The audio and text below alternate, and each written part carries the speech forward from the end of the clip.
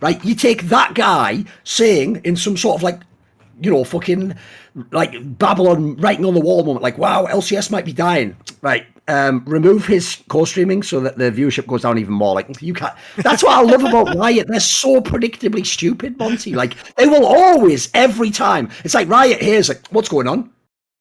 Cut off our nose to spite our face. That'll teach our face. Every time they do that move, like,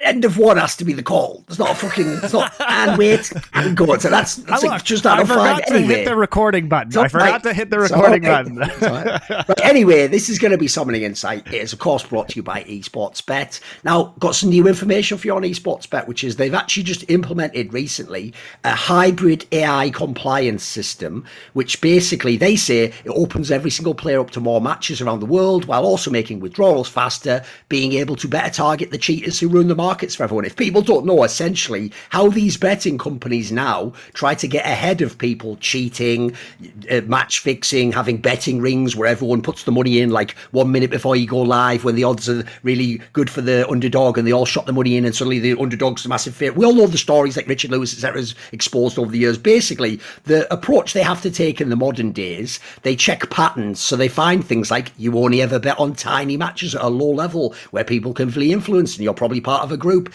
Suspicious betting patterns. When do you bet? What games do you bet on? And so one of the issues was they had a tiered system for all the games on Esports Bet. And so since that could then lead to complications, like for example, someone is only a fan of a tiny little league in a small game and it's not a major esport. They're not betting on IM Cologne. They're betting on, you know, some, let's say like some Iberian Spanish Cup in CS. Yeah, something like that. Exactly. Something like that, you know, is their local league and they follow it. The problem before was they could potentially initially get flagged as like, are they doing something suspicious? So this system now, essentially, because it's an AI system, obviously they will like update the algo through time and it will learn through all the different situations. And essentially, in the future, it'll just make it so that if you're a legit bettor, it won't be an issue. Like they'll get the bad people, catch them in the net, and you'll slip through as you should. Now, if you want to bet on Esports Bet, which now hopefully is a safer platform, you can, if you've never deposited before, use our link in the referral link below, and you can get a 50% deposit bonus up to $200. And if you do indeed deposit any crypto, you will then get a 50x bonus of DJT. So you'll not only have the crypto on the site, you'll also have a bunch of DJT, which is their token that you can then use to enter the World's Prediction Series 2 competition, a 10 million USDT competition. We talk about it every week, so that'll do for now. Now let's go to Summoning Insight. And of course, we're going to have to talk about TSM first because there was a lot of drama this week, not only switching up the roster. This was full spectrum because they were losing, they were winning, there was some shit about Regi, there was stuff about the org, but then there was some positive things about the org. It's like we were all over the fucking place with this one. This is a wild one, isn't it? It is a TSM banger week that we have to unpack. And yes, so the roster changes looked bad and then looked good, although it's LCS best of one, so read into that what you will. There was also finally the official Riot ruling about Regi, which gave him the absolutely devastating fine of $75,000.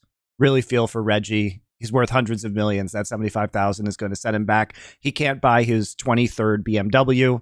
Really tragic, really tragic. But the bigger news is that How stupid that is as thought. Remember, in 2012, the fucking famous line by Dan Din, Reginald's brother, was he could afford to buy 2 Lamborghinis and crash them into each other. Right? Spoiler Riot, that cost more than $75,000. Like, I don't know if you thought this one through. So, yeah, the joke with that, if people don't realise, is that is the ultimate Riot punishment. Because what I love about this, Monty, is a quick sidebar is, this is how politics works. If you don't know, I'll give you an example. Do you remember it was a few years ago where fucking Elon Musk and Tesla got into some sort of like securities issue with like the fucking SEC and they gave them a fucking fine, Monty, $20 million. But do you want to know how the world works? That's so that me and you read that exactly. And go, well, 20 million, so much fucking hell. What you don't know is this. I've looked into these stories. Here's how it always works. It'll be like you pay 20 million as the fine, but you'll have made like 200 million off the deal. Like that's how the world works. And the joke is, that's what Regi's done. They've let this fucker for 10 years do all this shit that they knew about, and in doing so they've allowed him to accrue a fucking media empire so that he's getting $100 million sponsorships, his company's being valued at hundreds of millions, and then when they finally have to do something they go, well, 75K, bitch. I just said earlier you had that money in 2012. Like, that's the problem with this whole thing. Like, obviously, if you don't realise, the joke there as well, I'll also repeat another classic line to think about, a bit of food for thought. When the only punishment to a crime is a fine, it's actually only illegal for poor people. Reginald's rich enough, he's allowed. Essentially, Riot saying you're allowed to abuse people, just pay 75K. He's like the rich guy who just pays the $200 and smokes in his hotel room, Monty. Congrats, Riot. Well, by the way, if people wonder why my voice is fucked, I did an 8-hour fucking watch party in CSGO yesterday, so I was having to talk like 8 hours straight. Coming back for another 3 or 4 now. You're going hard. And this is all, there's more to this as well. Obviously, we'll talk about the probation, but in terms of the fine, there is a max amount of the fine, which was 25K that they could levy against him. They tripled that because they thought it was numerous infractions over the years. And so exactly, I get that they had to have a ceiling on this fine based upon the rule books and like rulings that they've created. So no, but even what you just said, dude, that's the worst part. That loophole you just mentioned, that it's multiple instances, that alone's it. Remember, in like 2014, Monty, they were fining people like Doublelift like $2,000 for poaching, right? So just one instance of privately messaging someone, do you want to play for my team? Whether they say yes or no, $2,000, right? So logically, on camera, I've seen alone about 5 times Regi's done this. Then let's count behind the scenes. There's got to be dozens. They should actually, just by that own logic, be paying hundreds of thousands of dollars. You got your own loophole. If they really wanted to punish him, well, that's it. You just say for every instance you get fined. It's also interesting to me that they targeted the esports end of his business, which is the smaller end of his business compared to the website and Blitz app end of his business. Because here's the real punishment, which entirely works off the API. Exactly. Yeah. If Riot really wanted to punish him, they would have removed Blitz's access to the API. There are other apps that do the same thing. Totally legally within their rights to do it, by the way. Yeah, of course. It's their discretion as to who gets access to the API to use it. They could have absolutely removed that, crushed the Blitz business instantly, which would have been, I think, if they can't fine him more, that's effectively a fine by shutting down one of his business wings. And I think that probably should have been done. Now, the probation aspect of this, clearly, he has to be on his best behavior, so there's no more Kool-Aid man bursting into the room shouting at his players.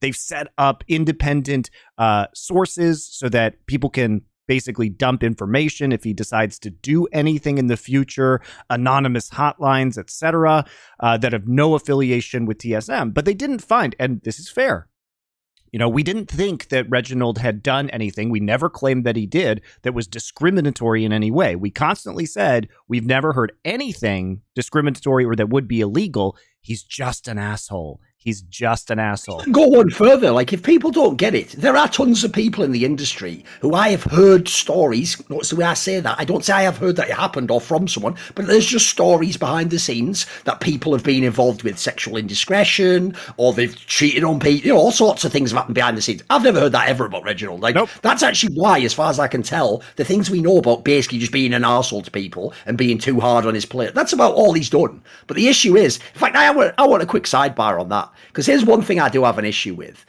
Just because someone's done something wrong doesn't mean that their punishment is Riot Games gets to do whatever they want to them. Like, it has to be appropriate and there has to be a fairness. So I also think there should be a distinction made in this sense, right? If he did something to the players, Monty, I do think maybe Riot has like a duty of responsibility. Technically, it's like players of their game and their league, blah, blah, blah. All this stuff. Obviously, people like the Player Association should get involved. That all makes sense. But I actually do think people are overstepping the bounds a little bit with some of the staff stuff. Like, you could argue this, Monty. If it becomes public that he's done stuff to staff, then obviously that does reflect badly on the league and the fact that he let TSM. That's true. But in terms of like private stuff, if you're just like a bit, like for example, those stories like, oh, it was a nightmare, mate. He would just come into meetings and ask for stuff that like, you didn't even have prepared. He was like bloody Steve Jobs. Right? Why would that be Riot's business? I'm allowed to run my business however I want, mate. I can be shit at meetings and have all stupid. I can set people impossible challenges. Why would that part, by the way? Listen, it's salacious and we all enjoyed seeing it and going, whoa, holy shit, really? But it's not really a crime, is it? Like that, right. You're not being punished for that. So I think people also have conflated a lot of the issues here. Like, that's essentially just bad business. Like, but you're allowed to do that. Right. And I think the probationary element, I mean, to me, it's obviously hilarious. I'm really curious as to how this affects Valorant. Not that I think that being a franchise in Valorant has value. I think we saw that. You think it might actually like prevent them being one of the teams that gets accepted? Partnered. Yeah, I think it's possible that happens. when we're talking about Valorant, I'll tell you one reason why it is plausible is because not only have they got all this drama with the org, but then you've got to add in, if people don't know, TSM's almost irrelevant in Valorant. They're not a top team. Yeah. So the problem they have is, in my opinion, there's two ways you get into the franchise. I think you're either the best now, it's obvious we're in the game, people want you, or you've got to have the legacy org. Like if you're Cloud9 the org, well, you've got a bit of both, so you're probably almost certainly going to get in. But I agree, TSM's more on the outskirts of that. And I think, honestly, if I was Riot, I'd probably been looking for a reason for a long time to just kind of minimize Regi's involvement because he has caused so many problems over the years and is likely to continue with these PR disasters. Now, you can't get rid of him in League of Legends because he didn't do anything illegal, right? And for them, people will wonder why this is happening or why like they were able to remove Echo Fox. Well, remember, and Jacob Wolf actually reported on this, which is that there were issues with Echo Fox, that there were two issues. One of which was that there were racial slurs that were used against Rick Fox, which actually is illegal by a major stakeholder within the company. But the reason they were actually, according to Jacob, this is his reporting, the reason they were actually able to remove Echo Fox was that there was a change in ownership. So basically, Echo Fox was running out of money. So they had a sister company called Twin Galaxies, and they took a loan from that sister company. Now, they couldn't pay that loan, and that loan was sold to the guy who made the racist comments, which meant that the equity of Echo Fox changed, and they didn't get Riot's approval before that happened.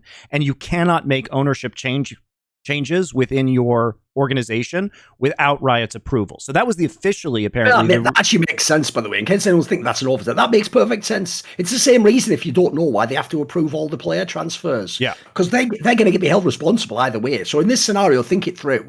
Otherwise, technically, what was the point in the franchising bid? If I could just buy a slot and then tomorrow just sell it to anyone that I wanted to, there'd be no point, would there? In fact, in that scenario, by the way, if you thought there's any chance to turn you down, you never go to do it. You have to send the front man, you get in, and then everyone would just backdoor in the league, wouldn't they? So I even think that's totally reasonable. Yeah, no, I agree. And so apparently, even though these racist words were used, that was not technically the reason why Echo Fox was removed. It was because of the ownership change without Riot approval or without Riot's knowledge. Makes sense. And so that was the reason why they were forced to sell in the end. I'm sure that was convenient because had it happened without the drama and the racist emails, it would be hard.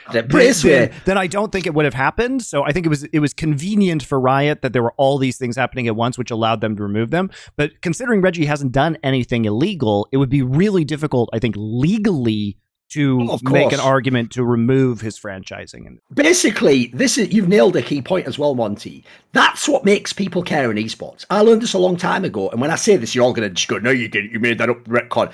That's why I made my persona like this. What I learned was this, Monty.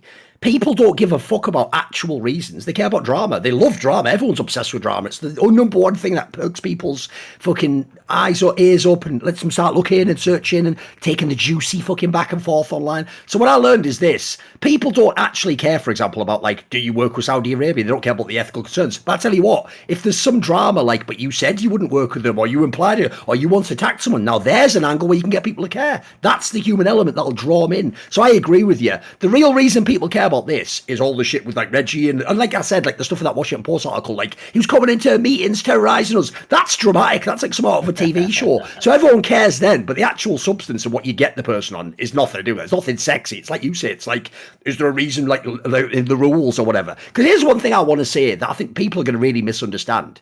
I don't want TSM to get kicked out of LCS. You know that question we've been asked a million times, like, and technically, what if it gets activated? Could they remove them? Why would anyone want TSM removed? Riot don't want them removed. No. The other teams shouldn't want them removed. I don't want them removed. Here's what I want, and it's the most logical thing Riot could do. Just get Reginald and tell him either you are just an ambassador, so you just make silly tweets, but you don't have any, like, operational control, or in general, in League and Valorant, just appoint someone else to run it, basically, and then you just own it. Because here's the thing people are not going to understand.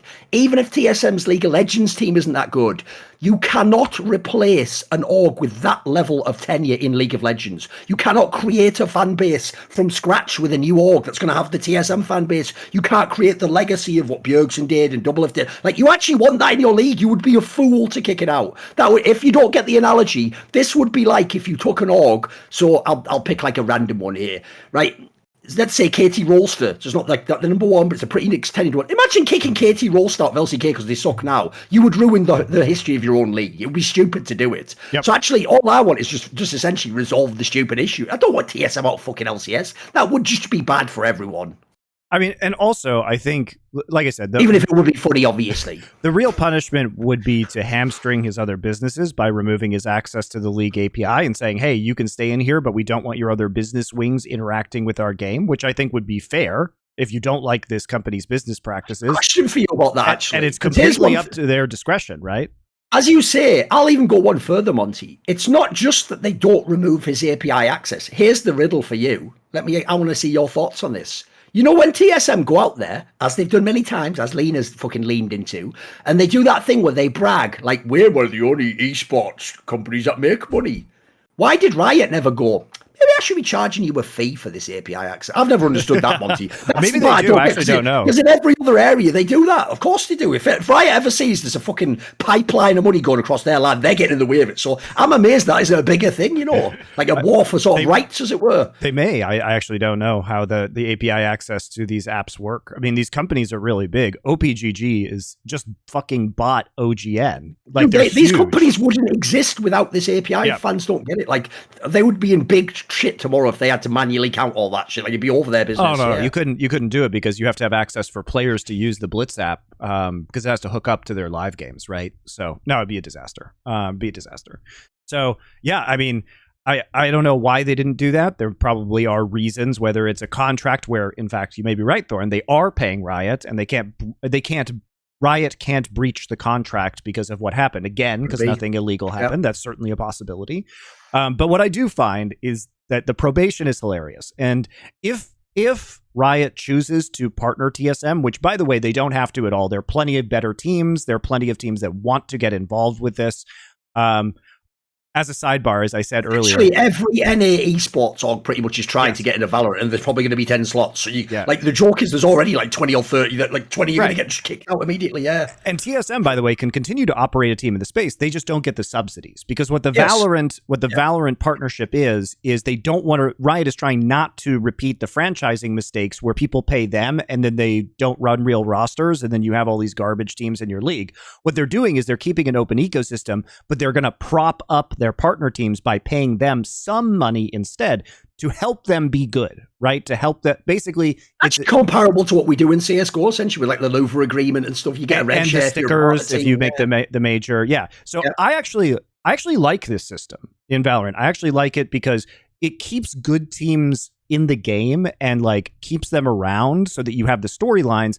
And if they start to suck or don't spend money, then they go away. You take away their partnership. It's a lot easier, right? You have to have certain performance standards, and you're helping them achieve these goals without them just sitting on a spot in the league like a dragon in a mountain on top of a pile of gold, forever hoarding it, right? And never coming out or doing anything to affect the world or the ecosystem around it.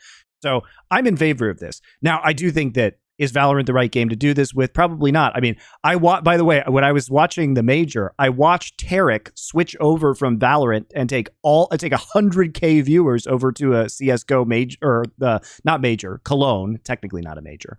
All right, okay. The Cologne co-stream, right? So towards the end of the actual best of 5 that was happening between FaZe and Navi, which was very hype, he actually took all of his viewers and moved them over to CSGO. And I'm like, you can't build an esports infrastructure where 70% of your viewership comes for co-streamers that's going to hop to a bigger, more popular event.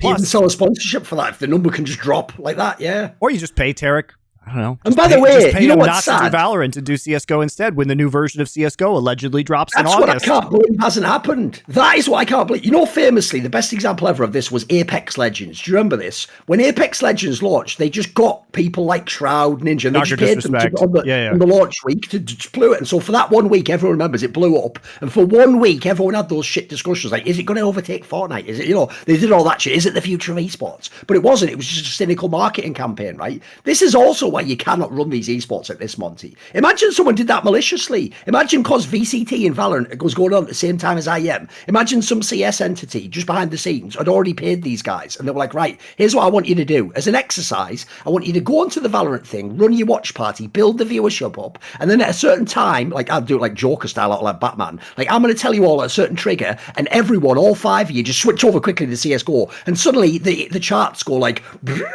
like, mate, that would, for real, if you showed that to sponsors, that would be like the fucking end of esports. Almost like, what are we even paying for here? Like, what is that? Well, like, that would be so alarming to people. It would be the end of esports where co-streaming is the majority viewership. This is why the Valorant esports is such an unstable ecosystem, guys. Yes. Either they're going to have to pay Tarek and Shroud $1 trillion in order to continue to stream their tournaments, which maybe it's worth it to them, but I think it's hard to sell sponsors in that kind of ecosystem. So it's going to be rough, guys.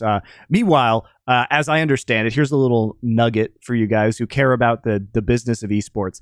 I hear Riot is shitting themselves behind the scenes right now because of all the rumors of the new version of CS:GO on the Source 2 engine, which is allegedly going to come out in August, and they are trying to rush these partnerships as fast as they can. They were whipping the teams to apply really quickly because they are very suspicious about Valve, because as soon as that new version of CS:GO gets dropped, guess what? All your fun old streamers that are old CS:GO pros, guess where they're going back? They're going right back to CS. Then who's going to watch your Valorant streams? Because 70% of your viewership is done by co-streamers and not people who actually want to watch the official stream. So it's gonna be interesting towards the end of this year, guys, if the new version of CS drops. Also, I have a feeling that as people get older, they'll move away from weeb CS into real CS, and it'll be a lot more attractive. So we'll see if Valve's new shiny thing comes out later this year. But back to some League of Legends. So on the probation angle, I do think this is an excuse for them not to partner him, at least at the start, within their ecosystem of Valorant as some sort of punishment. We'll see if they actually carry through with that. Just as a side note, I think the probation is hilarious because this is actually the worst punishment that you can give Reginald. Like, his personality is such, there is no amount of money that he has that is going to fill the bottomless void that is his soul. And so the fact that he has to go to sensitivity training and executive training, and he has to be very careful about what he says, and all of his power of being a jerk has been stripped away from him, and he knows that people can be calling behind the scenes for the next 2 years to report him. This is actually his nightmare. He can't come in and fix the competitive success of his team. He can't do anything. By the way, I'll even say, job. It's amazing. I would even say, from having had conversations online and in real life with Reginald, I even think for him particularly it's going to be worse. Because here's the thing, Monty, tons of people in esports, if they had to go to that course, would just be like, I don't give a fuck. So what I'll do is I'll pretend I'm listening and go, yeah, I shouldn't do that. Reginald's not got that level of guile and cunning, guys. I think for real, he'll actually have a really bad time there. He'll just be like, but why would I have to? Like, he'll be like asking actual questions and trying to fucking engage with the top. I think he'll be terrible, man. I think he'll be such a joke for this guy. I know. So, as you can't really punish people who are jerks who have a lot of money, but it's just it warms the cockles of my heart a little bit to be thinking about him in these like executive coaching sessions and his sensitivity training, because I know that money doesn't make him happy. What has always made him happy is competitive success and having power over other people. And he doesn't have either of those things anymore. And he's not going to have them for a long time to come. So that really does please me in a lot of ways. A lot of people may think this is a slap on the wrist, but this is like the perfect punishment for this human being. And maybe he'll come out of it better, but for the most part, it's just amusing. It's just amusing for me. I don't think it'll have any effect. And by the way, one last thing I need to say on the Reginald like macro topic. I'll tell you one take that aged very poorly. Remember how we were told for the first half a decade? That's right. It's lasted a decade, guys, this shit. You propped someone up for 1 decade and lied about me and Monty and lied and said insults to us for a decade when you were completely factually wrong in every sense. But even worse than that, you also gaslit us for 10 years that because he was whatever, he was X age, now he is X age plus 2 years, plus 4 years, plus 5. You just literally, here's what they always do, Monty. They take a random person in esports And they make it sound like them sitting and playing even more League of Legends was actually them getting cast away like the fucking Tom Hanks movie for years and years on an island where they reflect on life and have growth and become a different person. And suddenly they come out of it and Doublelift's like a genius shot caller all over the place. Lena's like fucking business. Yeah, fucking sell. Greed is good. Like they're just fucking all the masters. They're crap. In reality, Reginald's still just a fucking moron from League of Legends popping in like the cooler man. What are you doing? Why are you building those boots? They fucking, you should, why haven't you even got Oracle support? Always buy Oracles. Like that, he's always been like that. The joke is, by the way, if I had to pick two people in League of Legends who've experienced the least fucking human growth, Doublelift and Reginald might be top of my fucking list. The joke is they couldn't have just stepped out of a time machine from 2012. They've all that's changed is the fucking appearance is slightly aged. That's about it. I mean, I do. Make sure Doublelift has age. He looks identical, doesn't he? Just his haircut just changed. If you took Doublelift and put his face in the center like those images and just did a million photos, I bet it's just the same face identically with haircuts and jerseys changing and just different women coming in and out and Travis just appearing 1,000 like times. muscles getting bigger and smaller. Yeah, there you go. That's true. He did work out. I guess he did work out. That's true. He actually got fairly swole, to be fair. Actually, he put in some effort, it's not like he doesn't have discipline, right?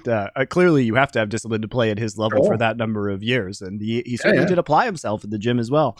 But I do think this is a great time because we're going to wrap all of these threads of conversation up in what Doublelift was saying this past week. So not only, by the way, I do think it's hilarious that Doublelift is like leaking the TSM roster before they can announce it, which by the way is just purely to piss TSM off, which beautiful. Really enjoyed that one. But then the other thing he said during that leak was that, oh my God, LCS dying. What a heinous insult straight to the heart of the TSM or the LCS leadership, the LCS producers. It is illegal to say that if you are a co-streamer. And what I love about it is this. I just love the fact that, like, listen, right? If you were to think tactically how you would deal with someone who's one of the biggest, by the way, he essentially is North American League of Legends. Like Doublelift just is, aside from Bjergsen, who's a fucking foreigner, Doublelift is North American League of Legends. He's the best American player of all time. Like the joke is, he is the protagonist of LCS, isn't he? Like the story basically was his fucking story, right? You take that guy saying in some sort of like, you know, fucking like Babylon writing on the wall moment, like, wow, LCS might be dying, right? Remove his co-streaming so that the viewership goes down even more. Like, you can't. That's what I love about Riot. They're so predictably stupid, Monty. Like, they will always, every time. It's like Riot here's like, what's going on? Cut off our nose to spite our face. That'll teach our face. Every time they do that move, like, it's so dumb, isn't it? Because also, by the way, it just makes you look mega insecure. You're on like the Simpsons shit, like paddling, talking about paddling. That's a paddling. Like, why is Riot always like this? There's such a parody of themselves. By the way, it's so funny because their advertisement is always, we're the most player-focused company in the world. That is their company mantra, guys.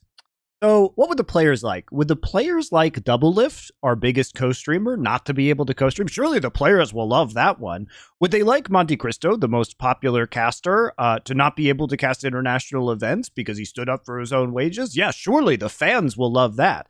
They're not about the players, guys. They're about their own fucking petty grievances, and they always have been. They never can rise above it. These people who are the same people year after year after year because they just sit in these jobs and they never get fired for the LCS's viewership dying or for any of their garbage decisions that they've made over the last decade. So here we go, guys. Here we go again. A funny aside. I've got a funny little sidebar. It'll be quick. It's an anecdote that people might know the beginning of, but they don't know how it connects. Right? Years and years and years ago, because here's another thing people don't get. You know, when people like Richard Lewis battle against Riot, and people think like, well, he's just speculating. Right? Richard Lewis has known loads of people who worked in Riot. Like, as we always say, there are some like legit / tenured / cool people in Riot, and guess what? They also want the shit to get out there that's dodgy and be exposed. So what they do is they go to people like Richard and they give them information. So one thing Richard knew from years ago that's hilarious about Riot is, in the early days, Monty, they really were on some like fucking like J. Edgar Hoover level shit where they had dossiers on everyone.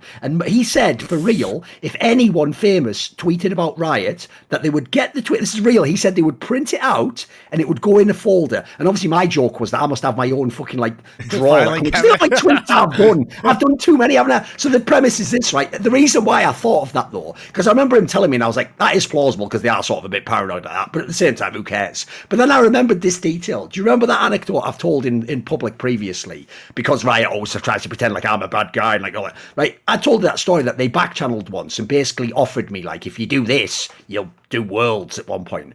And I didn't even think of this at the time, dude. The one thing they wanted, fans, in exchange for doing Worlds was just no criticism on Twitter for 2 years. And I never put two and two together. Like, so I never thought, is this Monty? Why would that be worth it on their end? Dude, that's how triggered they get just about being talked about in public. That basically they just wanted 2 years of radio silence. To me, I'd be like, who gives a fuck about Twitter? But that's who Riot is. Like, if you don't understand, by the way, this essentially bleeds into that topic that we did about Valorant and DDK and Sean Gares.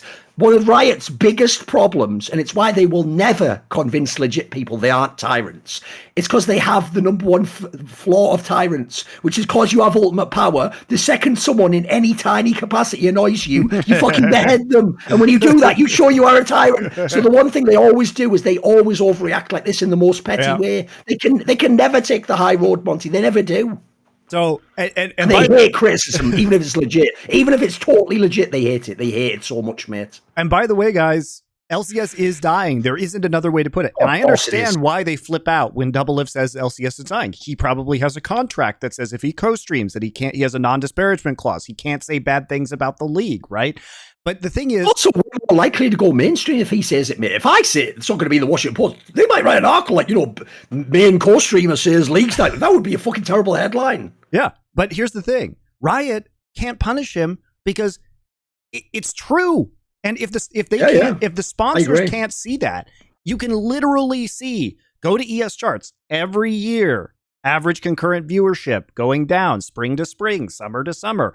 Guys, we were around. We saw the 2015 CLG versus TSM games with 400,000 concurrent viewers. That literally never happens anymore, even for finals. It's been, nowadays for someone like that, like the biggest match. What would it usually be now? I can look. It was 50. Yeah, probably around there. We can look at what the finals were for the spring season. But yeah, it's basically, it's not that difficult to see that these things are going down. And so the sponsors, like the fact that they try and cover this up is so confusing to me because it's so easy to find this information, and they must think that their sponsor partners are so stupid in order for this to occur. In order for them to be able to bury this, right?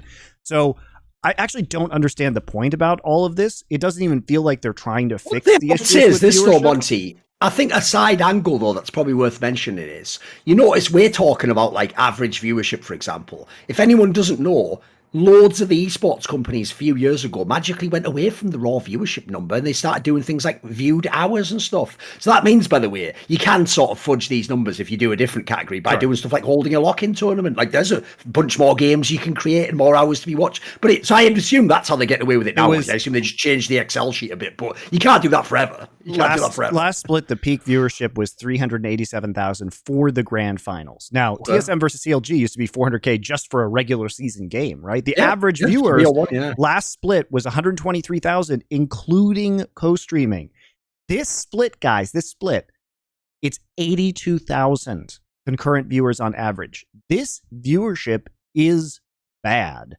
It is very bad for the league, and there's not really a way to spin this. And so he didn't make any kind of judgment about the LCS. He didn't say LCS is bad. He didn't say, oh, this product is garbage. He just said that it's dying, which is true. This is what dying viewership looks like.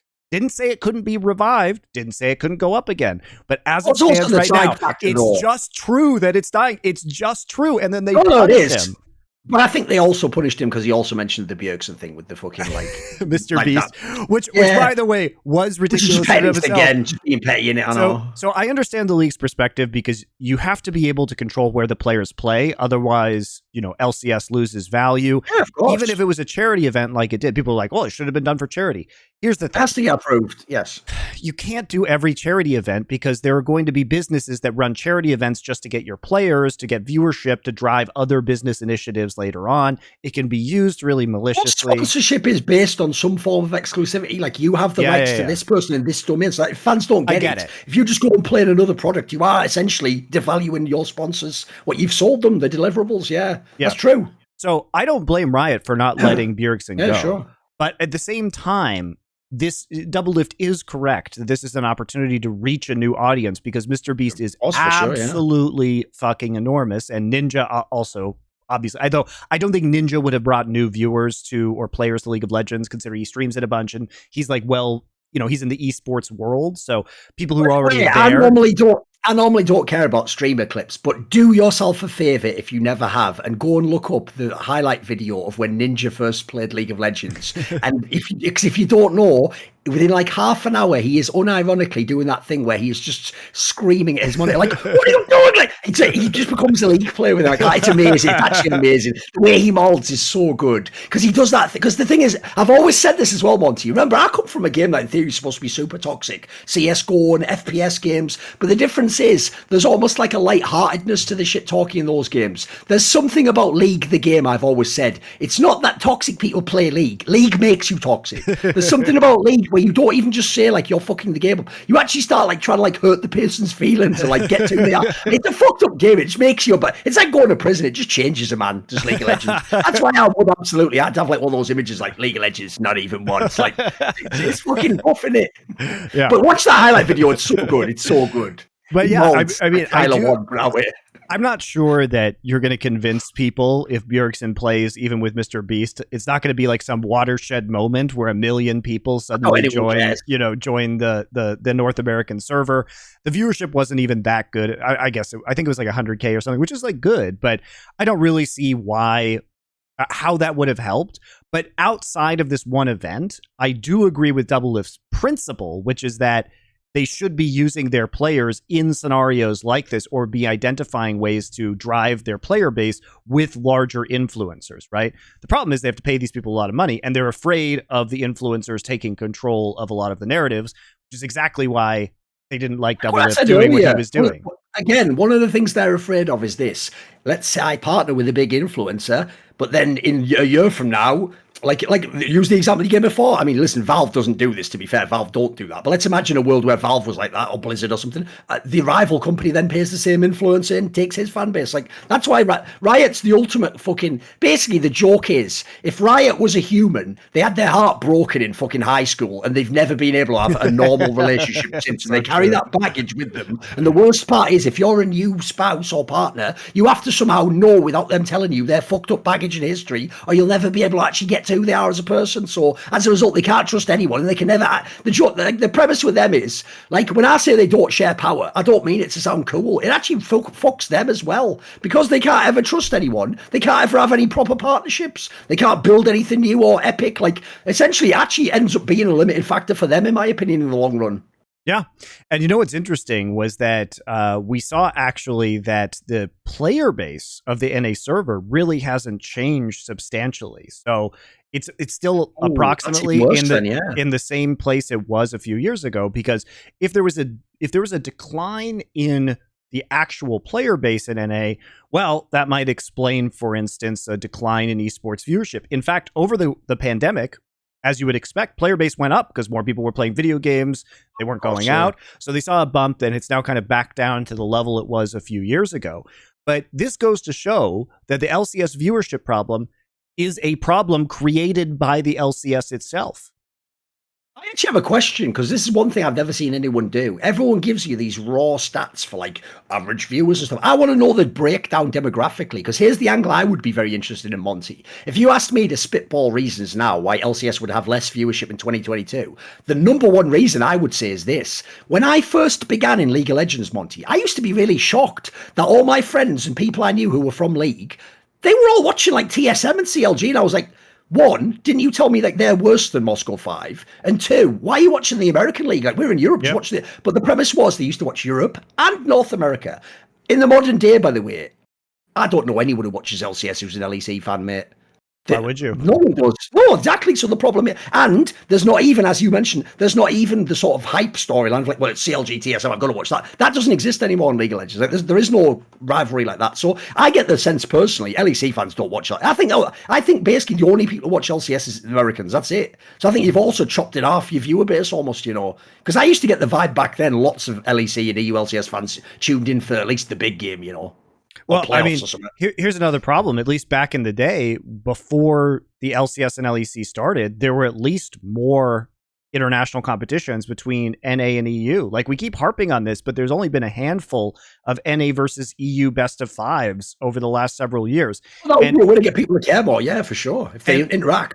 And like, we didn't even get that at the last MSI either, because G2 and EG were on opposite side of the brackets. Now, we did kind of get a de facto like BO5 from G2 and EG being in the same group and then getting into the same, and then they were in the Rumble stage together. So we did actually see 6 games between these two teams, five or six. I think it was 6, wasn't it? Yeah, we saw 6. So that was kind of a best of 5 in a way, but it wasn't an elimination match. So Riot, due to their own system, has stripped out all of the NA versus EU rivalry, which probably would create more interest from EU fans and NA teams, right? Because now they just don't have to care at all. They just never play them. And they haven't done anything like the region itself in LCS has not been competitive internationally. The broadcast has been really bad in terms of quality and content and player storylines. And so it's just more or less a disaster all around. You don't have the competitive advantage. You don't have the server size, although that hasn't appeared to change much now that we've seen some of the numbers on that. And it's kind of plateau over the last few years. They're not losing players, but they're not really gaining players either. And it really is the LCS's fault. Now, you can point fingers at Riot for being bad at producing the league. You can point fingers at the teams for not being competitive or for running budget rosters as they sit upon their $10 million investment and refuse to put more money into it because they know that there's no difference between 6th and 10th place. So there's no motivation for them to climb in the standings unless they're going to Worlds, basically.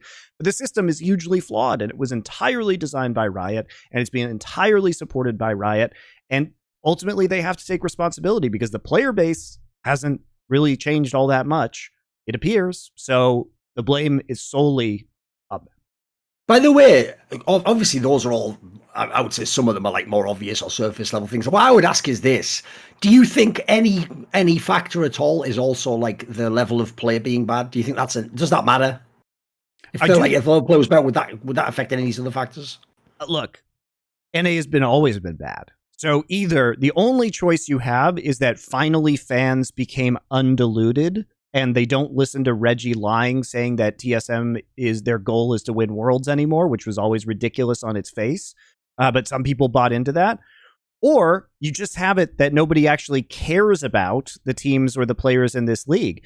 Certainly, there are sports leagues all over the world that have ardent, diehard fans. Just because MLB exists doesn't mean there aren't a bunch of fans of the Japanese and Korean baseball leagues that feed into MLB. Just because there's the NHL doesn't mean that there aren't fans of the Russian hockey leagues or the Nordic hockey leagues, right? So I can only conclude that people would be fans of LCS because it's convenient in their time zone, and if it was actually presented better. And I don't know how big of a factor competitive quality actually is on an international level, because remember, there's hardly any international competition. 90% of the year is just LCS. So if you liked LCS for reasons, you wouldn't really care about how well the teams did internationally, right? That makes sense to me, at least. So there must be other problems. Sure.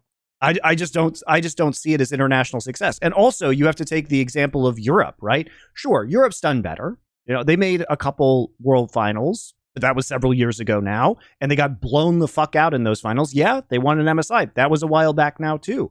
But what LEC continues to be successful, even though their teams don't win international competitions and haven't won or haven't even appeared in finals for years. So they are clearly having not as severe a performance problem, but they're still having a problem. So what does that mean? Well, frankly, LEC is much more fun to watch than LCS. Like, they do a better job producing it. The storylines are told better. The players have more personality. Even the ads in LEC are more fun to watch. Like, they do a good job with the Kia and the Kit Kat stuff that makes it all feel integrated and part of a whole, and it makes it feel fun. And like, LCS is just not fun. It's not fun to watch at any level. The gameplay is atrocious. The games are bad. I don't go into the LCS being like, well, I'm going to have fun watching this today. Whereas LEC, I'm like, well, I'm going to see some pretty good games, and I'm going to get to watch these players who have a lot of personality, whose stories are told. And then I don't know what's going to come up on the broadcast, because there's going to be all these fun elements thrown in that are going to surprise me. I think you can't have that with LCS, though. By the way, not obviously in a literal sense, you absolutely could. I mean, like, functionally with Riot, I don't think you can have that. And the reason why, to loop back to what I was talking about with the Reginald situation, Riot really are people Riot are petty people with a stick up their arse on every issue. That sort of person, you can't have fun with that person. Yep. You can't lightheartedly poke fun at them or make some crazy thing. Like, there's always going to be, you went over the line. Like if I give people an analogy, if you know in CSGO, this is why in CSGO, while ESL was maybe the best at being like the professional TO, famously, the reason people used to love DreamHack is DreamHack was more the me and Richard vibe of the banter and a bit more sort of the gamer ethos and where gaming came from. And so the problem with that is this: that was fine for ESL and CSGO because they didn't have to do that. They already had the audience. They were the number one people. They could fit the identity of we're the most professional broadcast. The problem LCS has is this, Monty. They cannot do the banter thing, which is what everyone wants, which is what LEC is. And they can't also be the best broadcast because they have the worst product to show. And then they also have no identity. Like, you don't watch the LCS and go, wow, this is the peak of LCS, of esports production. Like, look at the things they're doing here. This is innovative. You don't. You go, this is a fairly actually sort of paint by numbers broadcast. It's not bad, but it's not the best. That's why I always bring it back to this. There is no identity to the LCS on any level. Its only identity is it's just North American orgs. That's it. It's not even players. It's got no, like, if I asked a random fan, tell me 3 adjectives about LCS, mate, what are they even going to say? I don't know. I don't even know what they would say. What would they possibly come up with? Because here's the difference, as we're pointing out. If you said, give me 3 adjectives for LEC, the first ones would be like fun, banter, like all sorts of shit like that. Like, they'd immediately be, for LCS, like, the joke is you can't even say anything because, like, it's all nouns. You'd have to say, like, Bjergsen. Like, that's like all you have. There's nothing. Regi, like, that's it. I think too, like, you just, it's just a feel thing for me. When I watch LEC and they integrate the professional players, like when Perk starts casting a game, or when they do an interview and they're in the post show, right? In the post game lobby or whatever they call it. The players look like they're having fun being there, and it looks like they have a relationship with the talent, with the casters, with the interviewers. Yeah. And you can tell that everybody really cares about what is being said, how it's being presented. The players on LEC, I get the vibe, know they're part of the show. Do you know what I mean? Like, if they bring like Oduami on the pod, the reason he won't get offended, he knows he's part of the show. He's sort of trying to tell the story of the show. It feels really comfortable. Yeah. I do not get the sense when I watch LCS that anybody has a rapport with a player. The interviews are It looks like they never met the player. Like, it's literally like, the joke is every interview may as well be like Latigris and Danny, and it looks like someone's just met someone on a school trip. Like, what about you, little boy? Why are you here at Beamish Museum? Like, it doesn't look like a pro that you know. Like, hey, how you doing, Danny? What's going on? Like, doesn't have that vibe, does it? I hate the way I'm just a fucking teenager on this episode. I don't know, Monty. Voice break. The ecosystem of the LEC, from the player streams, like when Yanko streams and then he comes onto the show, it all feels like part of one whole universe, right? It feels like Jankos can go off and do his own thing and be fun, and then he shows up and he's the same kind of fun, bubbly guy on the interviews, and then we have the players coming in and, like, you know, being really supported by the casters in order to give their takes, which, by the way, we saw in LCS with Huni this week, which was better. I will say it was better. I thought Huni looked very comfortable, but it just seems like there isn't a divide between the broadcast and the personalities of the player, but LCS is just one giant chasm where it just doesn't feel real.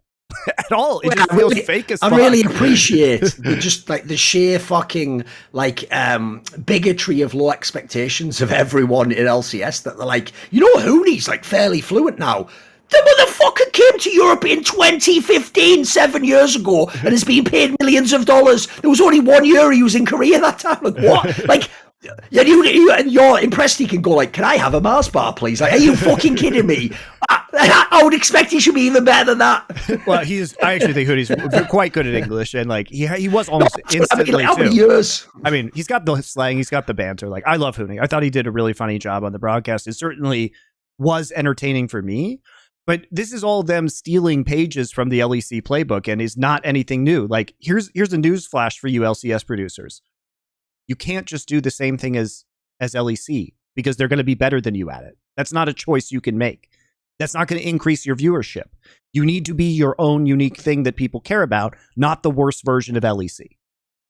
That's what I love, though, dude, because I used to also get that so many times in the early years of League of Legends. Like, thing about you, Thorin, is you're just salty that you know Riot would never let you within 100 miles of a broadcast. The joke is, you moron, they did sort of like a Thorin Light version. It's called the LEC, you idiot. It's probably the most popular product they've ever created.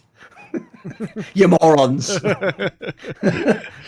So that's why the real shit. I'll tell you a little sidebar, because people might be interested in this, Monty. The real fucking what if in history, if we could like go back in a time machine and do things differently, that could have changed League of Legends. Because I'll tell this info. It's an anecdote of Monty's, but I won't like reveal any fucking secret shit. I won't say who he was talking to. But basically, once upon a time, you all know Monty used to work with ESL, and ESL used to do IEMs, right? They used to have the IEM in Katowice and San Jose and Katowice. Well, sometimes they had the European ones like Cologne, etc. They had the 2 or 3 a year. If you remember, they'd also have like a random Asian one with Asian teams. And if you remember, Riot immediately gimped them, because they made it so you could never have like the 8 teams from the LCS. You had to have like 4 LCS teams, 2 amateur, 1 from Turkey, and 1 from fucking other shithole that no one cares about. And you'd have to have like a sort of a scuffed set of teams, so that even if you did the broadcast better than them, you can't really beat LCS. You can't beat their product, right? So because Monty was working with IEM, ESL basically said to Monty, like, we want to actually like brand ourselves that we're not like the LCS. We're like what League could be if someone else ran it, basically.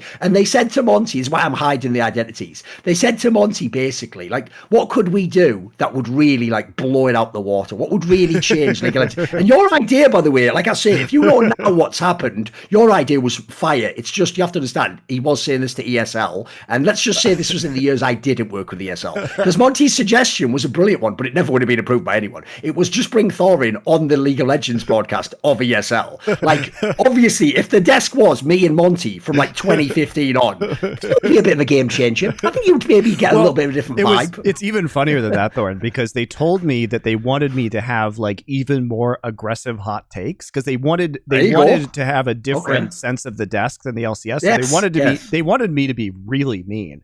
And I was like, I don't know if I'm going to do that, but you know how you could do that. Why don't we bring Thorin on? Because remember, this is actually hilarious. This was the time period when Riot was making Primetime League, and they were spending millions and millions of dollars doing this show, and summoning Insight with like 2 webcams was like quadrupling their viewership, and they were omega salty about it.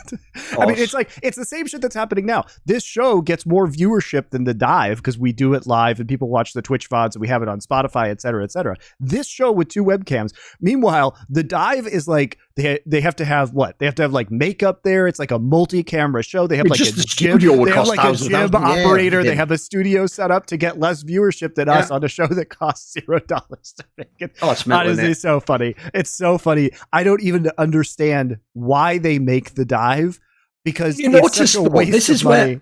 That's esports industry in a nutshell, though, Monty. Notice what they missed there. The reason this show essentially succeeds in spite of not having the basic production resources is because at its essence, it's got a creative element that is vital, it's essential. What they've done with Riot, Monty, and The Dive, like you say, they've done a cargo cult version of ours. They've gone, right, so what people like is like talk shows. They like hosts.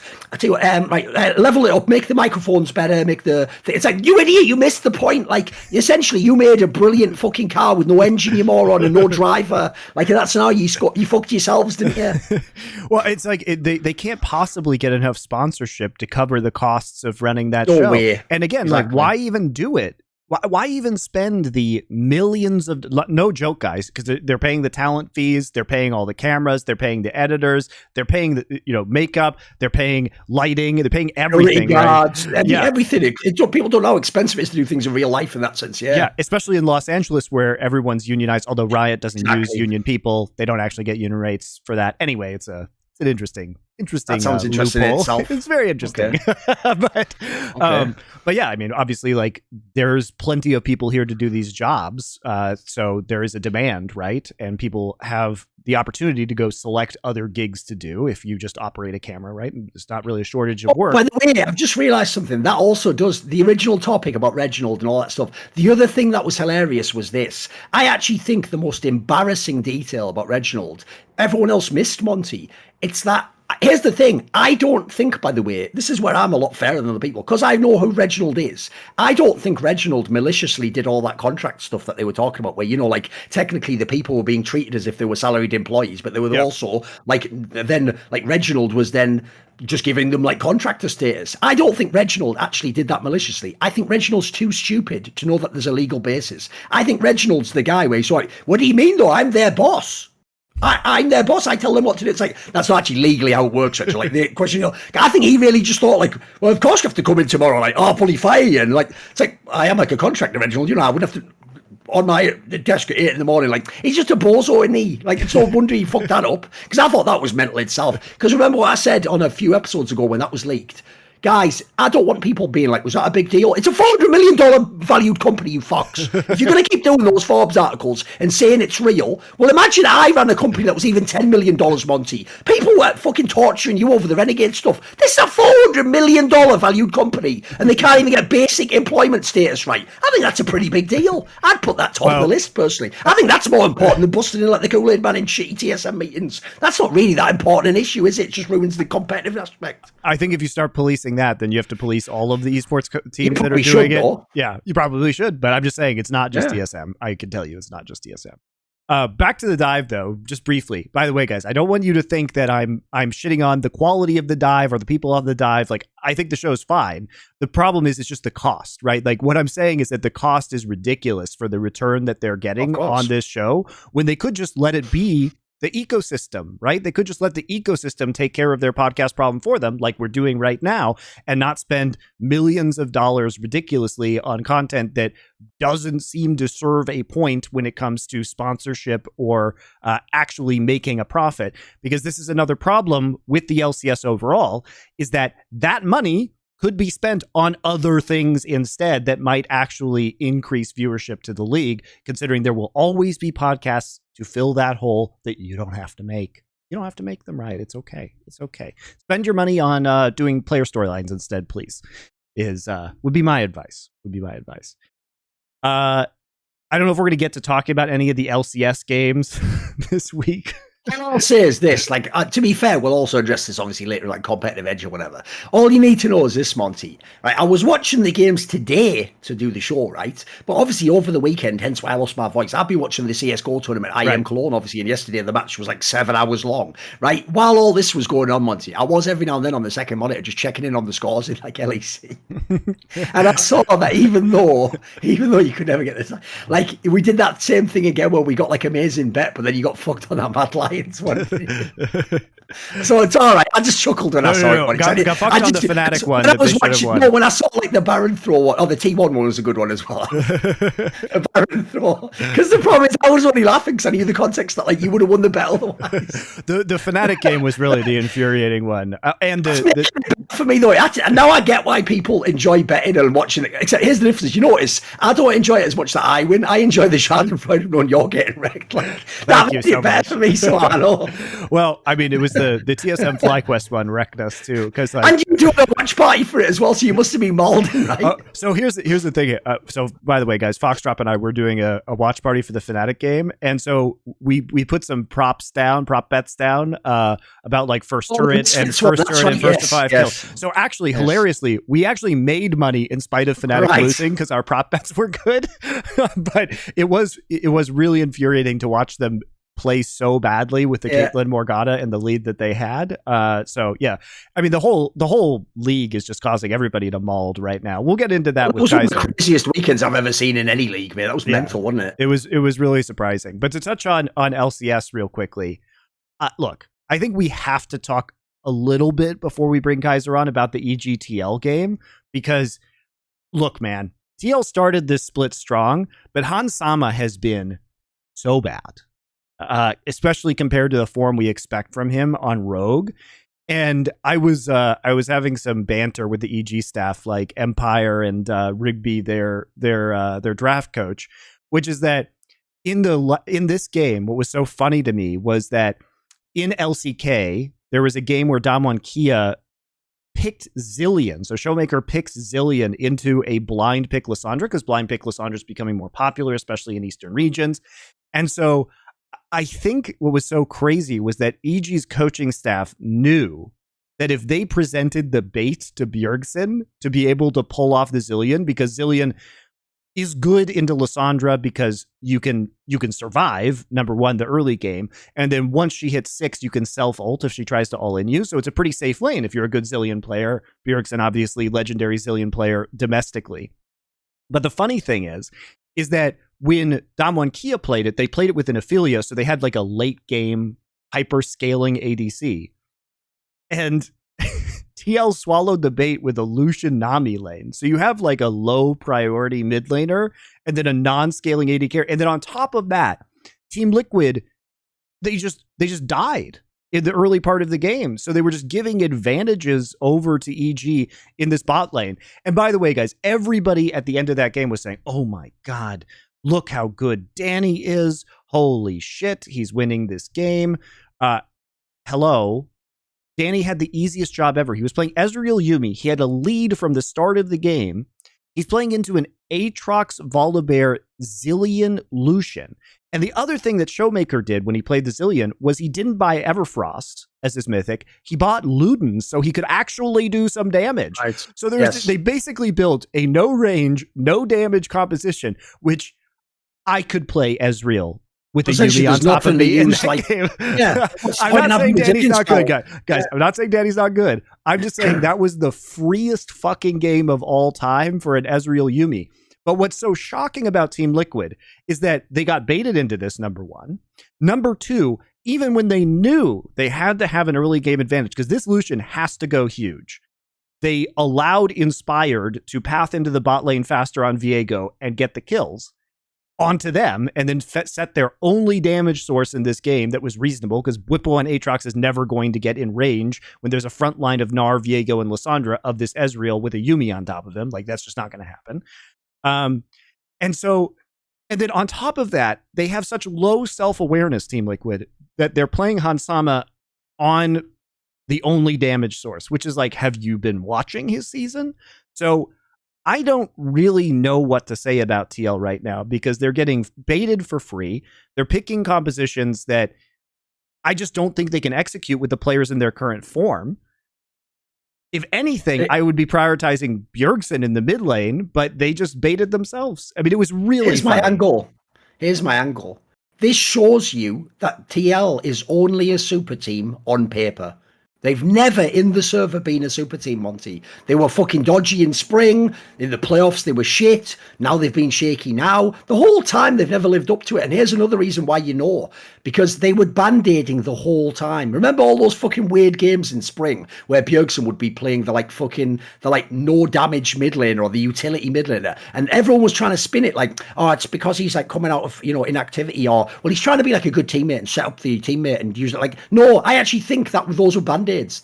Essentially, they were just doing what at the time they thought were the best comps. Like, that's what they thought would win them the game. This implies to me, dude, that their practice must be all over the fucking place. If they end up, that's the conclusion. That's the team you make. Like, remember, if you're a super team, it's the other way around. The reason the G2 super team was the best is because they could flex everything, they could pick everything, they could play everything, they could adapt on a moment, they could do comps they've never ever run before. That's the power of a super team. This is just a flawed team where people don't live up to who they are on paper. paper. Like, dude, with no exaggeration, I think every player of this team is worse than all the other teams I've seen them on. Whippo is probably the closest to good, but even he's not that good. Core JJ is terrible compared to old Core JJ. Hansama's worse, and Bjergsen's a shadow of himself. Santorin's, I guess he's maybe close to what he was. That's about it, though. Like, actually, the whole team's kind of underwhelming if you think about it. They're almost one of those squads where I get the vibe. This is like anti-chemistry. It's like these players don't work when they play together. Like, for me, the Core JJ one was the canary in the coal mine. When I saw that just never, ever improved,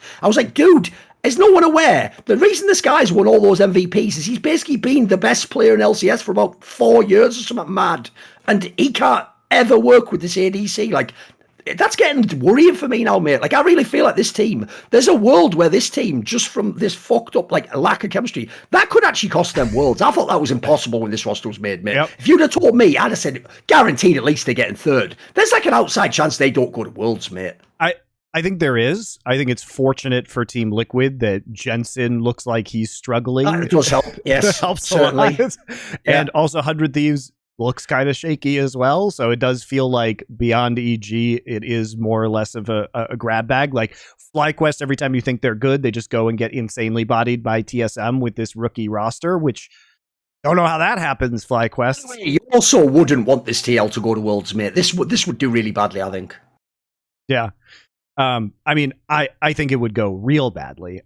And honestly, the most baffling thing about all of this to me is that people are lavishing praise on EG, which is deserved, but it is shocking that EG is the only team that seems to identify a style that they want to play in and be able to see win conditions. Like, TL plays comps and they have no idea how to actually identify win conditions. Sometimes they luck into it, but this game was so clear cut in terms of what they had to do, and Inspired knew exactly what they had to do, and he shut it down. And then there was nothing left for TL. There was no attempt to actually get people properly ahead in this game, and that's not even excusing like Hansama's legit super bad team fight play.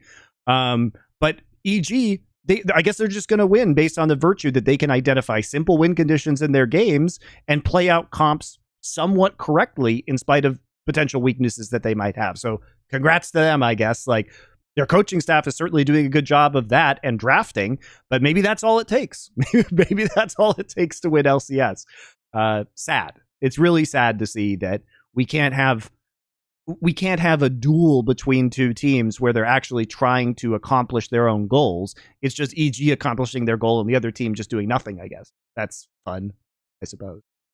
No, to me, that's why, if you notice, the divide in the community continuously between this show and the fans is they just pick the player that got the most kills for EG and go, holy moly, he's good, Batman. Whereas what we do is we go, holy fuck, this coaching staff's shrewd. How do they do? Wow, holy moly, Danny exactly. Looks good when he has been given every advantage to win this game, and the only guy on the other team, on the opposing team, who can do damage is literally flashing into your front line. Because, mate, I get the vibe. This reminds me of what happened when I first started getting into the NFL, because it was the same thing. I kept looking, and because the Patriots won so many times and went to the Super Bowl, fans were trying to tell me the players were the best on the Patriots. Like, they were trying to tell me, like, oh, yeah, actually, like, he's mad underrated, Danny Amendola. It's like, look at what he's on teams. He's nobody.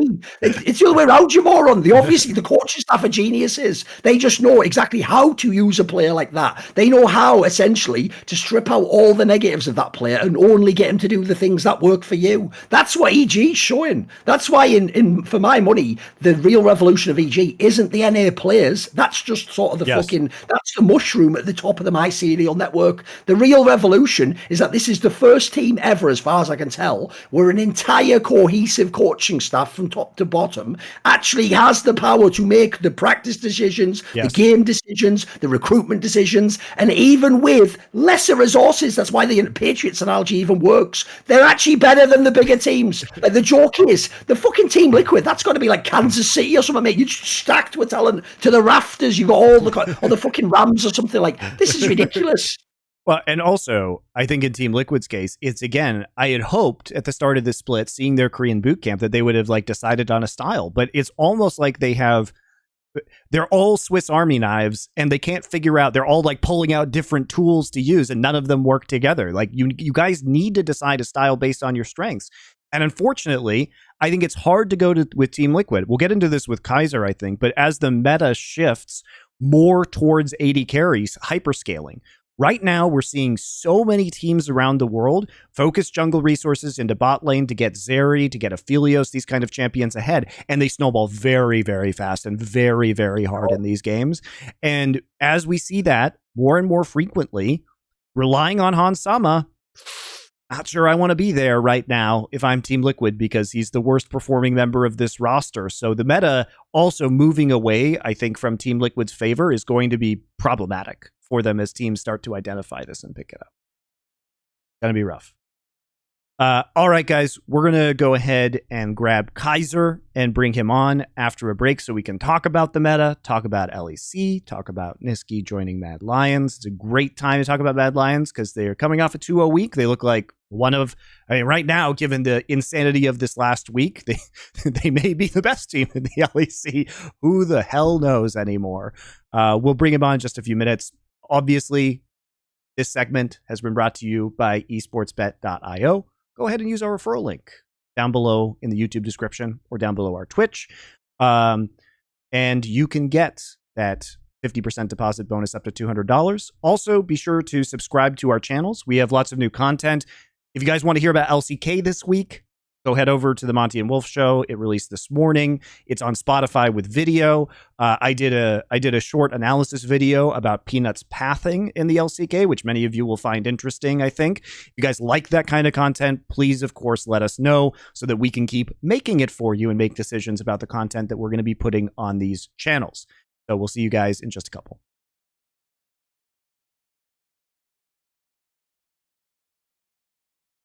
Right, we're back with our guest. That's going to, of course, be Kaiser here from Mad Lions, a 2-time LEC champion. But here's the thing, Kaiser. If you know how I do shows, I like to sort of break the ice with a bit of friendly banter by saying something insulting that you have to somehow respond to and play defense. So all I'll say is this. You are a 2-time LEC champion, but most people just think it was Humanoid. Well, I mean, I knew this was coming because I also thought this way. You know, the thing is, I also thought this way after this spring because we had like the worst spring ever, right? Sure. And I was like thinking, I mean, you always get to think like, where did it go wrong, right? Like, what is the problem? Sure. Is it me or like, is it like someone else, right? And of course, you look at who left the team, and it was Humanoid and Carzzy, right? And of course, then people might think, I mean, they have been really good carries for us, right? But I think at least in summer we could actually prove that it wasn't only them, right? It was still like, we still had a good core, and I think I'm really glad that we could actually prove that we are still good players and not like just getting carried by Humanoid, for example. Well, you guys got the closest thing to a humanoid. You guys got Humanoid at home, which is Nisqy, of course, the guy who's constantly replaced by Humanoid on various rosters. And finally, I was very thrilled, by the way, that you guys did, in fact, get your revenge on Humanoid. I was very much looking forward to the Humanoid versus Nisqy revenge match, grudge match that you guys had. Going back to the start of the season, though, I am curious, like, You guys had Reeker, who was I'll be nice, unique mid laner who is quite different from Humanoid. And considering that so much of your success, at least last year, was your synergy with Elyoya, and you guys were really stand out as a support and jungle pair, but that requires certain amounts of pressure or coordination from your mid laner. And as soon as he comes into the roster, he's a rookie, he's not maybe used to that level of macro. A lot of that seemed to dry up, and then your and Elyoya's performance started to go down as well. I mean, yeah, I can agree with that. I think the thing is, like, a lot of people put in, like, for example, support jungle, right, or jungle mid. I think it's always like support jungle mid because those three roles kind of control the map altogether. And I feel like if one of the roles is like maybe not performing as well, or like it's not putting their weight, right, and then maybe like the whole map crumbles, right? I think Rika had his moments, but I think he was still maybe a bit too fresh for LEC. Like and it's not really what we needed as well. Like we needed more of a voice, I think, because a lot of the shot calling was on Yoya, and I don't think I mean, he was good at doing it alone, but I think after some time he just maybe burnt out or something. And yeah, we just needed like a secondary voice, and Nisqy kind of is a perfect fit for that because he's really vocal. Sure. And yeah, and he's basically plays a similar style to what Merrick used to play, like Humanoid. He used to like roam a lot, right? And Nisqy basically fulfills that style as well. And yeah, I think Rika, while he did play a good roaming style, I think it was mostly like on certain champions, right? Like for example, his TF was really good, his Rise was really good. But after that, like if those two champions, for example, were not meta, I think we had like a big kind of performance drop off. And yeah, so we were like really meta dependent, I would say. Thing is, though, as Monty says, I actually think more than Rika get flame. I actually think it was you and El Yoyo that got the most flame, because the problem is, coming into that year, because you were champions, you've been a worlds, and that, you were all like all LEC type players, like you're supposed to be the best at your roles. Like in your case, for example, like dude, on these shows, if you haven't been watching, on these shows, I always try to bill you as like the next in the heritage of like the Mythy, Yellow Star, like genius fucking spot. You did a great fucking job with that in spring, mate. You were getting caught all over the fucking map. Here's the problem, though. I'll tie it into a real point, because I remember watching my boy Perks, who I do think is a genius, go to NA and get caught all over the map. And here's what I will say, right? The flaw in this sense is, right, when you go for a play, or if you're a support and you roam and you try and make something happen, you have to also rely on things like good communication from your teammates, that they give you like the correct follow-up, that they sometimes, if people don't understand you don't have time to communicate, they just have to react. So that's where like synergy, chemistry, like good like that stuff can make that look shit. Like, because I always think about Hylissang, right? Hylissang either has splits where he's an MVP candidate, or people think he runs it down. He's not really like changing 180. That's the same type of play, it's just the outcome's different. So what do you think of that? Because in spring, like I say, it was making you look like you were an idiot, mate. You were just getting caught all over. I mean, I can partly agree with that. I think team chemistry has a lot of like part in that. Like if you are like really good friends with your teammates, for example, and you trust them, and you basically follow all their calls like in a heartbeat, like the game looks really easy. I think we didn't really have that last season. Like we were like mostly a bit more distant, I would say, to each other, and maybe it was a bit like that. But I think, of course, I played bad as well, right? I tried playing more aggressively, because I felt like I needed to, like be more aggressive. I think, for example, Humanoid, he was always calling us, for example, to side lane. Like he was side laning with Orianna or whatever. Like he was calling us, if you play for us, play for me here, I get this farm, I get this tower, we will win the game, right? And because of that voice was kind of missing, I had to maybe change my playstyle a bit and like look for more aggressive plays myself, without like having anyone else to rely on it mostly. Like maybe a Yoya, right? Like a Yoya was our shot caller back then, but yeah, I think it's, as you said, it's really easy, or like much easier to play when someone else is talking. Because I mean, for example, for me at least, I didn't really shot call in any team, so it was harder for me for sure to have like one less voice in the team. And Carzzy was also like a big shot caller, I would say. So Unforgiven joining kind of amplified that effect a bit, because Unforgiven was also like a rookie, right? And Yes. rookies are usually a bit more quiet, right? And he's so Swedish, they tend to be a bit more reserved, right? They're not so fucking outgoing. Yeah, but I think like all these factors kind of came together, and it was a bit too much for me, and a bit too much for Ayoya as well. And I think you could see that in our gameplay. I think we played bad as well, right? We can't just blame everything on like the new guys coming in. I think we should be able to step up more as well, right? And I think we did at the like bit of the end of the season. I think we had like a 3-0 super week or something, and we figured out like some of our problems. But I think our start to the season was just too terrible, so we just couldn't make it. Last split, I actually had an episode of Best Damn League Show, which, by the way, if people watch, you can find it on the YouTube channel here if you subscribe. Insight Esports. Next episode coming this week. Won't say who, but obviously me and Dom, right? When we had on that show, we actually had Mac, your coach, as a guest, right? Once playoffs had begun, because obviously you were watching at home like the rest of us, right? And when we had him on the show, one of the things I found very interesting was he implied actually that if he could sort of go back in time and redo the split, that he actually thinks one of the mistakes was essentially that it's a big topic we often discuss on this show. It's like the idea of like, do you practice to win the best of ones this week, or do you practice to try and be like the best League of Legends team and win worlds, basically? And he almost implied that in the spring, maybe you guys tried too many different things and too many comps and too many crazy, like maybe you should essentially have stripped it down a bit and sort of band-aided it and just tried to get the playoffs, you know? Yeah, I mean, we tried a lot of different comps. Like we tried front to back comps, like flanking comps, right? Like early game styles, late game styles. There was a lot of, I mean, I wouldn't say chaos, right? Like we just tried to find our own style after some time, because like nothing was really working for us, I would say. So we like went back and forth, and yeah, I think at some point we just like we just said like we just make this one style happen, and it worked kind of. But I think it was way too late, and yeah, I think I agree with Mac that we should have just maybe committed to one style, like especially because rookies, like they kind of have to learn slower, right? Like than us, because we know the basics and they have to still learn the basics. So once we just play like some comfort champions for the rookies, right? And we just learn one team comp at a time.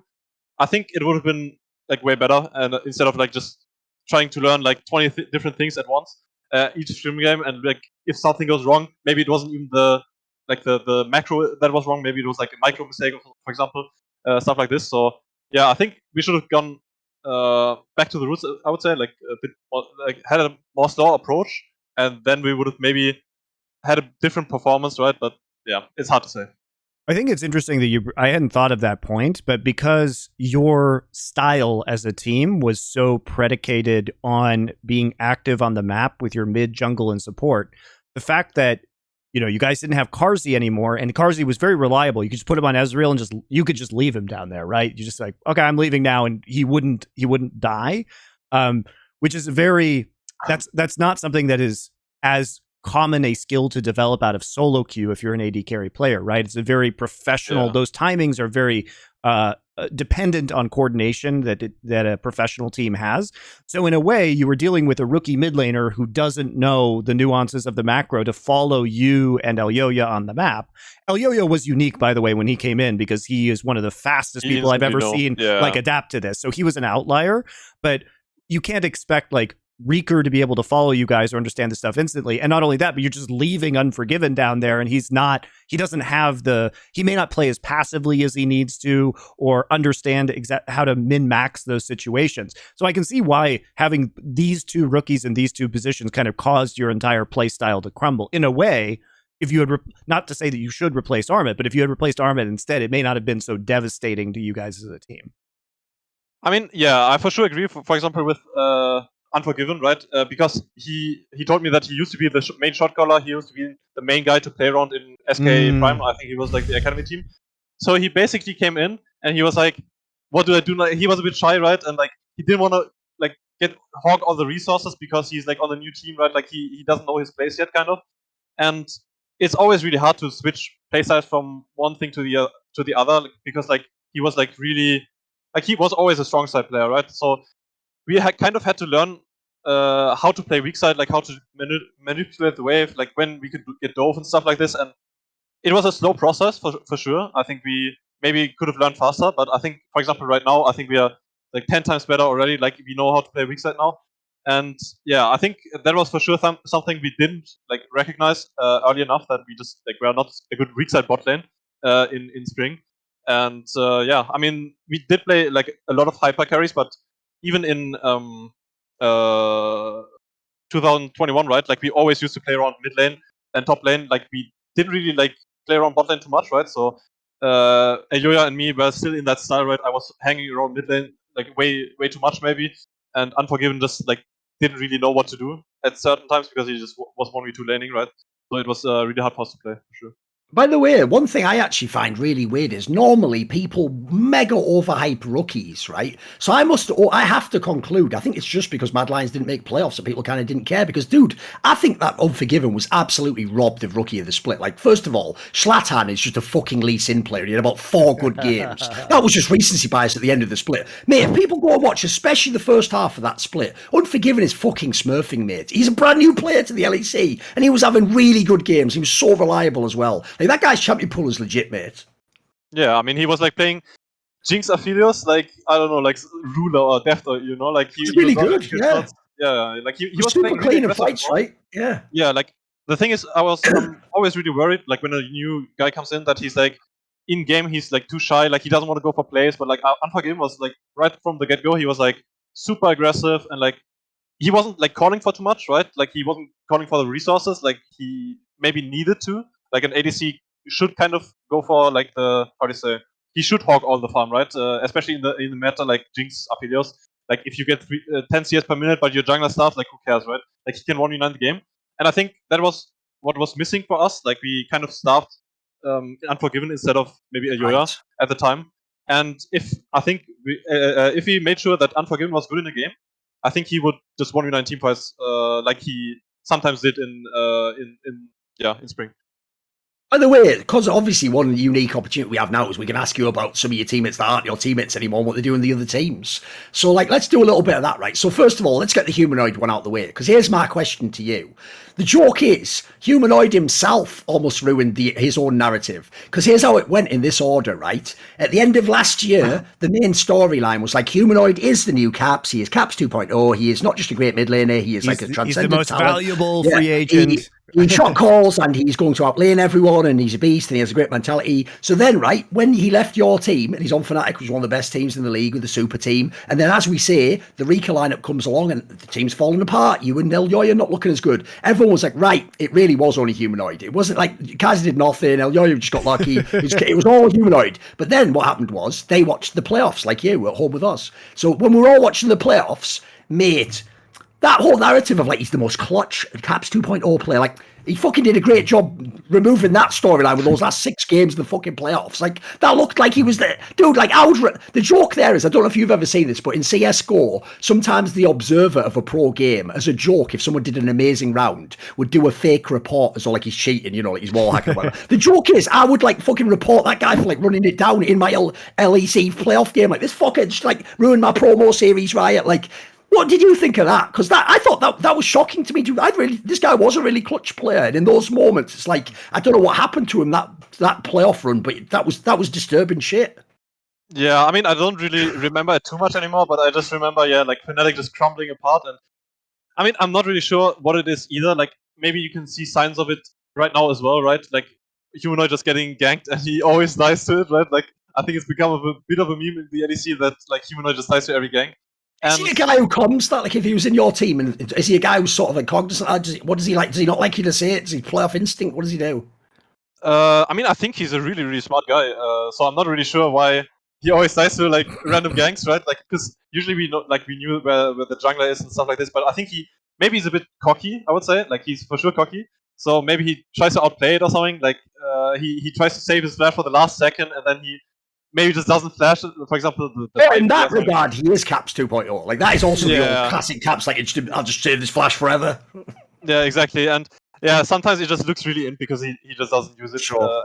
and then he just dies, and the game is fucked, right? And yeah, I mean, it's really hard to say, but for example, in our team, he was really like methodical. He was like really smart as a player. Like he knew what we had to do to win the game. Like he knew our win conditions, and yeah, he just commanded the game basically.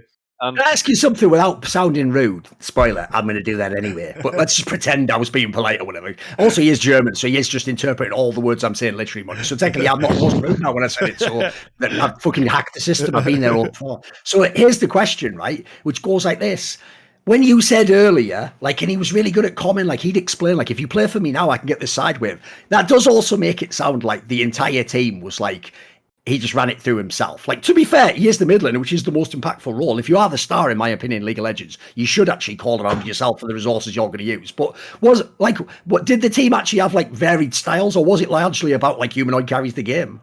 What was the old team like? It kind of depended as well, like how maybe sometimes his laning phase went, right? Like if he's behind or something, he's not as vocal. So then maybe Armut like got more resources, right? I think it really depended on the game. Like usually he played actually hyper carries, or like for example Orianna, right? Or when he was on TF, he was also like really vocal. Like what, for example, Armut had to do with his wave, right? He basically taught Armut wave control in the splits, and I think we got really good at that. Like because Humanoid was just really smart about that. I mean, I wouldn't really say like he was running the team. I mean, in a sort of way he was, but I would say that Elyoya was also like a big voice, right? And sometimes Elyoya just saw something differently, and then he maybe overruled him sometimes, right? For example, when Armut was playing his Wukong or something, right? And you just had to play around him because he was going to 1v9 the game. Then Elyoya just said like, "I'm going to play for Armut this game," and Humanoid was like fine with it, right? Like he was not really like saying you have to play around me or else I'm like going to throw the game or something.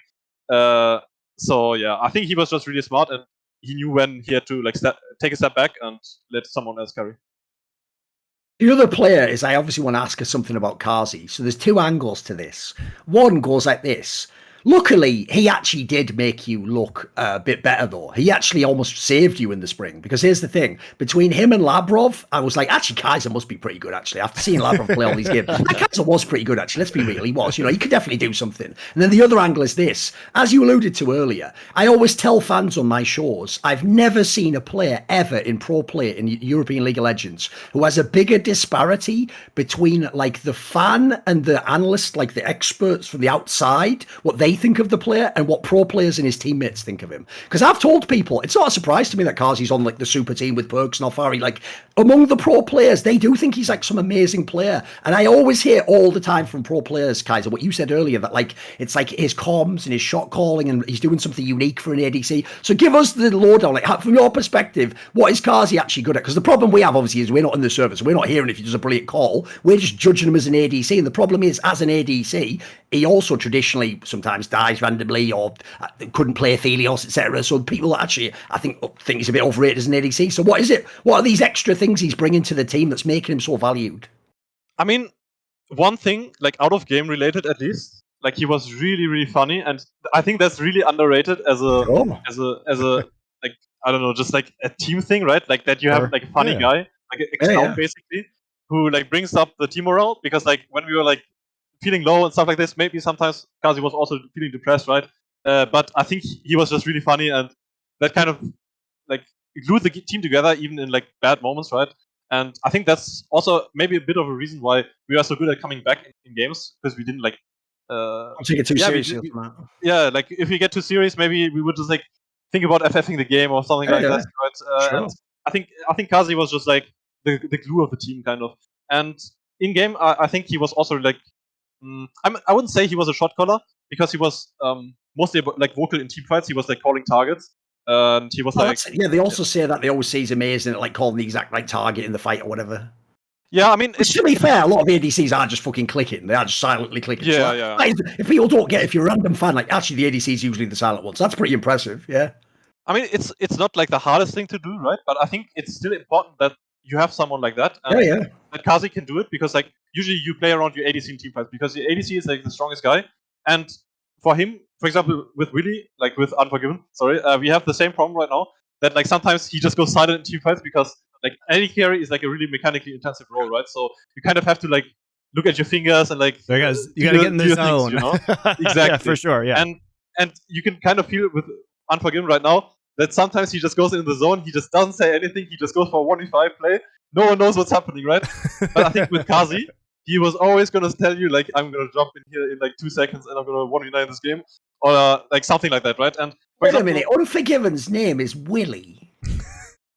It's William, but we call him just William. Oh, okay, fair enough. Wait, technically, you said earlier the problem in spring was you just sort of had him low econ and you didn't put enough resources. So essentially, the solution to the team is you need to free Willy. I want the fans to make a Photoshop of Kaiser as the kid like that, and then Unforgiven as the whale coming over the top. Classic movie. But no, go ahead. Go on. Wait. Proceed. Sorry.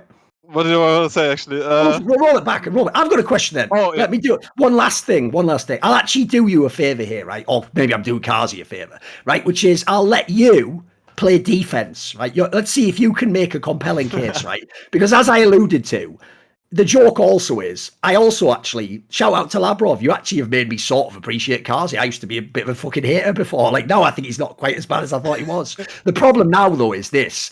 Do you have any explanation for me for the Labrov angle, though? Because here's the problem, mate. As a layman, when I watch him playing Vitality, I think he does nothing, mate. I have no clue what he's doing on the map or if he understands what he's doing with some of these players. Sometimes he just looks like he either does nothing or dies randomly. Like, why is this guy so revered? Because he's another person behind the scenes. I know he's like a solo queue monster, but again, there's a reason he's in the super team. People valued this guy very highly. So do you have any thoughts on Labrov? I mean, I agree that, for example, in solo queue or in scrims, he always kind of plays well and he knows the map really well. Like, I think he's rarely in the wrong spot, kind of. So I think that's like the good part about him, and like his mechanics are also like really like decent, right? Okay. And the problem I see is like maybe sometimes in competitive games, like on stage games, like I mean, I'm not really sure if it's just like a Labrov thing, right? It's really hard to say with like teams like this, because of course, as a team, like they just don't really have any clue how to team fight, for example, or like how to set up objectives, maybe sometimes. And I feel like that's a big part of why like maybe Labrov has like some moments, for example, right? Because like they just don't really know how to team fight, and then he just goes in with like no one on his side or something, right? And then everything goes to shit, and then yeah, maybe people blame Labrov, right? I think he's a good player, but yeah, I think on stage I'm not sure what it is, but I think they are like way less scary. I would say like in scrims and in solo queue is like always really good. But yeah, one last question to ask you. One last, and then Monty can go as deep as he wants. The one last question is this, and this is mildly insulting. Mildly. So are you ready? Here's the question, right? Does the fact that Carzzy went to Vitality with Labrov and Humanoid went to Fnatic, he's with Illusa, does that imply they actually think those players are better than you? not really, I would say. I don't think. Why did you, what, you're like, thanks for the invite, fucker. Can I have millions of dollars being a super team? Like, you know. I mean, I don't think they really. I mean, I'm not. I didn't really ask him specifically, right? But I think it was obvious that we as a team, as Mad Lions, we won 2 splits in a row, and in summer we won convincingly.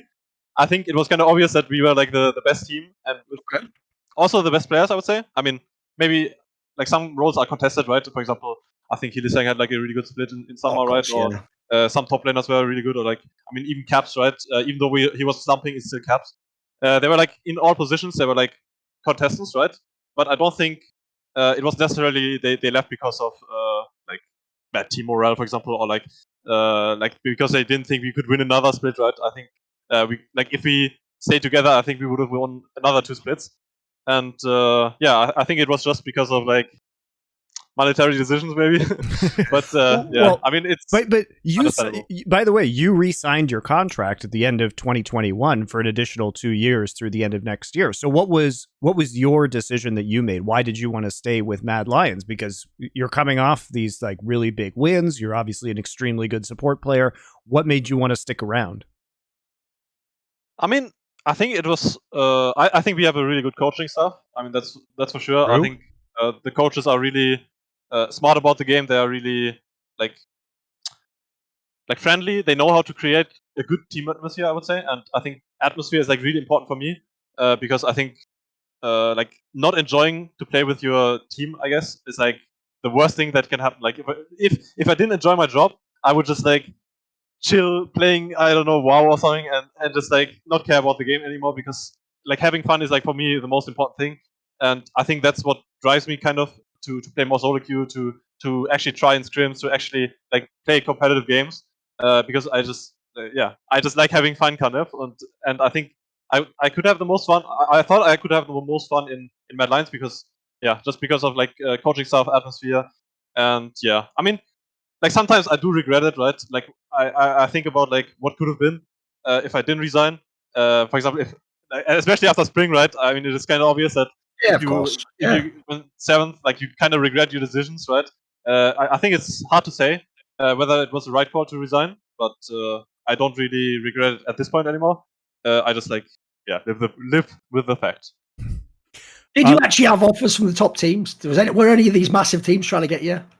You don't have to say who, obviously. I just mean, were there big offers out there? I mean, yeah. I mean, for actual good teams, not like TSM or some shit. I mean, like fucking G2 or something. Like, were there real big offers there too? Yeah, I'm sure there were. I mean, yeah. I could have went to the good team. I've got one last question then. This is the one last one, because this is a cultural question. I actually value what you said. I think it's cool, the idea that you actually chose it based on like atmosphere and you want to play with these people and you want to see what the staff can do on that. But I have to say, a lot of people, especially in the modern day, the sickness of the modern age is everyone worships money. So most people go, well, just go for the biggest offer or go to NA or whatever. Like, if you tell your parents, like, I have an offer for like 4 times more money, like, your parents are just like, yeah, no problem, just turn that down. Yeah, you enjoy playing with those guys, do you? Like, they're not just like, take the big offer.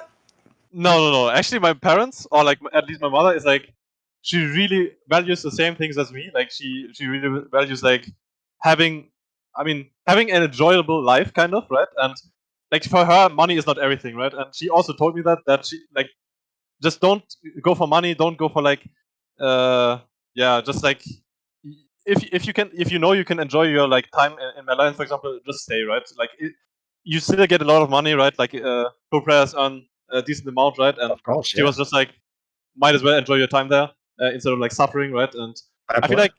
like There's always more time to sell out anyway, right? You can always sell out later. Exactly. I mean, it was the best time to sell out right after Worlds, right? But True. I think They make quarters. I still think I'm like at the not the start of my career, right? I'm in the like midterms, right? But yeah, I think I didn't want to go to NA or something like that because yeah, I like Europe and yeah, maybe in the future, but yeah. Well, also, I You think don't need to go to LA for the weather now anyway. Berlin's basically LA right now, mate. Just enjoy it. It's great. Yeah, it's actually way hotter than LA. I'll tell you that. Like, I live on the west side of LA. When it starts to get above 85 degrees here, which I don't know what that is, 30 degrees Celsius, something like that, 32. I start to get hot, so I can't even imagine what it's like in Berlin. You have like air 40 conditioning. Celsius. None of us do. Yeah, exactly. None of us have air conditioning. I mean, I don't need it really, but yeah, sure, I do have it. But yeah, Kaiser, I want to talk to you too. I mean, part of your faith should be, I would imagine, is in the fact that the GM and the coaching staff have consistently made good moves for Mad Lions. So that must encourage you to have faith in the organization, because when you guys were doing well, but you weren't quite over the top, that's when they identified El Yo-Yo. You guys switched out Shadow. Then you start winning titles, right? And so they've been very good at identifying up-and-coming talent. And even if maybe Reeker wasn't quite ready yet, and you guys lost Carzzy, and, you know, Unforgiven, you're trying to, like, turn him into a great player, and Humanoid was obviously exceptional. You should have some level of faith that they can fix things. And indeed, I would say your faith is being well rewarded, because Nisqy it was insane that Nisqy wasn't part of a team, let's be honest. Yeah. But you guys went and got him, and all of a sudden that seems to be fixing a lot of your issues.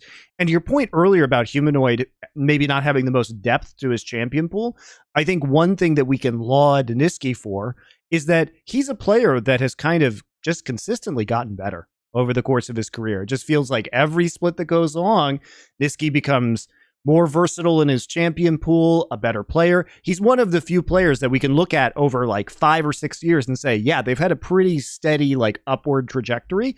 So it feels like basically had one slump ever. That one Cloud9 Summit split, that's about it. And criticisms that you could levy against him, such as, oh, he doesn't play that many champions. Well, a lot of those issues have been solved. He can play a variety of roles in the mid lane, but he's still... That's an overcome my main criticism of not being Froggen, but that is hard. It is hard to do, I have to say so. But it's also that he's a very selfless player, as you alluded to earlier. He's a very vocal player when it comes to contributing to the shot calling.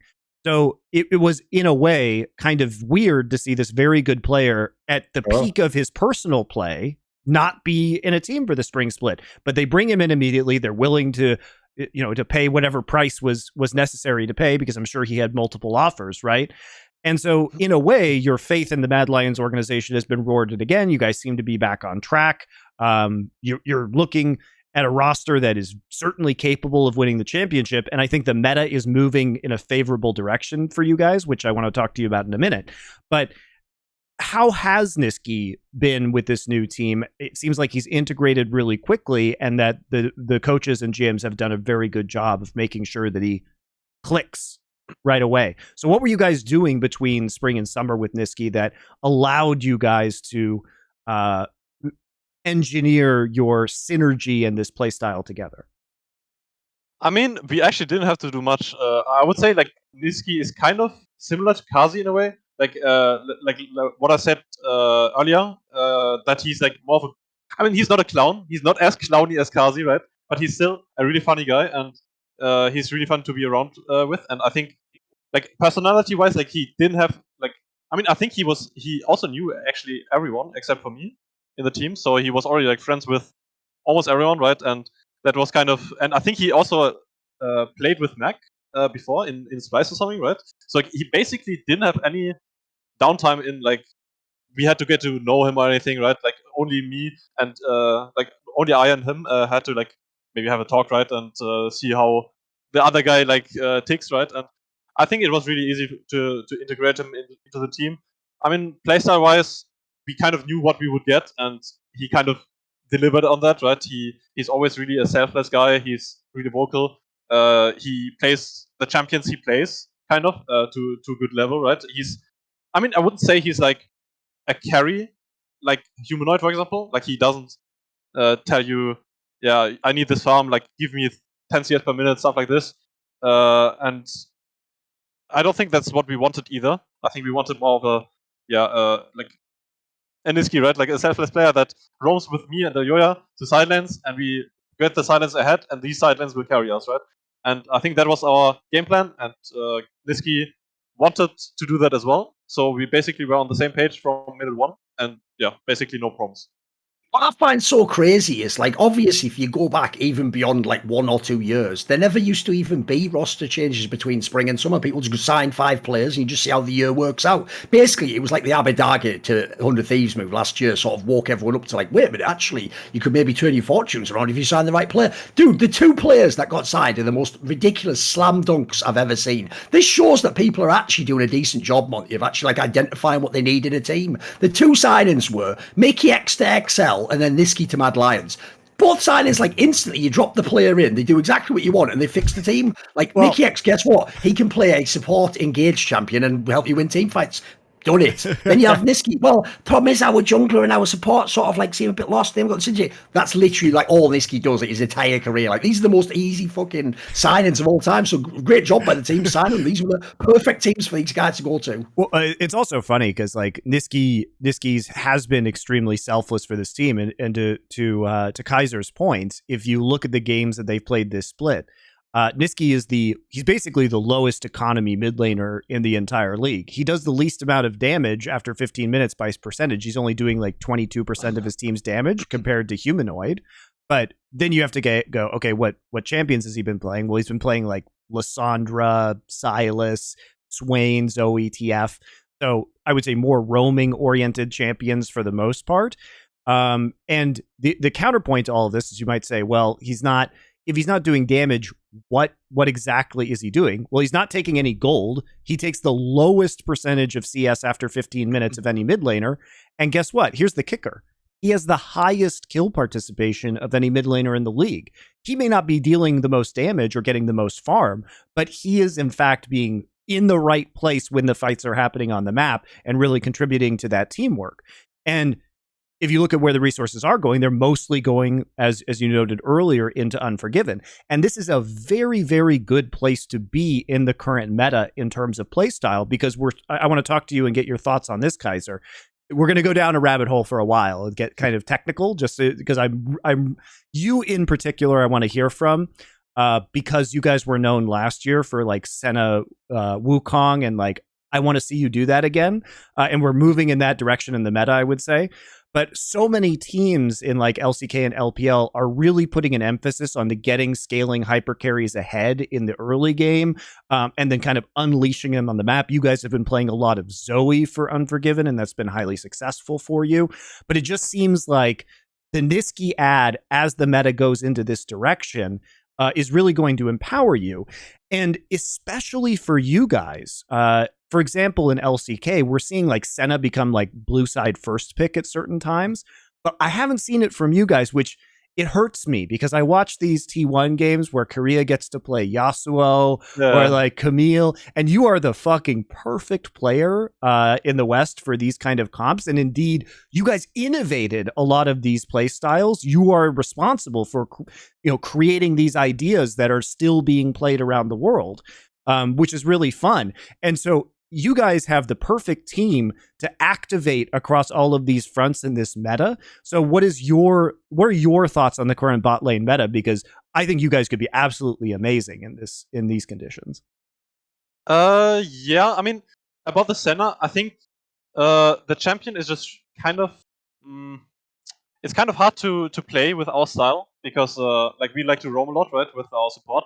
And if you have a Senna, like she doesn't really want to be alone in the lane, right? Sure. Like you kind of want to like farm with your support, or like the support farms, and Senna just like takes the souls, right? So you basically have like a 2-man team on bot lane, stuck on bot lane, that is just like farming, or like maybe goes into mid lane after some time, right? But they kind of have to stay together, right? And kind of, I mean, while we did play a lot of Senna, like, or some Senna in scrims, right? We just thought that maybe it didn't really fit our style too much, and we just didn't really want to play it in stage games because it just kind of clashed with our like normal game plan, and we just felt like the normal game plan we had was just like better, and Senna got nerfed as well. So I don't think we will see that much Senna anymore, especially in Europe. I think the champion just didn't really see any play. For various reasons, but I think like Tam Kench got nerfed as well now, which was always the most blind pickable lane, I would say. So yeah, I mean maybe like we will still see some Seraphine Senna, for example. I think that is still a bit of a huge pick in LCK LPL. Mostly LCK, I think, but yeah, we will see. But I think you are correct on the fact that like the hyper carries are coming back into the meta a bit. Like Aphido's Jinx having more prio because every ADC kind of got nerfed a bit. Like for example, Zeri was really broken. She got nerfed a bit. I think she's still strong. You can still pick her. She just has like more bad matchups, I would say, than Aphido's, who you can basically blind pick into anything. Then there's like Kalista, who's like the only really strong ADC right now in the meta, like early game pick. But most teams actually figured out how to counter Kalista nowadays in drafts. And for Well, example, you happen to have a picks like- Draven player, so that helps. Yeah, exactly. Like people don't really like to pick Kalista into us because we have Unforgiven, who's like probably the best Draven player in LEC. And yeah, I mean the thing is like also the jungle meta changed a lot. I mean, also, the Poppy is very annoying with Kalista also. Exactly, like Poppy Trundle is really hard for Kalista to deal with. So I think we'll see her prio drop a bit, and Aphidos just doesn't really care about Trundle or Poppy, right? He can just go like cleanse or whatever and like just one shot them later, right? Like he doesn't have to be scared of like a Sin kick from a flank or like a Vigo just one shotting from out of nowhere or something, right? So yeah, I think the meta just favors like the more tanky the meta becomes, the more prio hyper carries will have. So yeah, I think that's why Aphidos is popping more out in the meta right now. Well, here's a weird piece of trivia. This has to be one of the only teams ever that has 3 fucking Wukong players on it. I mean, that's actually a running joke in our team. That like Yoya is like he's not even the best Wukong in the team. Oh, is it? Yeah. Because the joke is they nerfed your team by making Wukong a jungler. It actually nerfed the team. I mean, that's kind of true. Like he's always like, yeah, I'm the second best. Or like I'm gonna be the best Wukong soon, but he has to get through me first and then through Armut. And like we're always coaching him how like for example, I think it was always really funny in reviews, right? Armut was coaching him how to use W. I was coaching him how to use W and stuff like this. It was always really funny because I'm just a support player and I'm coaching him. I mean, I wasn't coaching him that much. I was like mostly letting Armut do it because he's obviously the best player, but on Wukong at least. But yeah, I think it was always really funny to just joke around. Yeah, it's unfortunate that the changes mean it's not. I guess it probably you could correct me if I'm wrong, but I would say it might still be if you had the Senate, it might still be occasionally feasible as support, but like flexing into the top lane is not so much of a threat at the current time. Monty, let's be real. If it was vaguely plausible, we'd be fucking drama. We'd play it right now. I think of all the teams in history, Monty, this one I feel fairly confident in. It isn't viable top lane. But I mean, also Armut's champion pool looking super good for the top lane right now because there's so much agency when you can like first pick Gnar or like blind pick Gnar in so many different situations. It really just feels like the stars are aligning for Mad Lions right now with this new player Unforgiven, you guys able to play around him, and the addition of Nisqy being kind of more or less perfect. He's a selfless player who can play some of these like scaling control mages, but also is absolutely willing to go out there with some more roaming picks. It feels good. I'm still waiting for you guys to play the mid Talia. Like that seems right up your alley in a lot of ways. He smiled knowingly. Yeah, we watch a lot of LPL. Yeah, and we always like Knights Talia is pretty cool. Like, yeah, and rookies as well. Like Rookie is the only Talia that is like we watch a lot of Talia, and we were like maybe this champion is not too good because only Rookie made it work, right? But we will see. Yeah, it's certainly a champion that's been doing well over there, and also I think if you are, who knows if El Yo-Yo will play it, but at least Damwon's a team that is threatening the flex on that, and they've started to play it outside of. Basically, it used to be a pick that Kenyon would pick into Kalista because it really fucks up Kalista with the E. But now they've started to use it without Callista being played, so it's fun. That's another Callista counter that we didn't mention that people are starting to figure out within the game. Anyway, since we talked about basically every other member of the team, we should talk a little bit about Armut, because here's the problem, right? This is where sometimes people use narratives in a way that I'm like, that doesn't check out. So I'll give you the angle, right? When I do my show with Dom, Best Damn League Show period, on this channel, Insight Esports CSGO, well, League of Legends in this case, this channel though. If it's on YouTube, this channel, or this Twitch channel, whatever. Like when we do that show, because Dom is like actually like a fan of Armut's, his whole narrative for Armut is he's a playoff player. Like he phones it in the regular split, but then when it matters, you know, he's going to play. So his logic, even though this doesn't quite work, like I said, is because they didn't make playoffs, Monty. We can't really judge Armut, can we? It's like, that's the problem. It's like right until then, it almost made sense. Like the point is, if he's only a playoff player and he didn't make playoffs, finish the thought, Dom. He's not even a player, is he, you idiot? Like, you're just mad. So I have to ask the real question, which is, I think what people actually think is, you can't just pick Wukong as often. Maybe because the team setup changed. It changed like what his priority in the team was, or it was also how you play around him. So what would you say the Armut journey for this year's been like? What's it been like in this squad with Nisqy and with Rika?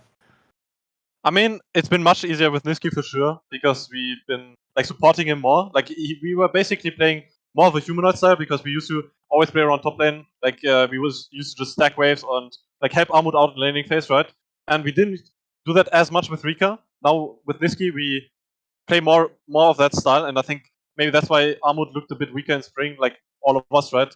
Because we just changed our playstyle a bit more, and like he had to maybe be a bit more alone on top lane, right? Which is, I mean, if you change anything like from your team, like if you play around any lane differently, like always like kind of fucks up your muscle memory a bit. I mean, not muscle memory, right? But like your training patterns, everything, kind of have to adapt, right? And yeah, I think Armut.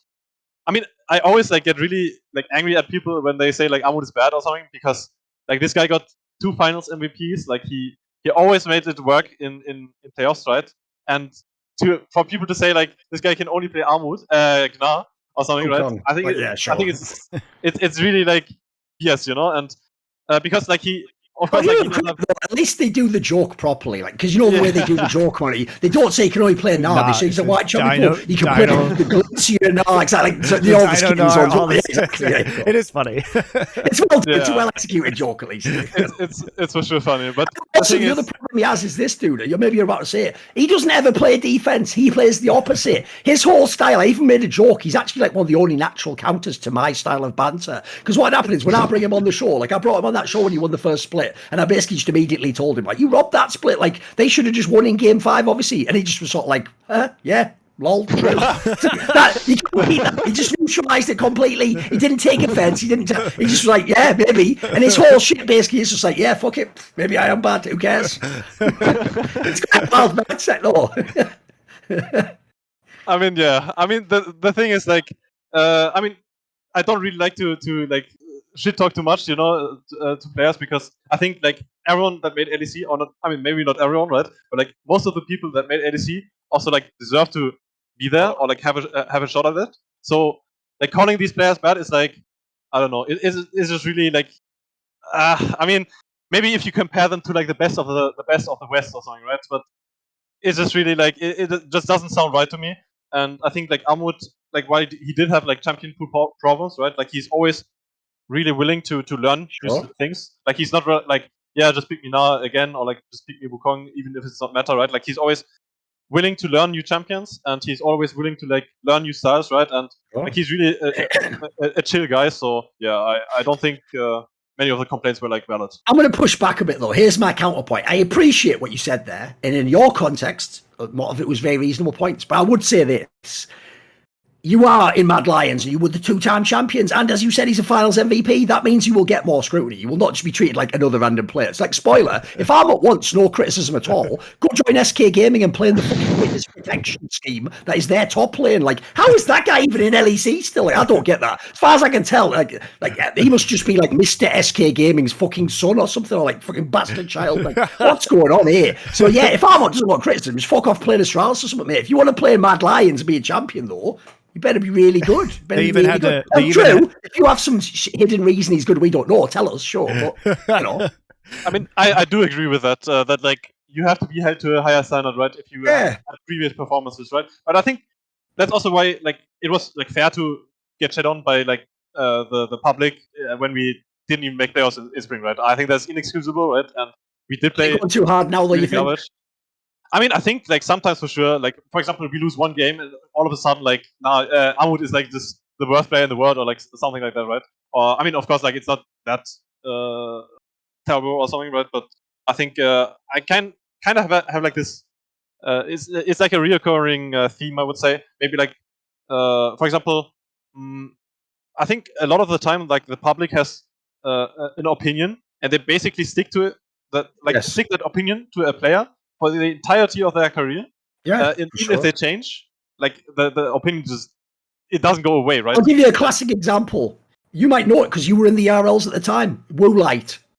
Dude, this player is never going to get to play an LEC ever again in his career. I can tell you right now. But everyone I talked to for the last 4 years, it's like, dude, that narrative about him just in randomly. It's like from 7 years ago or something. Like, he's supposedly been one of the best ERL AD carries for years now, but he's never ever going to get a chance because that narrative is set in everyone's brain that he's just whoever he was on like Rocket or whatever years ago, you know? Like, that's an example, dude. That's probably ruined that guy's whole career. Because he's never allowed to change and improve and grow and be a different player, you know? Yeah. No. You think they've done that to Armut then? He's just like, they think he's still the first split, basically, the same player. I mean, not really. I think it's not that extreme, right? I just see like popping up sometimes. Okay. And, in losses, for example, right? Like, I mean, of course, like people are always harsher in losses, right? But I think sometimes it was really unfair that Armut was like getting criticized. And I think it can also like just be like some random Armut haters, you know, like some people just have haters for some reason, right? True. And yeah. maybe I just read their comments and stuff like this, but yeah, I just noticed it. It's all right. Well, I think it's also that it hasn't really been necessary for Armut to have the largest champion pool because he fills a very specific role on your team and the play style that has made you successful. And at least in this meta as well, with, as we alluded to earlier, the blind pick Gnar capability and the fact that he's not going to absorb very many bans. And if they ban those champions, then other players are going to have really good meta picks unlocked. And so he can do his job perfectly well. And he's perfectly good. I mean, he's good at a lot of these champions, right? He's a very good player on the picks that he selects the most. So I don't really even see it as an issue. Not everybody has to have the most versatility or the biggest star potential on a given roster if that's not how you're going to play. He, like everyone else, can just pick Gangplank because there are only 1.5 players in the entire West know how that works. There's like half of Alfari's brain that still operates somehow. And then there's like fucking Whip or something. That's about it, right? No one else can even play that champion. So the joke is you can let it get picked against her, you pick it yourself. No one knows how to hit the barrels anyway. I mean, that's kind of true, actually. Like, just press R. I think that's kind of true, actually. Like, I think most Euro GPs are not very good, right? Like you mentioned Alfari, I think he's really good, but I think GP as a champion is just so hard to play that like even pro players, like imagine like you play 50 games like of a champion and you still can't play him as a pro player. Like imagine how hard that champion is, right? Because it's just like so many things that are like you have to hit the barrels, you have to make sure that no one hits it. You are super squishy. Like it's basically unlike any other champion on top lane. Yes. So yeah, I mean that he's meta and like first pickable is like basically a death sentence to a lot of teams because they just can't play. And dude, that's why what tilts me is when I'm watching like core streams and stuff, and then they're doing it and they're like, perfect to end out the draft would be a GP pick. I was like, you're thinking of a really good GP, you idiot. This is going to be really bad if this guy doesn't hit any barrels. Like, it's going to be terrible. the thing is, right now, at least it's not that like hard to be actually impactful with GP because the ult is just so broken. Like, you don't even have to hit barrels. Like, you can maybe just like, I mean, you can just like farm 10 CS per minute because it's super easy. Like, you just like either the wave, then go to farm a jungle camp and you get like so much free gold as well. You have like 4 items when the enemy top lane has like 2, and how do you lose at that point, right? Like you don't even have to hit any barrels, you can just press ult, and enemy ADC just can't play the game, like he's crying. and yeah, it's By the basically way, I've even realised earlier, if now Armut is just a fucking Nar main, obviously the meme needs to be that mini Nar is fucking regular split Armut and then fucking Mega Nar is playoff Armut, isn't it? It's So perfect. you got to kite that out properly if you're the other team to make sure he doesn't make the playoffs. You know? I mean, he did win that finals versus Rogue. If he hadn't been Oh, playing it's pretty Nar good, and they yeah. didn't walk into the jungle and Yes. just get Nar ulted, you guys would have lost that final. Yep. He deserves it. He made the big play that turned Game 5 around. That's true. It reminded me actually a lot of the this last week when we saw the game between what was it, Fnatic and Misfits. It reminded me a lot of you guys turning the game around against Rogue when they had that huge early game lead in the final, because all Fnatic had to do was not walk into the jungle versus Nar, Amumu, and the Wukong, and just take the lead that they got with Caitlyn and Morgana, set up around objectives with Sand Soldiers and Caitlyn traps, and then just win. And instead, they were like, we should definitely walk into this jungle with all this CC and then throw the whole game. It's beautiful. And fight this Mega now while it's running out. We can't wait like 5 seconds. Exactly.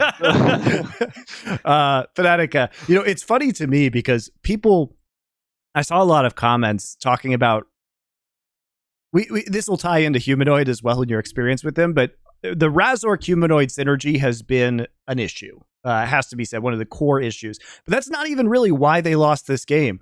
But I look at things that happen, such as in that early Fnatic. I don't know if you remember specifically, Kaiser, but basically Razork was like farming enemy chickens, and then Humanoid has no mana, so he can't rotate, and then Razork dies. And I'm like, how can these guys not talk to each other about the game state? Where it's like, Razork, who is not saying, like, if Razork's saying, I am going to go to enemy chickens, and Humanoid's not telling him, I can't follow, I have no mana, how does that play occur? Or it's like, Humanoid says, I don't have mana, and Razork's like, well, fuck it, I'm going to go farm enemy chicken. Like, these plays are so ridiculous because it just seems like they're not even communicating game state to each other at all. But even then, it wasn't. Razork died a couple of times. Part of it was Mursa, like on a good roam at the blue buff as well, that kind of fooled him. But again, there was very little communication about that within the team. But even then, Upset and Hylissang get this huge lead. They start rotating around the map. And it's like the real issue with that game was that Fnatic didn't just sit in the river clogging choke points with Sand Soldiers and Caitlyn traps and then just snowballing objectives. Like, the only thing they had to not do was fucking walk into the CC traps in the enemy jungle. Like, just don't go in there. It's not that challenging. Be early to objectives, push your lead, early towers. So I think I see the issues with Razork and Humanoid, but I think they're a little bit overblown because that was just a complete disaster when it came to playing out a team composition that had the lead in the right place. Like, it didn't matter that Razork died a couple of times, really. So what was your take be on like the Humanoid Razork synergy, and like why don't you think that's working? I'm actually not sure either, but I mean, maybe it's a bit of a I mean, it's really hard to say because you never know like their team how to say, like who short calls and stuff like this, right? But the thing is, like, from what I know from Humanoid, like he should be able to command like his jungler what he wants to do and like what he should do, right?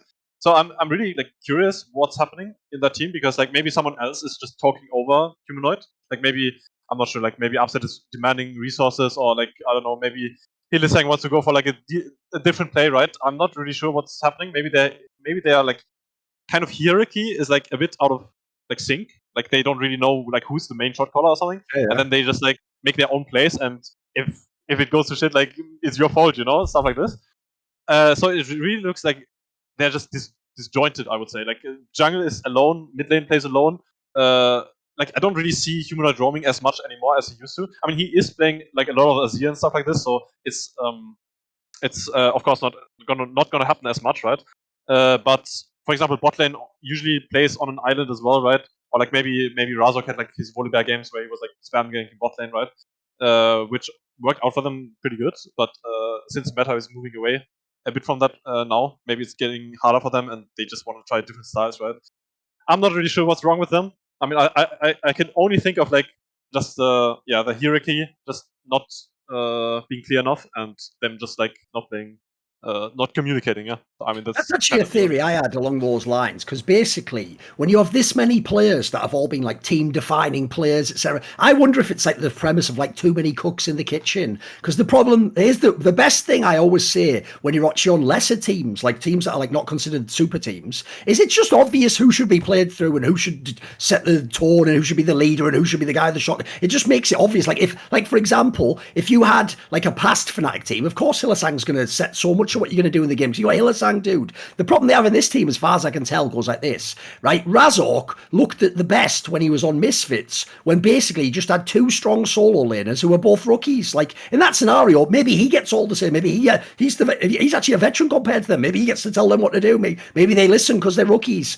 But you look in this team now, you've got him who was on a lesser team where he was played around completely. You have Upset, lesser teams, played around completely his whole career. But then you have Humanoid and Hylissang, who were incredibly team-defining players who normally you have to play around. So if you have four players who potentially all used to be the defining factor or one of them, like you can't all be at the same time. And in fact, as you said, sometimes the hierarchy mistake's going to be, it's a democracy. We're all purely equal. We can all say what we want in that scenario. But the downside of that approach, as much as in a perfect world, if all five were geniuses, that'd be the best system. But if you have a player like Humanoid, maybe he's making a brilliant call, but he doesn't make the call because someone else is talking or someone else made the play already. You know what I mean? So like sometimes in that sense, like that's why I think super teams are really tricky, because actually the fact that you have all this, we could do anything, makes it harder to know what to do.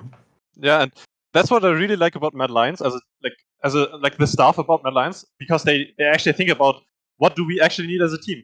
Because Right. like you could sign the best player in like each role and like just like stick them together, right? Like so many other teams are trying, right? But the thing is, like time and time again, like it just turns out like Razork is a really good player, like no doubt about that, but he's not fitting into the team, kind of, right? And I think that's what Mad Lions does really well. Like they identify, like we have a hole in the mid lane, we need someone to roam with our mid jungle, support jungle, right? So they just get Nisqy, right? Like maybe they could have gotten like, I don't know, like a Caps like player, right? So that plays around himself and stuff like this. I mean, Caps also roams, but let's just say the rumor like actually was you could have had like a Vethio or something. That was like one of the rumors. yeah, wasn't exactly, it? Like, exactly. Yeah. And the thing is, like, I don't think that would have worked as well as Nisqy, because we just needed that specific niche. And I feel like most teams, they don't really care about that. They just sign the best player or like the biggest name, and then they stick like all this like mishmash together and like wonder why it doesn't work out, right? And I think that's really underrated in like scouting, for example. Yeah, agreed.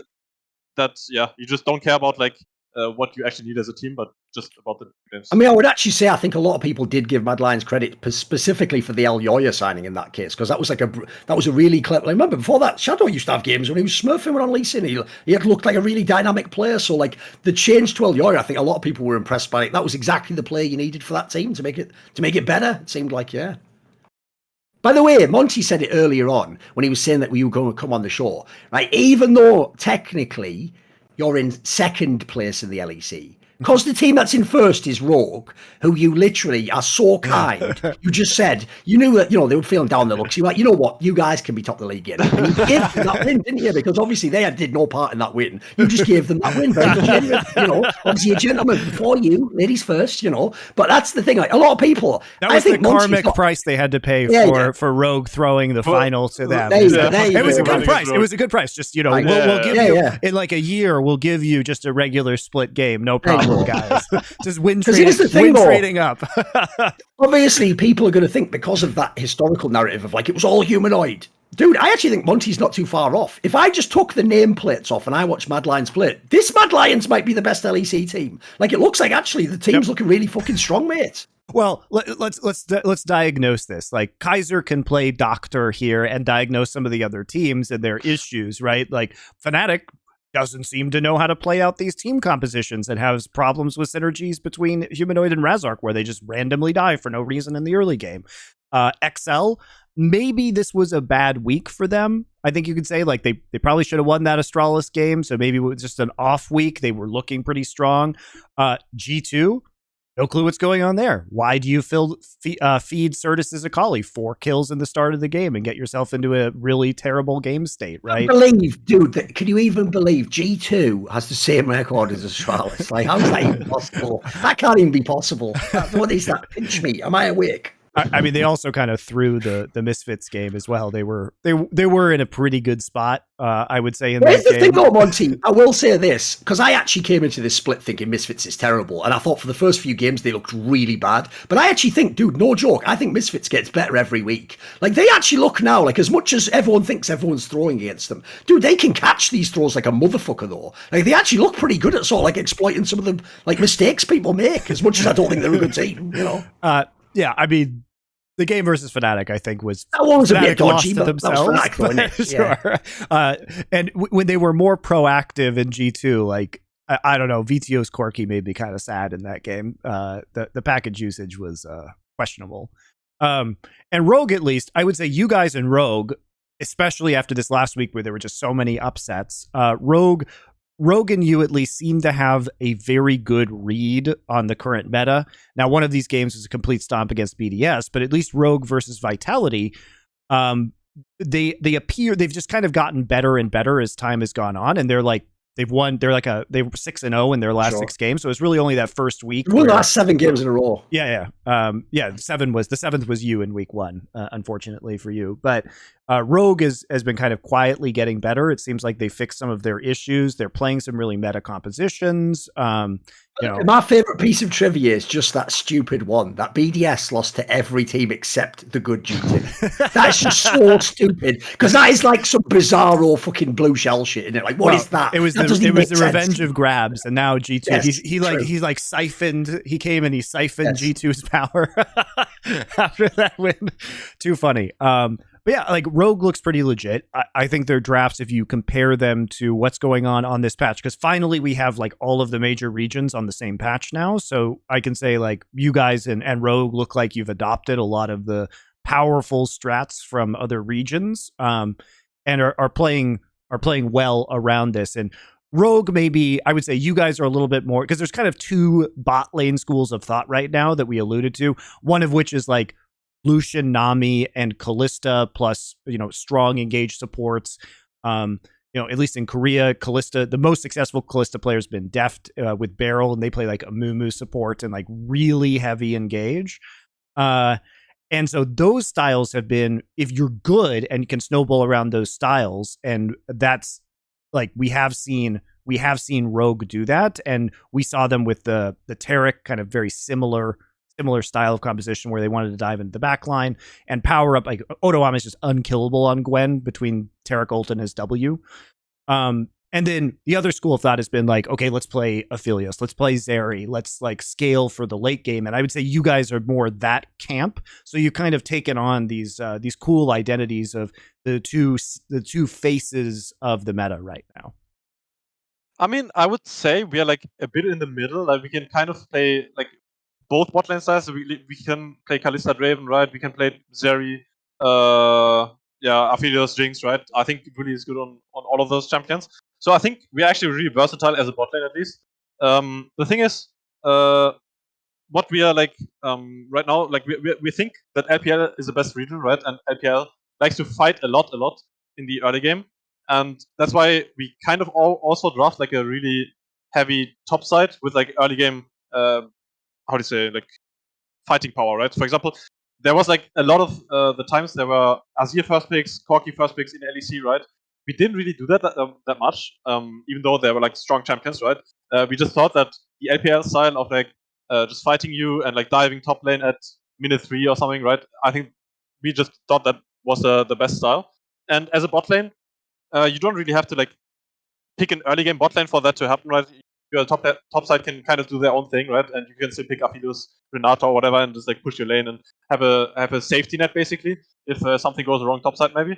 But you can also like play like Kalista and just play full for early game, right? It is really dependent on the comps that the enemy drafted. I think that's why most teams also like dropped their bot lane sometimes. For example, if Yumi is out, or maybe if Renata is out or something. Usually, some teams dropped or like dropping bot lane and just picking jungle, mid, 1, 2, 3, and because mid lane doesn't really have like many counter picks right now. Like for example, you can just blind pick Lissandra. Like what are the enemies gonna pick into it, right? Like Silas maybe, or maybe control mage, right? But you can still do your thing, diving top lane or diving bot lane on your push, and yeah, that's basically what LPL plays, and I think what we play as well, because we just like LPL a lot. I'm curious, do you have any players that you particularly enjoy watching as a support from LPL? Like, who do you pay attention to, and what do you like about their play? I mean, I watch Carrier a lot. I mean, he's from LCK, right? But Of I course, think that's Carrier what I was has saying like, about he's your fucking dream, dude. Like, yeah, exactly. he's I mean, it's that's why obvious, I right? want to Like, see some of that shit, Kaiser. yeah. Like, you should be out there with the Yasuo and the Camille. I mean, if my team lets This me, is maybe. my dream for you. Yeah, I mean, the thing is, like in LPL, I just like to watch the good teams, right? Like V5. I mean, for example, Viper Mako, really good bot lane. Mingala, of course. Like basically the top teams, right? I think they all have decent supports, I would say, or like, I mean, really good supports. Some have like only decent ones, but I think the really good teams always have like good supports. So yeah, I don't really watch like one player, kind of like I just watch all of them. And aside from Carrier, I watch Carrier really closely, of course. But yeah, I think yeah, they're all really good, and I think they play mostly similar styles. I don't think there's like many outliers in LPL. I think they mostly play the same style, so you can basically copy and paste, kind of. So yeah. What I would recommend if you're a Westerner, you don't ever watch LPL, but you play support, is just watch Ming. That guy is the fucking truth. He's a really entertaining player as well. And he's a shot caller himself as well. So he's a really smart player. He's a complete support, in my opinion. So, do we want to talk about some of the other teams? Like, do you have thoughts at least on Rogue so far this season? Who do you consider the most dangerous team in LEC? Yeah, go on. First of all, who is the best team for real? Ignore the standings. Who is the actual best LEC team? I mean, excluding us, of course. It could be you if you think it's you. Excluding us, I think either Rogue or Excel. The thing is, it's really hard to say because I feel like when we play against Rogue, they always play worse than in scrims, I would say. I think, and actually a lot of teams are like this in LEC. They like, I mean, maybe we're just so bad at scrimming that we just get stomped every game, and then on stage, like everything is just changed, right? You know what I'm going to say is, if Armut doesn't even fucking turn up for the regular season games, my God, I can't even imagine what his scrims are like. Holy fucking shit! Wait, does he just fucking phone him in? What's he doing? No.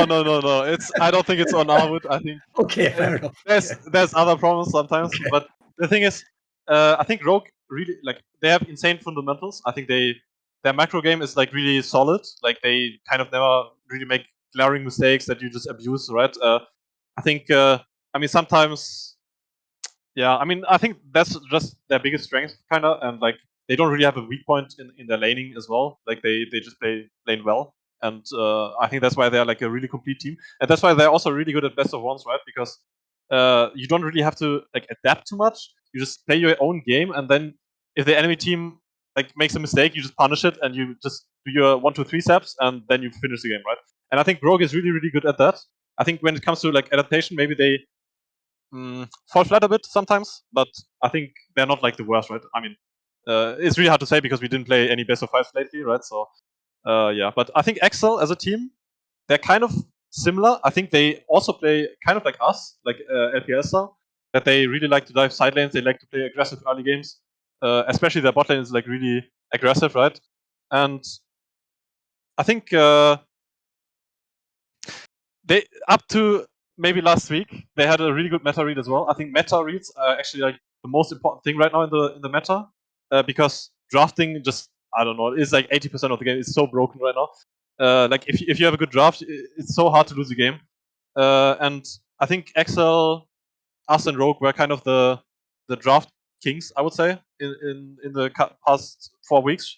For example, we figured out the Yumi, right? Some teams just didn't think it was that broken, and then they got like stomped. Like I think it was like 9-1 or something in the LEC, the Yumi pick. So yeah, I think mostly the meta reads were like on point for Excel, us, and Rogue.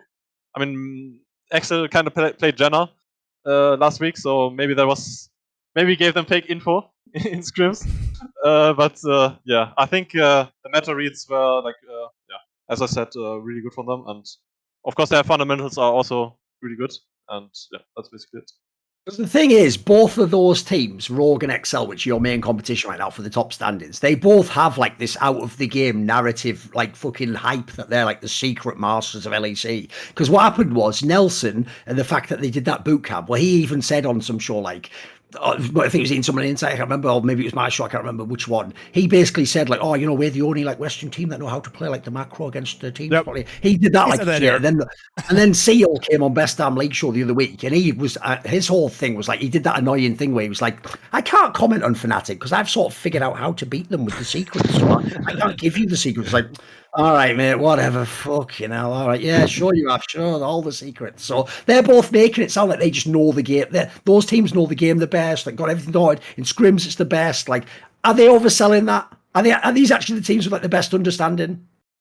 I mean, yeah, I mean probably. Like, I think they have really good understanding. That's for sure. I think stage is always different, kind of. Like, I think people still underestimate like how different playing on stage feels like because, yeah, I mean, I don't know. Like, I just feel so much more confidence, kind of. But I think most other teams are the opposite. I don't know why, but like we as a team just play so much better on stage, and enemy teams just play more scared. I would say maybe they play like they wouldn't go for like 50-50s and that they would go for in scrims or something like that. Right. And it just makes it so much easier to play. I think that's like the biggest issue for some other teams, right? That they just like play more scared, I would say. And I mean about the how to beat teams and stuff like this, I think there is not really a blueprint usually. I mean, of course, you have like better chances at winning against them, right?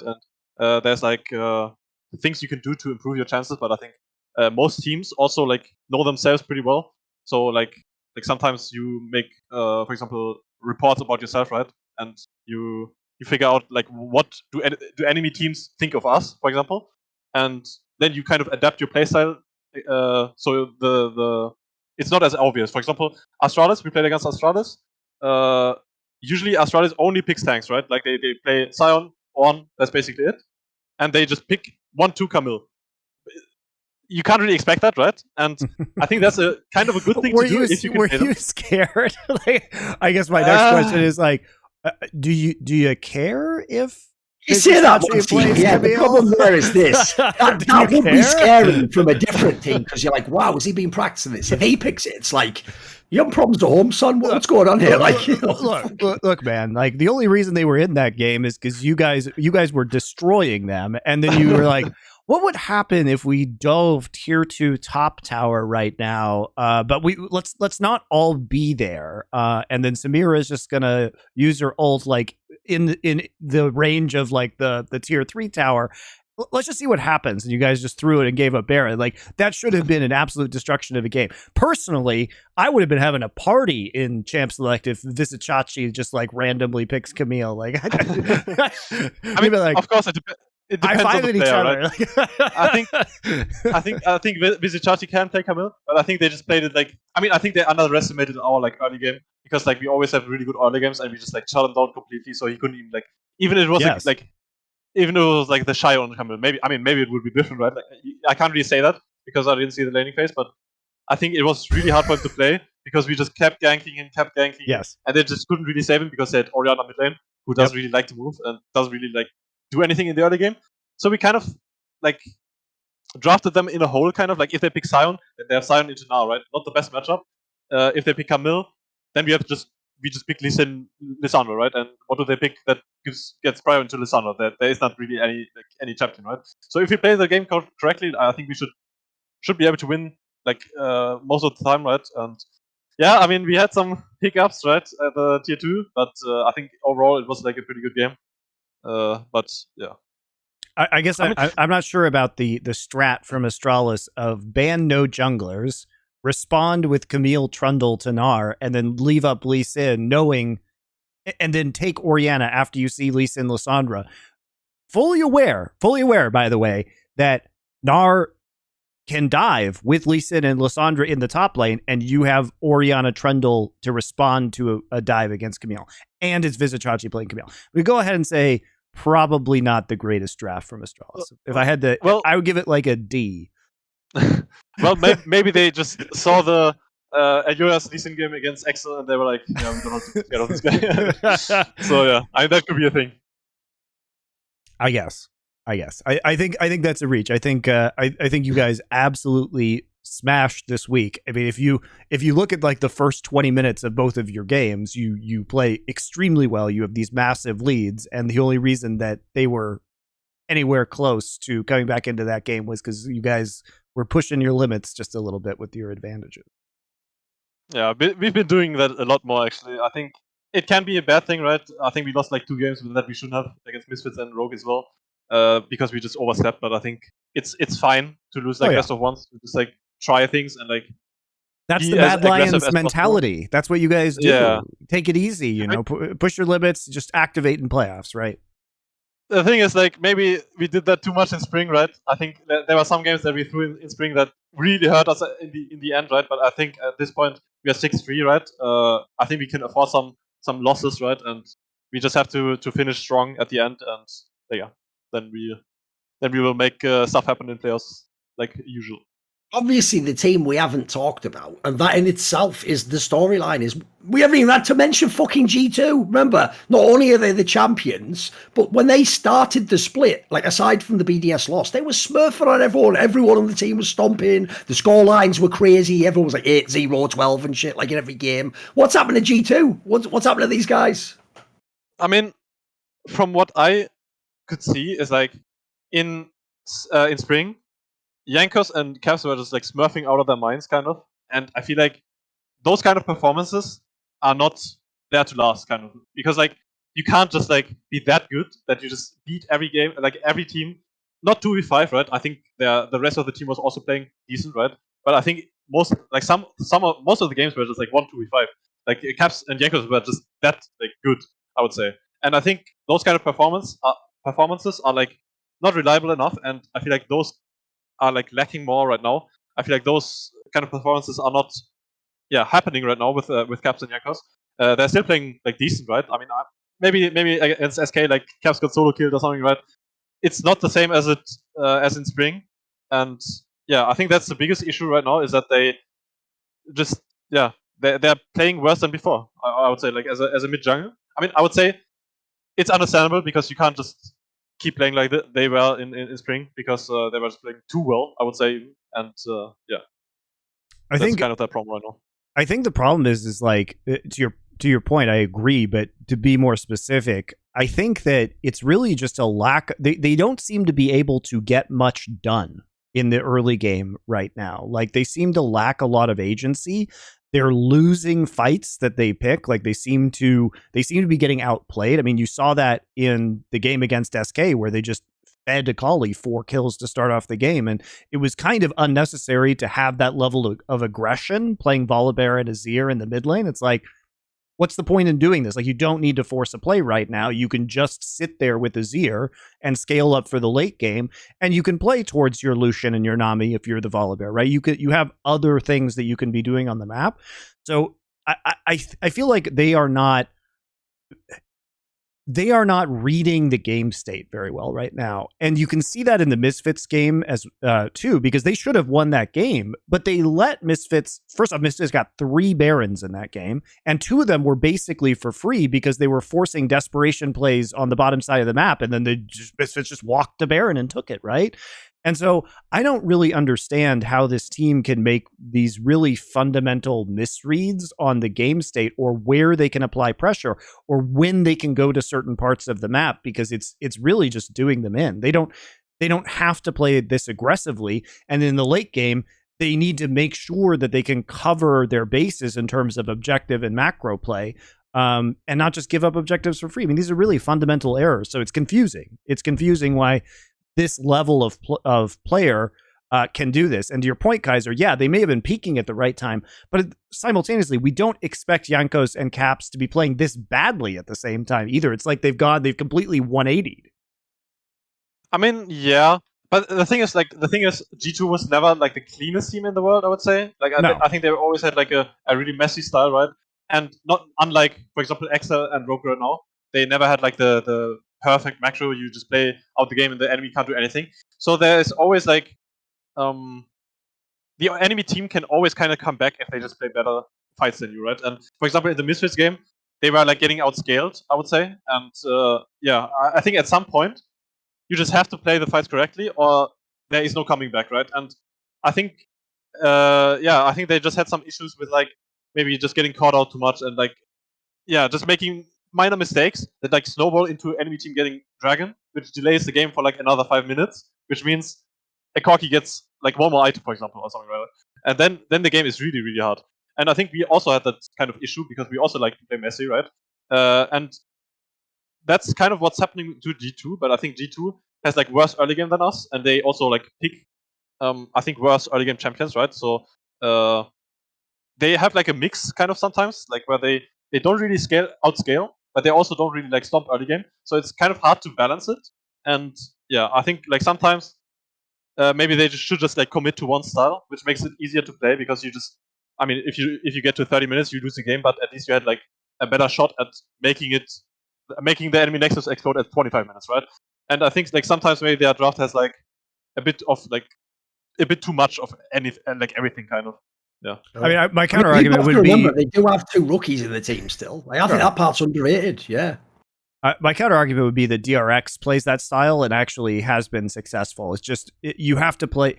It's not very surprising, but you know, if Def's playing Kalista and they've got a Zir in the mid lane, you just play into the Kalista early, try and stack dragons, and then scale into late game. So it's doable. It's doable, but it is very easy to predict what you're going to do in those scenarios.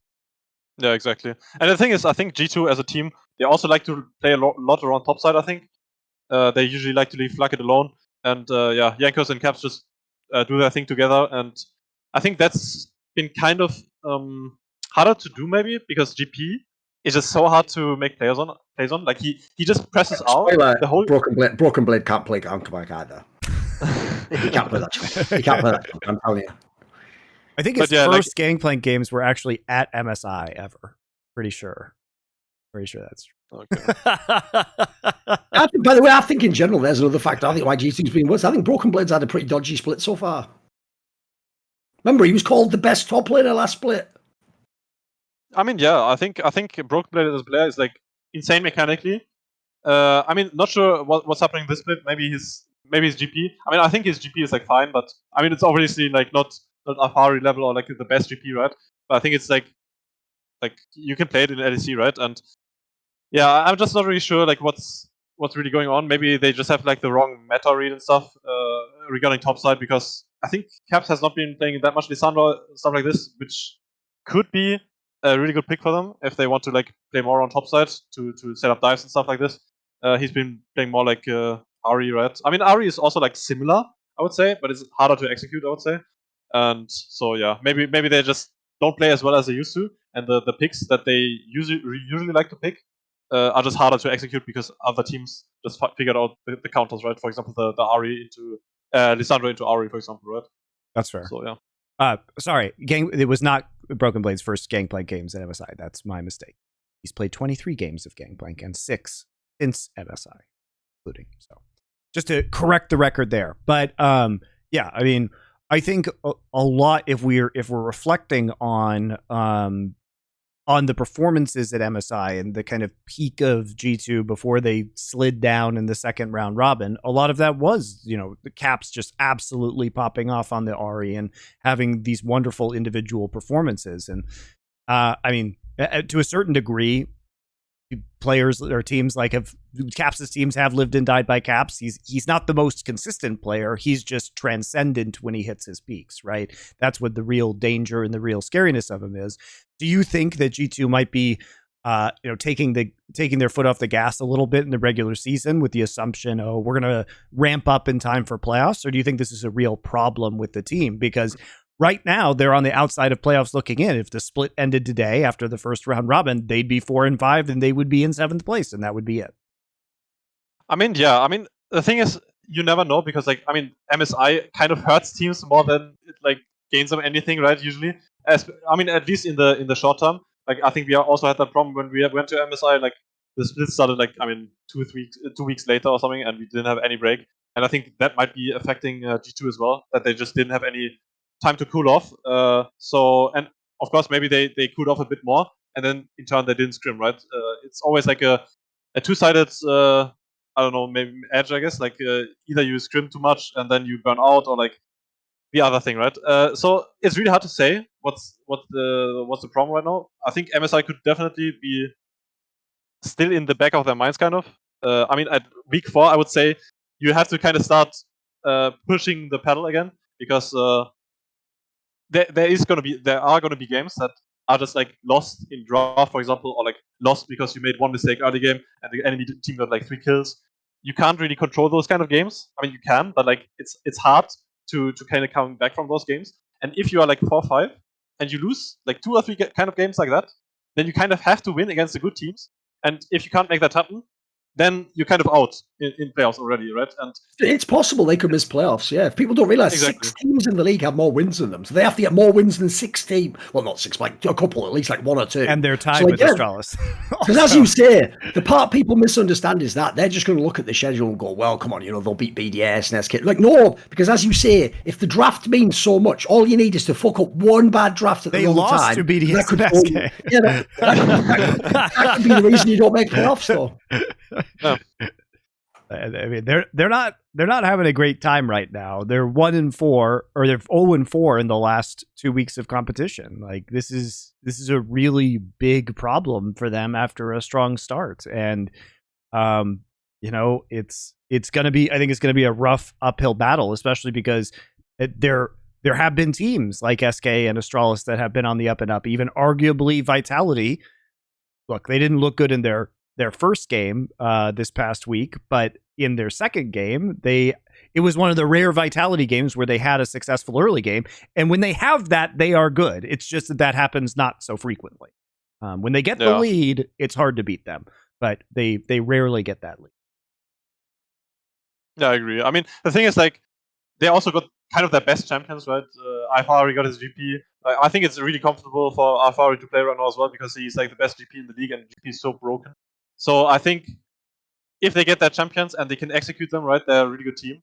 I think sometimes they have some inconsistencies, as you said, like, for example, Perks, like sometimes he's the best player in the world, and like sometimes he just forgets his hands, right? I think it's just like kind of a random team, I would say. Like, I mean, it's fitting with Carzzy in the team as well, right? Like, he's the same kind of player, and I feel like that's why they sometimes have like some issues in the games, because they just like they make some really questionable decisions, and like then the game is just lost from the start, right? But I think if they find their like footing and if they play well, they can be a really good team. All right. Do we have any other final teams in LEC we want to talk about right now, Thorin, before we let Kaiser go? Problem is, in theory, the only other one's SK Gaming, and even though people are like, they're winning games now, it's like, who gives a fuck? Who gives a fuck, man? Like, I'll tell you one thing. Maybe this will hurt people's feelings. Maybe Kaiser can jump in on this, or just ignore it if it's too offensive, right? The joke is, I said this joke on the other show on Side Select, but I don't get this, right? You know that story you said earlier? Like, a lot of people won't even know this. Unforgiven was on the SK Gaming Academy team. So you look at that and you go, wait a minute, they had that guy that. Okay, right, forget that. Then you come to this split, right? So obviously there's a story that G2 had COVID, he had to skip out, right? And then I saw they're promoting Gadget's on there. Dude, is there some sort of law of SK that like the good ADC is only allowed to be in the academy team and fucking G2 just has to play? Again, is G2 like the fucking cousin of the son of Mr. SK Game? Like, what's going on here? Why is he just playing all the time? I don't get it. So I will give SK some credit in that they are a team that I think has a good read on the meta right now. And even though I disagree strongly with the way that Gilius is both playing and building Poppy is really fucking good right now. And so you can kind of mess it up and still do well. Plus, we've seen a lot of teams move into blind picking Sylas. You've seen how powerful Sylas can be in some of these team fights, even if you don't do well in the laning phase. They've picked up the top lane Shyvana, which I think can situationally be quite good. They're playing aggressive bot lane picks as well. So I think they've actually nailed the meta in a way, and I'm really surprised it took Poppy this long to get into the meta, because I thought when they buffed her before MSI, we would have seen a lot more of her at MSI, just because the W cooldown is so fucking good at the professional level. But it really took, I think, some teams time to like figure out the like phase rush hex flash build that makes her so dominant in the early game. Like, I'm sure it's very annoying for you to play against her, because she could just show up at any time and just fucking kill you, which is very, very irritating. And the funny thing about these kind of picks is like you would think that Poppy is like a counter pick, right? You just pick it into dash champions, right?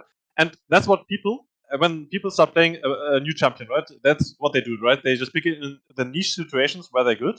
Like for example, Poppy into like Lee Sin and Sure. Silas, right? So and after some point, I think people just figured out like Poppy is like you just first pick Poppy, like who cares, right? Like it's still a good champion. And even if the enemy team picks Trundle, like you still have a Poppy, right? And Poppy is just so useful that it just doesn't matter if even if enemy team just has one dash or something, you are still like you can still stun people in the wall, right? Your ult is still super useful. You still have an insane early game. So yeah, I think that's really funny to watch with. I think it happened with Silas as well, kind of, because like Silas used to be just like a pick that you can't pick in every scenario.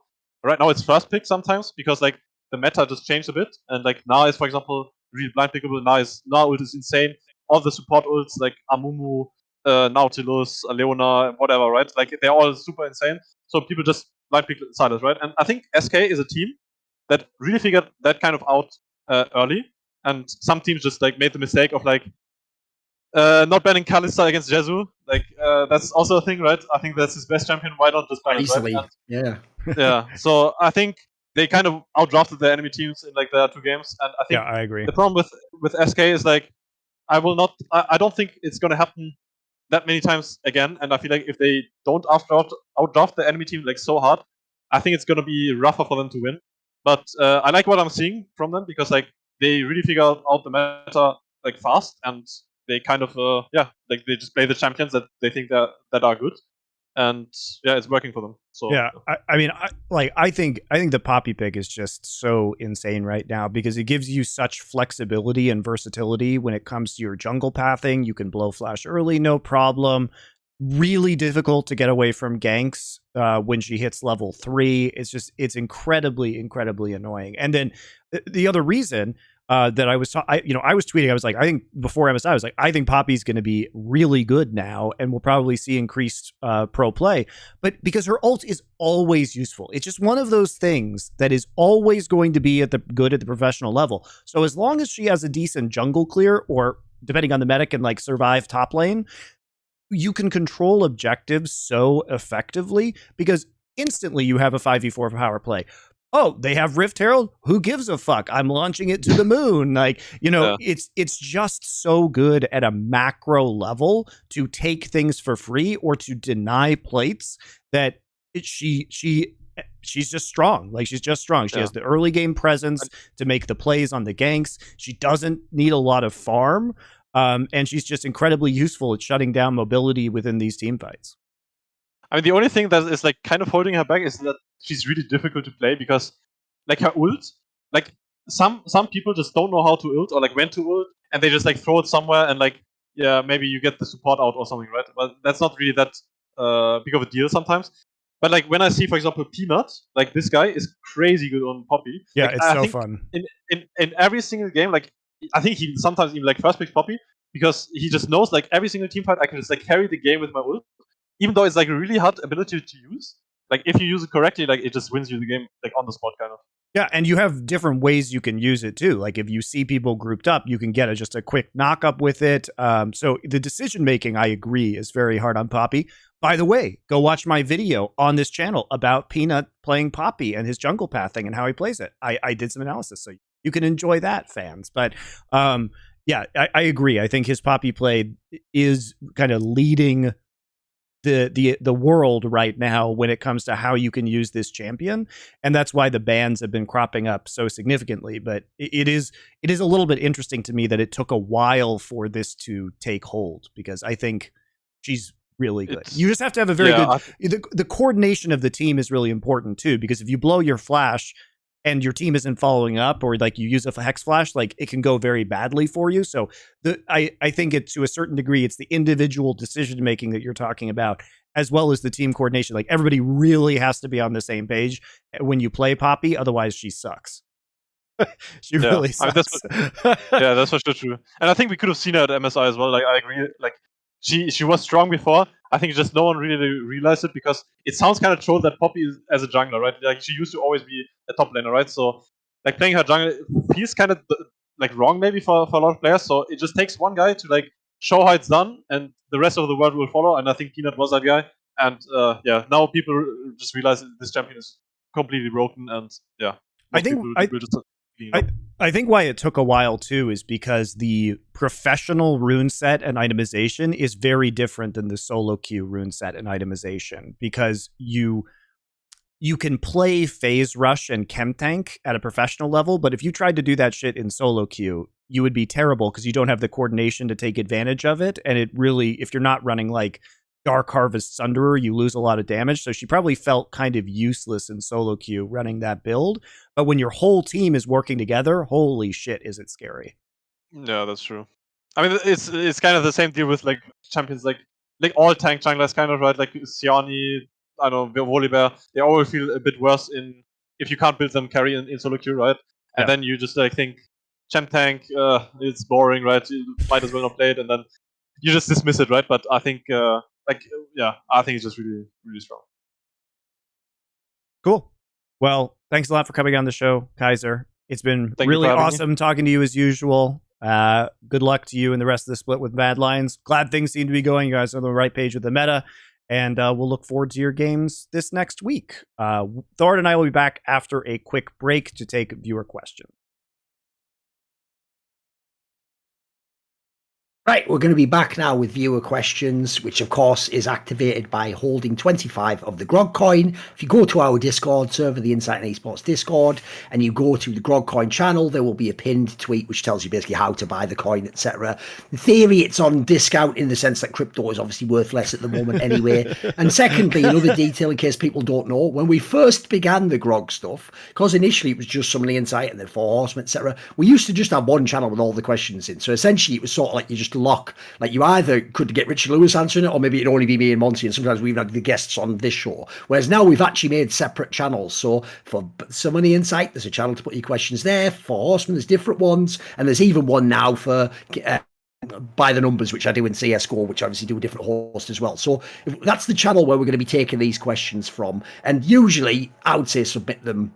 You can submit them during the show thing, but just submit them before this section. Like, we're not going to be live checking it as much now. So it's mainly whatever's in that like sort of stock. Right. And we'll do our best to get through them, guys. There are a lot of them now. So we'll do our best. We may not get to all of them every week. Well, maybe we'll do something like, I'll try and think of an angle. Like maybe if there's too many, we'll feed like one or two at the end of a competitive edge or something. We'll find a way to fit them in. We'll try and get them in for you guys. Yeah. What collection of esports people in a panel of experts would be the worst without a moderator? Ooh, because here's the funny thing about that. The actual last part is the part that makes it interesting, because the key thing is there are lots of people, I've had this happen many times, mate, where it's all about the, as you say, is there the balance of people that make it great. Like there's some people, for example, essentially I'll give you a quick sidebar. So do you know that principle, Monty, where basically humans to some degree socially are sort of like self-organizing? So basically what they found was if you do like a prisoner's island scenario, Monty, you get a load of criminals and you chuck them all into one place. Even if one guy back home was the lead criminal of the gang, if all the leaders of the gangs get thrown in together, eventually one becomes the runt / the bitch and he doesn't lead at all, and one's the ultimate leader and he's a king leader. Similarly though, if you take all the runts and you throw them on an island, one will become naturally the leader and will dominate the others and will be the one who is in charge. So basically, if you understand that principle, where was I going with this point? What was the moderator? Part?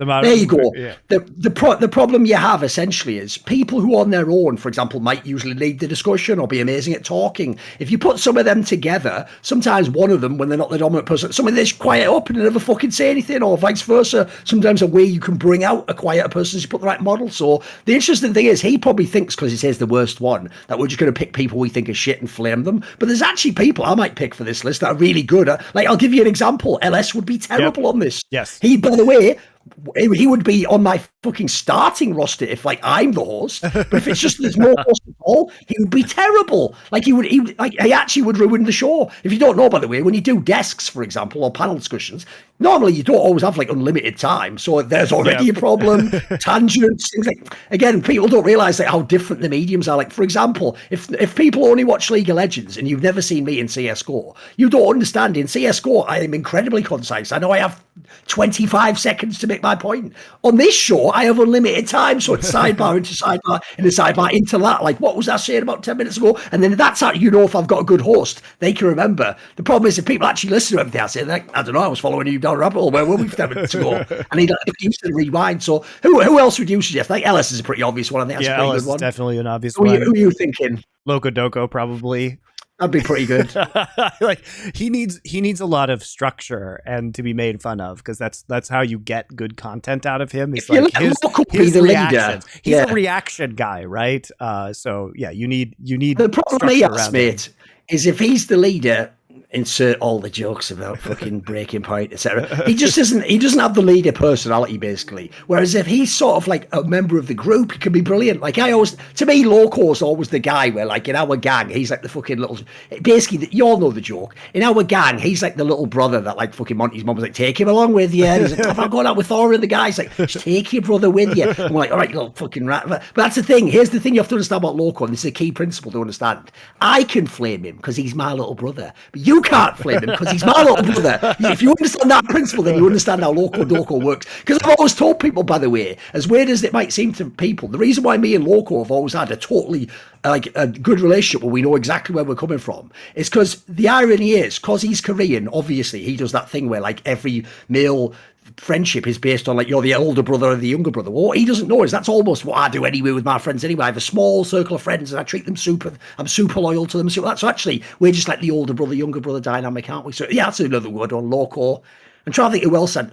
I mean, an obvious one. Just listen. This is what we're not going to be on this. So if we think already in the panel we're making, I'm just going to go immediately and chuck a little bit of Frostgorin into there. That's going to be some confetti I'm sprinkling all over this motherfucker. That's some spangly stardust right there. This already is an amazing panel, but I tell you what, the structure's going to be a fucking nightmare.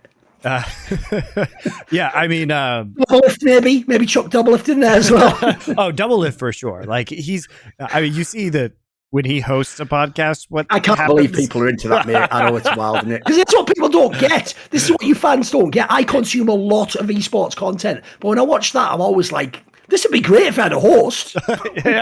This is terrible without a host, though. It's just people going like, yeah, shit, man. You remember that team? Not really, but yeah, I guess. Like, also, just the factual inaccuracies that happen because no one cares to actually be like. By the way, you can imagine how much that show triggers the fuck out of me. Every year is wrong. Every teammate is wrong. Dude, half the shit they'll even do stuff like tell a story, but by getting the details chronologically wrong, retcon their own life. Like, I've had stories where they're like, and then the next event we did actually fail because the practice wasn't that good. And you go look, you're like, that event was before that though. And they're like, oh, okay. And they just retcon the whole memories and everything. The story about Seraph is actually wild that he told in that show, because what actually happened was that we were doing trials for top laners, and we had Dexter, who was in Europe, who was practicing with Odoamne at the time. Yeah. And we had basically Seraph was, the idea that I said he was fluent in English is patently wrong, because what I was doing was Seraph was coming to my house and he was playing solo queue, and I was talking to him in English at the time, and we were streaming it and recording it on secret streams for the players to watch. So everybody could hear his level of English, which was, I was getting him to a state where it was passable in game, but it's not like he was fluent. And here's the thing. Afro was also in the US. He was dueling with people in North America. So basically we had people on 3 different continents trialing these top laners, and we were recording all of this and reviewing it. And all of the players had the opportunity in order to have their voices heard on who they wanted the top laner to be. And Odoamne was still very early in his career. We wanted Zoro Zero, actually, but we couldn't. He basically had just retired from League and wasn't coming back. He was our first choice. And so all the players got together and had the opportunity to figure out who they wanted as a top laner. Here's the truth. Doublelift didn't watch any of the videos, and he didn't have any say in it because he didn't know shit because he wasn't paying attention. And then he was like, oh, I guess Seraph's just here now. It's like, no, we had every opportunity for him to get involved in that situation. He chose not to, so it was a decision that was mostly made by like Link and Dexter and Aframo and me. I'll give you a thought exercise if you're a fan, because this might ruin Doublelift's anecdotes for you. You know that story, right? That goes like this. If you go to a poker table, Monty, and you sit down and start playing, and you can't figure out who the fish is, the bad player who's losing, you're the fish. That's the premise, right? Here's the food for thought I want you to all have next time Doublelift tells you a brilliant anecdote. Have you ever noticed how in Doublelift anecdotes, he's like a fucking anime like protagonist? Like he's always super smart, knows exactly what he's doing, reads everyone's minds, and he always is right. And even worse, they're always silly and stupid. All the other people in the story are silly and stupid. Meanwhile, in real life, Doublelift's that guy. So I always wonder, mate, your stories are fraudulent as fuck, mate, because you're never the moron in them. Well, what's that all about? Like, how did that work, Doublelift? He had a voice in this situation and signed off on Seraph. So he always pretends like he's this passive person who never had any control. Of course we checked in with him on the roster. Of course we fed him tape that he could have reviewed in order to see this player's level of English fluency. He wasn't a bystander. He had a voice in this conversation and approved it. So very weird that he would come up with these narratives right now, because that's definitively not how it fucking happened at the time. And most of the time when Doublelift's like, oh, this thing just happened, it's because he himself didn't care enough to get involved in it or to have his say. Obviously, we cared about what Doublelift thought about his potential teammates. It's ridiculous to imply otherwise. Anyway, let's enter the opposite world. What is the best thing the LCS broadcast has done and the worst thing the LEC broadcast has done? So for me, I always loved the features team at the LCS. The people who did like the Drive series. Right? Yeah. So the producer, Zach Wynnum, is a friend of mine, and I thought he's always been extremely, extremely good. He actually did stuff for us on Flashpoint. Did some really good documentary features with some like legacy players from the NIP Magic days, like 15-minute documentaries, if you guys saw those. Did documentaries for us for Pop Flash on some Valorant players as well. He's fucking great. So the player feature part was honestly one of the best parts of LCS and always has been. He's a freelancer now. He's no longer with Riot. As for LEC, what's the worst? What's the worst thing they have done? Interesting. I think generally they're quite strong. So honestly, it's hard to pick for LEC because I feel like a lot of the things that haven't worked were experiments that ended up turning into something good, that if they hadn't taken that risk, like you're not going to say that every single monologue they've ever done has been good, but they've refined it over time to being really good. There's a few ways we can go on this. I can give you some suggestions. So, like for LEC, I'll start with that one because that's the harder one in theory, because I'm trying to fit with bad angles, right? I'll tell you one right off the bat. Even though I understand why they did it and why actually they don't really have a choice on the LEC level, I think it's almost an undeniable statement to say that LEC is very silly for refusing to let veteran in any way be a part of their broadcast. This is someone where if you don't know, you know how now every coach suddenly watches the RLs and know who the players are, and then knows who those players are in solo queue, and then asks people around. That he was doing that shit like 4 years ago. He was the original guy who actually had the vision for that. In fact, if people don't even know, the reason why it's even more egregious, he came up with the term euphoria. They just stole that from his Twitter and made a fucking podcast called that. And so if you're going to have this whole thing, his whole career and life has been about Europe, right? And he was totally correct about all these vistas of rookies and people in the RLs who could do stuff, and junglers that you could look at the pathing of and know they could maybe work in LEC. Oh, and he was also against imports. So there's so many areas he was right on, and he essentially was like a super fan of EU. So in my opinion, if you don't know why, by the way, the reason he can never be on the broadcast is because he did a bunch of tweets where he said free Hong Kong and stuff that was essentially would be considered, I wouldn't consider it anti-China sentiment, but I would just say Chinese people would, right? That's the issue. And obviously Tencent owns Riot, and at the end of the day, Riot is like LeBron James. They come running anytime their Chinese master calls. So the problem is, I understand politically why they won't let him on the broadcast, but like I say, to me, look, as I said with that earlier answer, you definitely need to control him. You've got to have the right host. You've got to get his buy-in, etc. He can't just be anyone. But he was just, to me, like a mega underutilized resource. He could have been really good for that broadcast, mate. Here's a little nugget for you guys. Riot was so paranoid about the Hong Kong stuff that when China was being run in Worlds, not last year, but the previous 2 years. 2020, yeah. Yeah, they were putting player interviews on a multi-minute broadcast delay in case anybody said free Hong Kong, so they could cut the broadcast immediately so you guys wouldn't see it. They were taking really big steps to make sure that didn't. And by the way, obviously all of that is to say, I still think he's a wanker, but it doesn't mean you shouldn't have a job if he's fucking good at something. So there's one thing I think was silly, because the problem I have basically there, Monty, is I don't ever want to see it that you're doing LEC and all the casters are like, I've heard this guy's in like an ARL team. Like, we've got people who know that shit, mate. Just bring those on the fucking broadcast, you idiots. You don't have to have 3 people speculate what he might do from looking at the Gamepedia of like, oh, I played 4 games of fucking Phelios. Like, how about just bring me someone who watches the guy, have an expert come. So there's one. The other one maybe I would pick would just be like, this is tenuous because at this point it's not really LEC, but I will say 2 things that were LEC related is, one, technically LEC in some ways responsible for why that fucking Dracos Froscorin semi-finals cast happened, because I guess they were like the main cast. That was a fucking atrocity. That was really bad. The other one is, I would just say, this is tangential, but I do care about the outfit. This is my number one thing LEC didn't do. Ever address Froscorin, one of the most tenured casters ever to work on their broadcast, openly calling them literally racist and saying they have a discriminatory work environment. I think to not address that in light of the women's scandal years earlier and all the flexing about pride shit is fucking mental. Because what it tells me in action is this: you say you care about people, women, gays, they're all people, but you get the premise, I'm doing the categories, but you actually in action don't care about any of them, or it was all a lie. And if it was all a lie, then you also should expose that. You don't just leave that out there in the fucking community. You don't want people to think you're racist at you. What the fuck is that? Like, I do think, just from my angle of the industry, I think that's important. You can't just never address that. That's wild. I mean, I think it's wild that I can be blacklisted forever for criticizing Riot about caster raids, and Froscorin can call them basically imply that they're actually racist in terms of their caster hiring practices, and then just get rehired to do content for them on their official channels, which is what she's doing right now. That's wacky to me. I don't understand how Riot can justify that in any capacity. Very weird.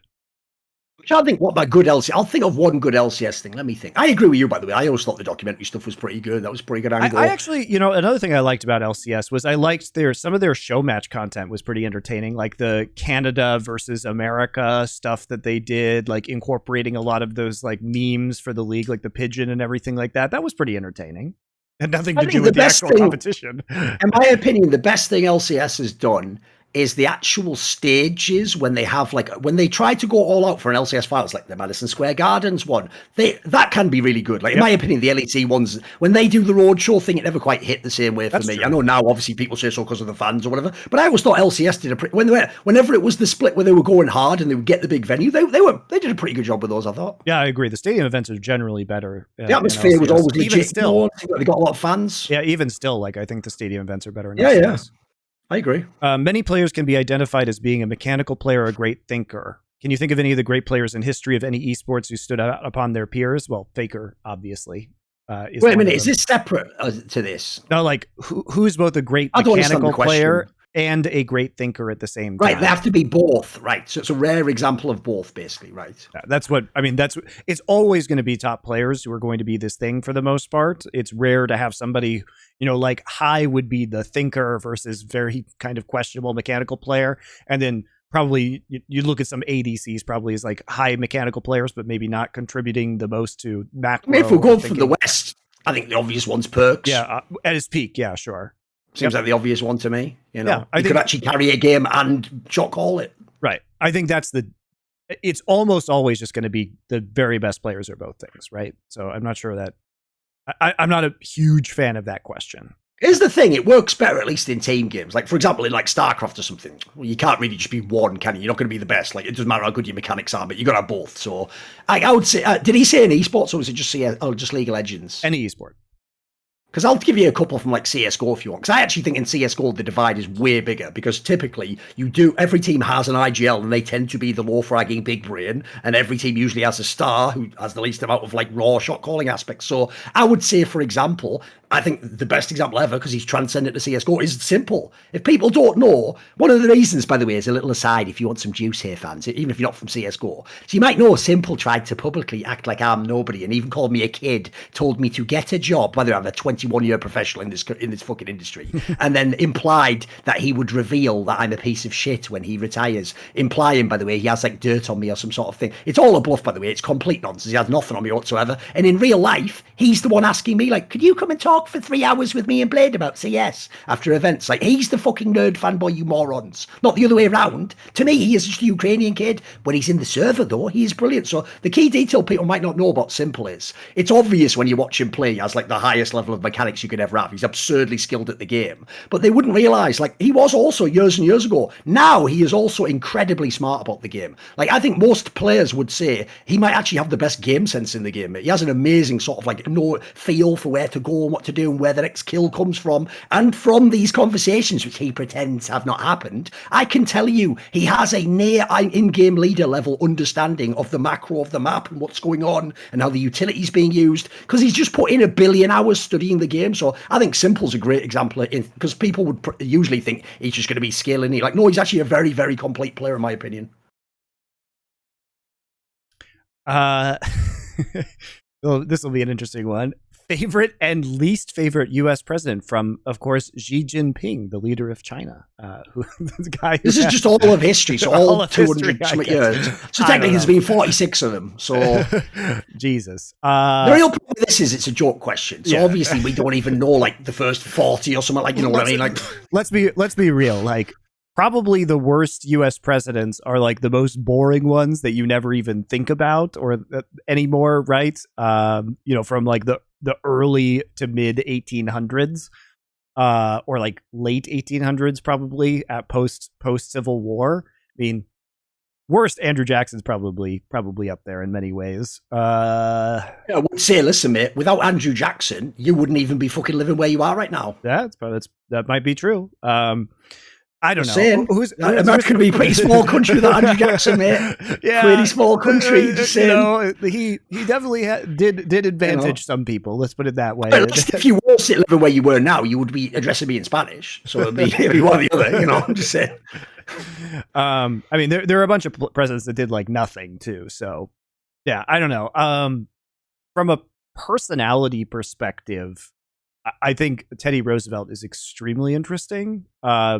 Not only for what he did for the presidency, but for his life in general is pretty fantastic. Like, I don't agree with everything he did in his presidency, but I do admire him as a person quite a bit. Okay. Especially like his like Amazon trips, like his expeditions to the Amazon after his presidency was over. Certainly, arguably fought some unnecessary wars, but I really like Roosevelt for establishing the national park system and being very conscientious about preserving pieces of America for the public good for the future. So I'm a big Teddy Roosevelt fan, I'd say. I'll just say this disclaimer at the beginning. First of all, I don't personally even think presidents do anything. I think they are just figureheads that are intentionally there to take flack. I think that's literally the point. And I could go further on that, but you get the premise. I think most people on the surface level, they don't have legislative powers, guys. Yeah. So it's like, you know, I mean, for a start off, a lot of people don't know this. Technically, the president, in theory, as far as I know in America, is supposed to sort of deal with like foreign affairs. Like, obviously, the Congress and stuff decides all the internal shit, but everyone acts as though he's just a dictator who decides everything, and it all comes from his brain. Like, whatever he wants just happens. So if we take that out of the equation, that I don't actually know what any of these people really did or didn't do. I imagine it was sort of like the deep state and other elements behind them who decided these things, and they were just a figurehead. But with that said, obviously, I can only go off either narratives from a long time ago or the people who were in my lifetime. So I'll give you what I think is probably the best one, just off the narratives, has got to be Thomas Jefferson, right? He's got all the shit you can still read now. He's got a lot of very interesting sort of like takes on things. Seemed like a great philosopher for a politician, etc. Yeah, basically, it doesn't really seem like he's cut from the cloth of like usual president type people. What I like about him is I had the vibe with him that was more like what I prefer, the idea of politics, which is the Greek approach,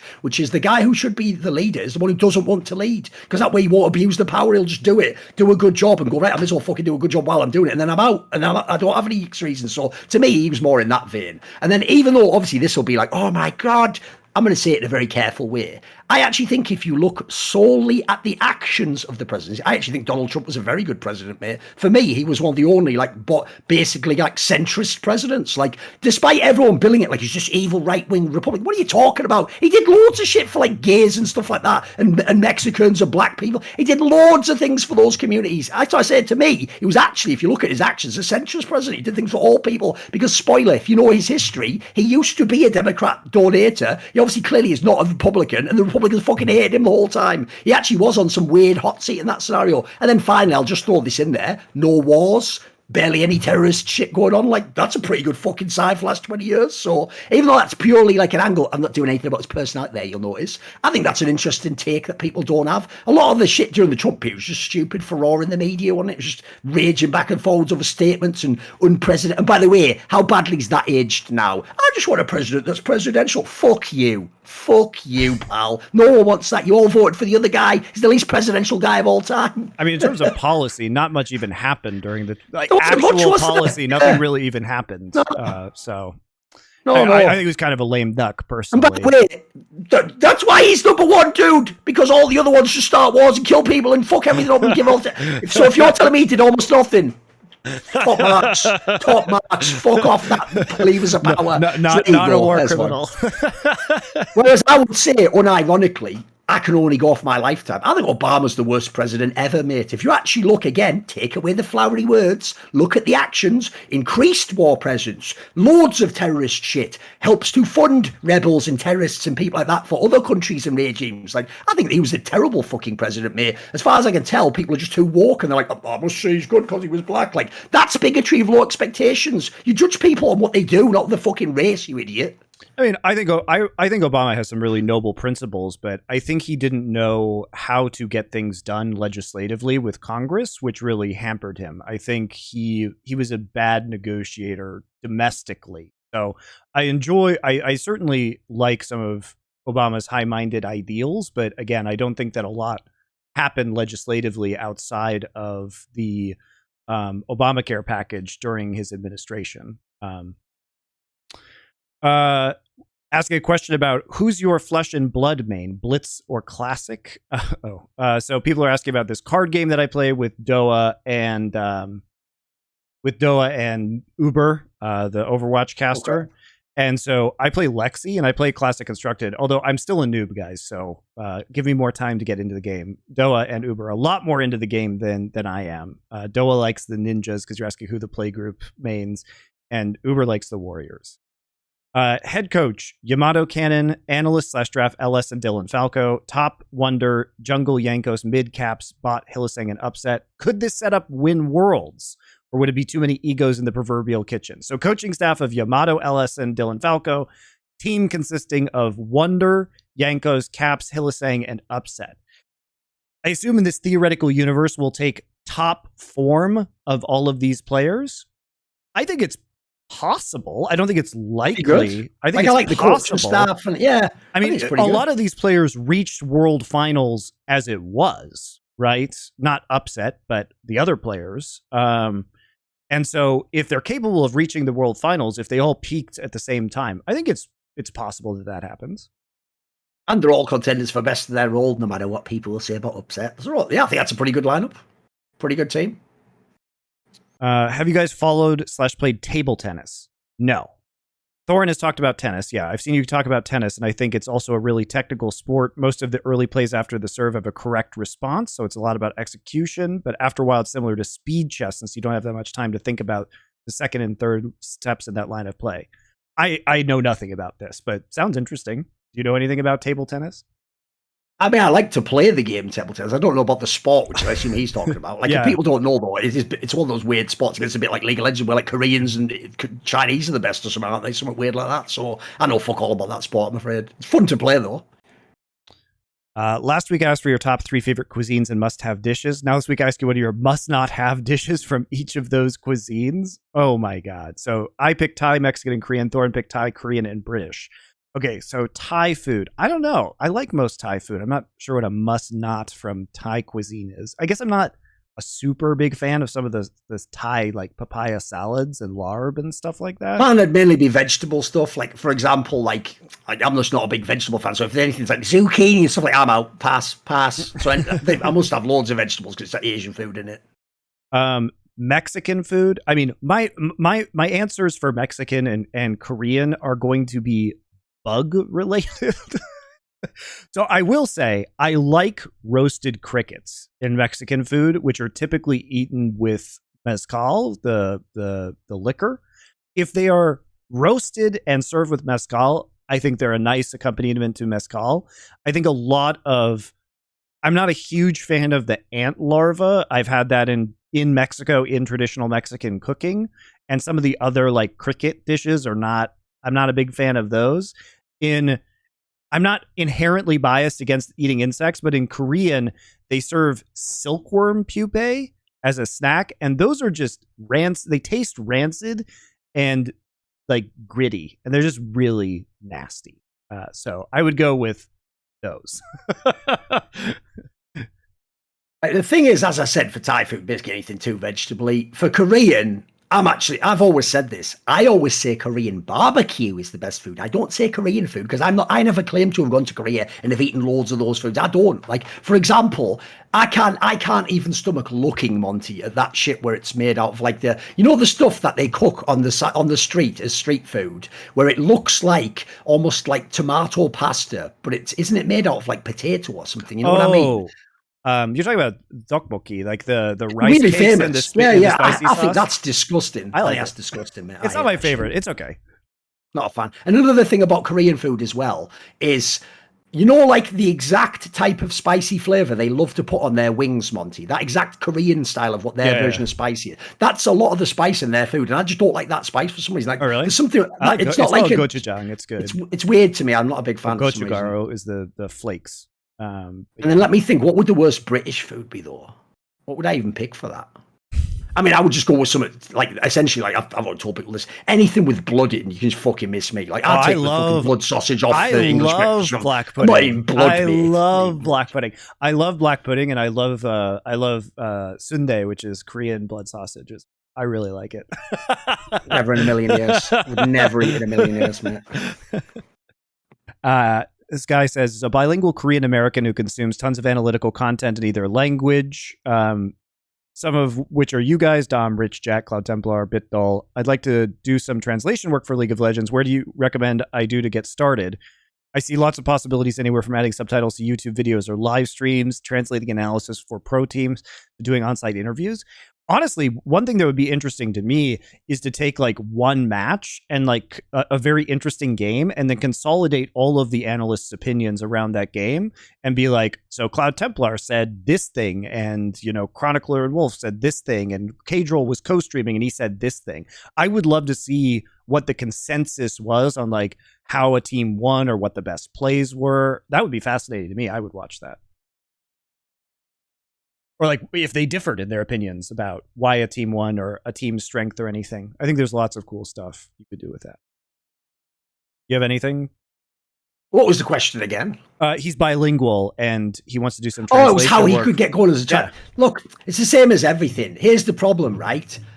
The joke is the fact that you're asking is not a great sign, because I think you think we're going to tell you what to do and you're just going to do what we say and that's going to make you in. No, that's not the way opportunity works. Here's how opportunity works. One, you start work today getting your skills up to level, so presumably you've done that. You maintain your skills because you never know when the opportunity is coming, and then you look and you scour for every opportunity. So for example, if you ever get an email for a team org, to email them and say, do you need any translators? If you if anyone ever asks for small bits of work, like a pro player just needs something, or a small journalist, do it as a resume builder. Put it on your resume. I worked with Ashley Kang. I worked with this person here. I did a Travis Gafford interview, whatever it might be. By the way, there's even an angle. Go to someone like Travis and say, do you want to do an interview with one of the Korean players that doesn't speak English? I could translate it for you. You know what I mean? Like, you put yourself out there. And then secondly, if you see any openings, someone does a tweet, I need to translate, just contact them. And when you contact them, I'm going to give you one piece of advice that I'm only going to give you because you're applying to other people. If you're applying to me, I wouldn't tell you this, because this is how I filter out people. When you apply to them, don't send them a message. Hey, how you doing? I'd like to work for you. Don't do that. You send them a formal email. You send them a message like, hello, I am this person. I'm a translator with this experience. You send them a little resume. Here are the things I've done. I would like to translate. Don't put any shit in there about like, I'm an amateur, or I'm just starting, or like, I'd even do it for free, or just leave it like, do you need a translator? Like, they're not going to contact you and convince you to come join them. You have to convince them, but in a way where it just looks pro. And if it looks good, by the way, and they need someone, they're going to contact you back, mate. If it the better it looks, I can tell you that you're more likely to get a reply. Yeah, we might do some stuff on this channel too that might eventually need that. So we might also be. Yeah, I do the odd Korean interview every now and then, so it's not impossible we need them. Yeah. Yep. Monty talked about L5R, which is Legend of the Five Rings, which is also a favorite of mine. What other favorite card games do you like? I had not played a card game before L5R since I played Magic in like middle school, so I'm not the person to ask about this. I do really fucking love L5R, and I'm super sad that it got canceled, basically, got shut down. So that's why I'm playing Flesh and Blood now. Monty, I know you've told the story of your psychedelic retreat in Mexico with the shaman. Whoa, that's very off. There was no psychedelics involved, and I did a Guatemalan coming of age, but somewhat close. Can you guys speak on the value of psychedelic experiences? Okay, I can, but that was independent. So to be clear, the year-long initiation I did had nothing to do with psychedelic substances. That experience was created by, ceremonial states that would last like up to a week that I was involved in, where I would not like eat for 2 or 3 days or sleep and then not drink water for 24 hours and do sweats. So I was out of my mind, don't get me wrong, but it was not because I was on some psychoactive substance. It was because that mind state was being created through ritual and deprivation, okay, which is similar but harder to do. So I do think psychedelic experiences can be very valuable, and especially there's more and more research coming out about how effective psilocybin can be at treating depression and PTSD and other psychological conditions. I do think that these experiences can be transformative, especially when supervised by people who know how to lead you through these processes. Having done both, my opinion is that if you have a chance to do what I did, which is very rare and difficult to find, it is more powerful to do it the way I did it than to do it with, it's kind of a shortcut, is what I'm saying. But it can still be very profound. It can still be very life-changing. I fully support the legalization of these psychedelics and encourage people who do not have underlying conditions that can cause problems to safely experiment with them responsibly in settings where you are supervised in case anything goes wrong. That is what I will say. The main issue with this topic for me is this. I'll start out by saying the problem is I can only speak for myself and my experiences. And even then, I can't even frame it like he's framed it in the question. Like, I can't say psychedelics as just a platform were beneficial to me. I can't even say they were totally beneficial. I can't say they were totally negative. It was all over the place. The potential types of experience and the impact. And also, it depends on what year it is. Maybe when I was having the experience, it was brilliant. Maybe afterwards, reflect on it, it wasn't. Maybe a year later, I thought I saw something from it. Maybe 2 years later, I didn't. That's the problem. As you change and as life changes, your perspective on these things even change. Like, for example, one thing I'll say is a lot of the experiences at the time were very powerful. Some of them I can't even remember. They've really just drifted like a memory, a dream, and just over the time, they've just been, it's like that photo in Back to the Future, they've faded out. Just the characters faded out, the thing, and eventually I can't remember it. So one thing I would say is this. I would just say, I won't give you any like brilliant angle or something, because I don't think anyone should proselytize for anything. I don't think religion. I think what you should do is you should find what works for you, embody it, and if people ask you, you tell them what you do that works for you, and then it's up to them. It's their responsibility what they do with their life, and they should understand they're the one figuring out for them what they should do. So what I would say is this: I'm also not going to go into any like big experiences, because I personally also think I have a very different perspective to other people. In the same way as you'll notice, I don't put my personal life on Twitter and Instagram. I don't show you my family. I don't show you people who are in my life. I don't show you non-esports people I have, because I personally think, just it's my take, it's like, first of all, what business of yours would that be? And then secondly, why would I put those people into the spotlight when they're living their own lives? So similarly, I personally think if you have like a very deep, like religious, romantic, philosophical, psychedelic experience, I think that has a value, and I think it sort of cheapens it if you just go around telling everyone like it was like you were telling some story about some slapper you fucked a week ago at the last call. Like, that's kind of a bit gross to me, mate. Like, why would you get to be a voyeur tourist into my spiritual adventure in my mind? Well, no, that's fucked. It's not. Well, you're not watching Into the Void right now, mate. I had that experience. You could.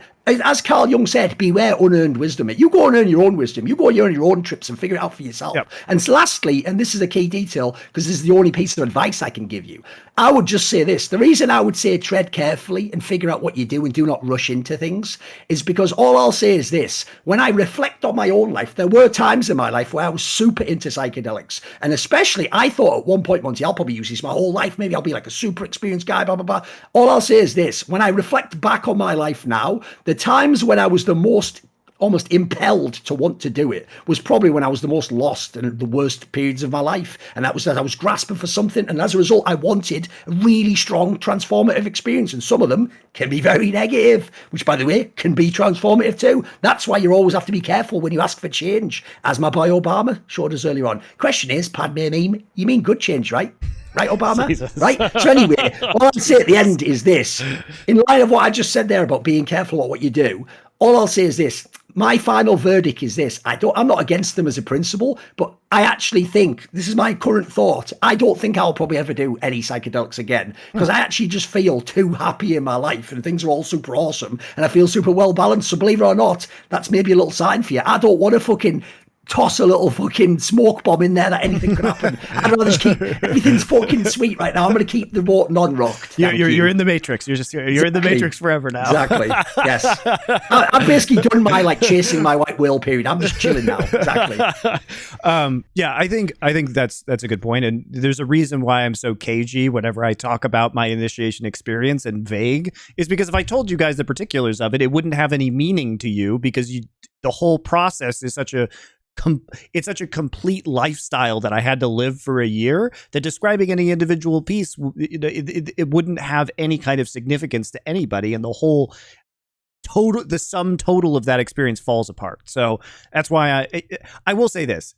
If you're asking this question, you clearly are not very interested, because frankly, it's not that fucking hard to figure out where to go for these things. Like, there's tons of people who can help you with these processes out there. If you're interested in them, go to other countries that, for example, Peru has a very large ayahuasca industry where you can go down there to a retreat and you can have these experiences with people who are very, very accustomed to leading people in this way. So figure it out. If you want to do it, that's fine. I don't think they should be illegal. That's it. So, by the way, you're opening something right now on the screen. No, I just closed it. I closed it. It's fine. Oh, okay. There's nothing bad in there, but yeah, thank you. Just checking there wasn't any DMs. Nope. No, it's fine. Let's see here. So I seem to have a Machiavellian side because I can't think badly of Light Yagami or hate him. I guess he's talking about Death Note. He appeals to me because of his goal and how he achieves them in a smart way, and he is the protagonist. I'm going to destroy this. I can't wait for this. Please convert me to L's side. Can L send Light to prison? No. Listen, now you've fucked up completely. Now I know you're a pleb, because you think it's a choice between the two. They're both ridiculous characters. What the fuck are you talking about? First of all, it's a shonen for fucking 12-year-old Japanese boys. Like, if that's your shit, you are incredibly immature as a human being. That's just a verdict statement. Don't give a fuck. Judgment, stamp, move on.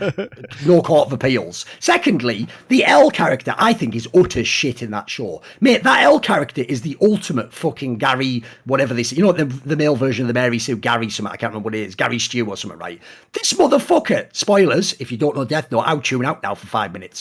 In that show, right, everyone's like, oh, he's just a brilliant character, so genius and so well written. No, the character appears, Monty, and he just, spoilers, because I don't think Monty's seen it, but okay. Basically, he's just a character that just knows everything. And even when every fact and logical thing, because by the way, the character is literally being tricked by someone who has supernatural help from the spirit world, and yet even if you trick him with everything that his eyes see, the evidence sees, you even change evidence, your people walk through walls and do things for you, at the end he goes, well, because I'm a badly written character, I just ignore all that and still think you're the killer. Tough shit, eh? So that's just garbage. Like, that character had to die at that point. There was nothing left with it to do. And then the Light one, the reason why it's so whack that you actually implied he's, like, coherent within his principles. His premise, right, was to kill evil people like criminals to create a paradise world where he'd be a god. And what is he doing by the end? He just kills anyone who's in his way, whether they're police, they're an innocent person. He violates every one of his principles. If anything, it's a fucking story about how the hubris of, like, the grass grasp for power creates the monster that you thought you were going to overcome. Like, to me, again, if you super fucking identify with either character, I'd watch out, mate. You've got a fucking long way to go in this world. Just a show, just a cartoon, mate. I also think the concept of Death Note was really good. I enjoyed the first 13 episodes, premise, and then it just kind of went off the cliff. It's like, a lot of anime has great premises and like a great start, and then it gets stupid. But that lasted a good 13 episodes before getting stupid. If you could go back in time and tell one player/team this is the best it's going to be to get, so enjoy it, which would it be? I have told players this. Literally, I told Crepo. I told Crepo, like, please retire. And he's like, one last ride. I'm going to be the shot caller this time. I'm like, man, can you just please be a caster now? You're so good at it. Like, your streaming career's taken off. He's like, one last ride, straight into the dumpster. He did become a caster, and he was good at it, and he did well up until he got wrecked by catfishing. But I have in the past told players to enjoy it when they've been on top, and to tell them to retire too. I've told them very actively, please retire and like become a caster or a content creator. But what's a player that I didn't do that to? I don't know. As in, you should have, but you didn't on some instance. I don't get that part of the question. This is one you wish you did. If you could go back in time and tell a player this is the best it's going to get, so enjoy it. See, the problem with that is, if you know my personality, if I'm friends with a player, I would never, ever be able to answer the second part of the question. Like, the good thing about me, I've said this to people many times, is the reason Kobe Bryant is my favourite basketball player ever is because when Kobe Bryant retired, he never had, it's like Peyton Manning, he never had to wonder, could I have done more?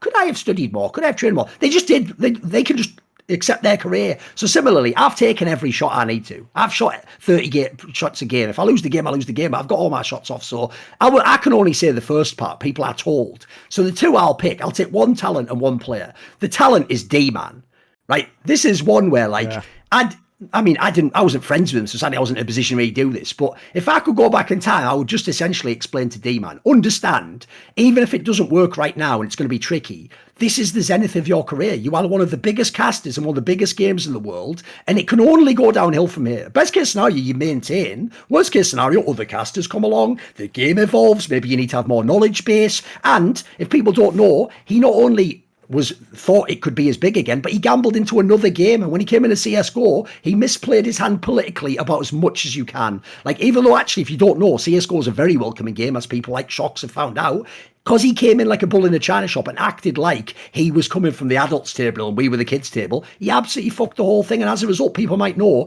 within about a year of leaving League of Legends, he was essentially a nobody in esports. He was just doing side games and white label. So I think that's just a tragedy, because this is someone who could be casted right now if he wanted. He could still be a loved part of the LEC. And then the one as a player, go on then. He was doing well at Overwatch for a while too, but I think the issue was that he always valued, and this is just a choice you make. Some people value their personal relationships and where they live more than they value their career. And I've had to make some tough decisions that, due to that as well. And like, the only reason that my relationship worked out with my wife is that we had a conversation where basically I had to say, like, I'm going to prioritize my career. So if we're going to be in this relationship, I need you to prioritize me. And if I move, you just have to do that. You have to move with me. Like, we're not going to have a choice necessarily about where we live. And that understanding has worked out for us because we came in with that. But I'm just a person who prioritized my career.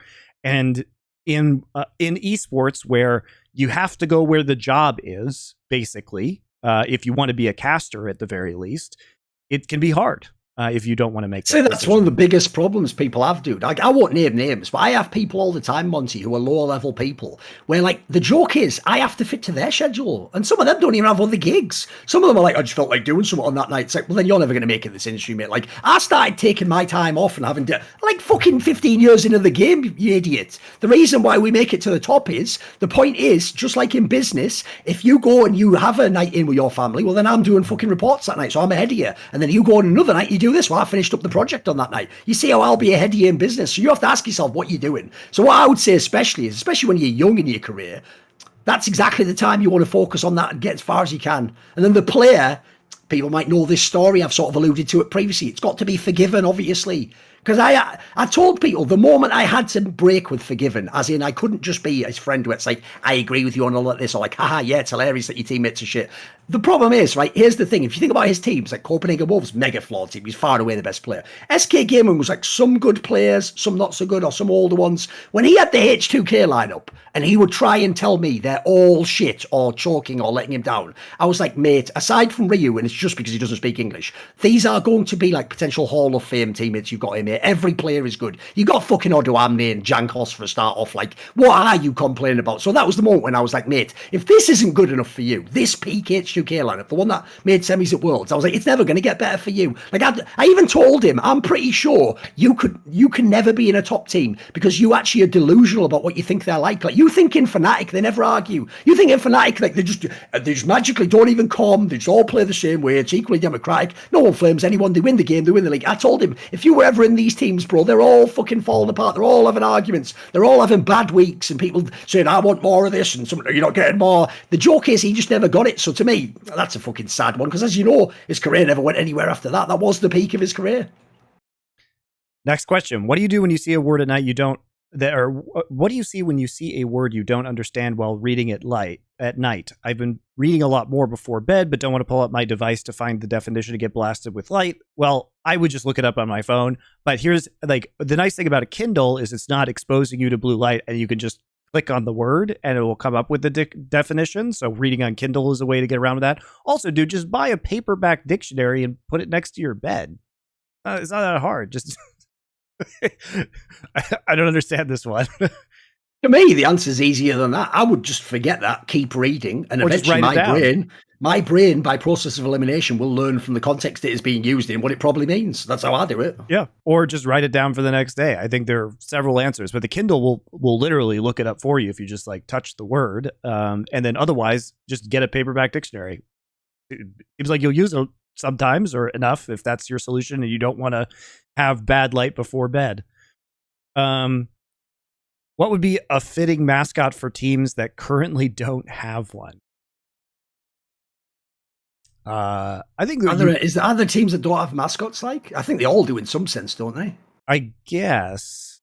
I mean, I guess with G2, it's like Roman like dressed up, or Lothar dressed up with a samurai, with the samurai costume, or Misfits has. I think they have like that bunny suit. Oh, I know one. An obvious one is let's make one for TSM. TSM doesn't have a mascot. So who would it be? What would it be? What would it be? Jesus Christ. I don't know. I mean, let me think. You have to do something with the TSM initials, right? I think that would definitely be mandatory. I don't know though. The problem with TSM is their branding and their logo is just so fucking bad that they have no visual identity whatsoever. It's just black and white with the world's worst logo. It does look kind of like that logo was really bad, yeah. It kind of does look like a toilet bowl though, so I guess they got that going for them. Or the circle of a trash can, right? I don't know. I think mascots are funny. I do like what Misfits and G2 have done with them at like finals and stuff. That's always been.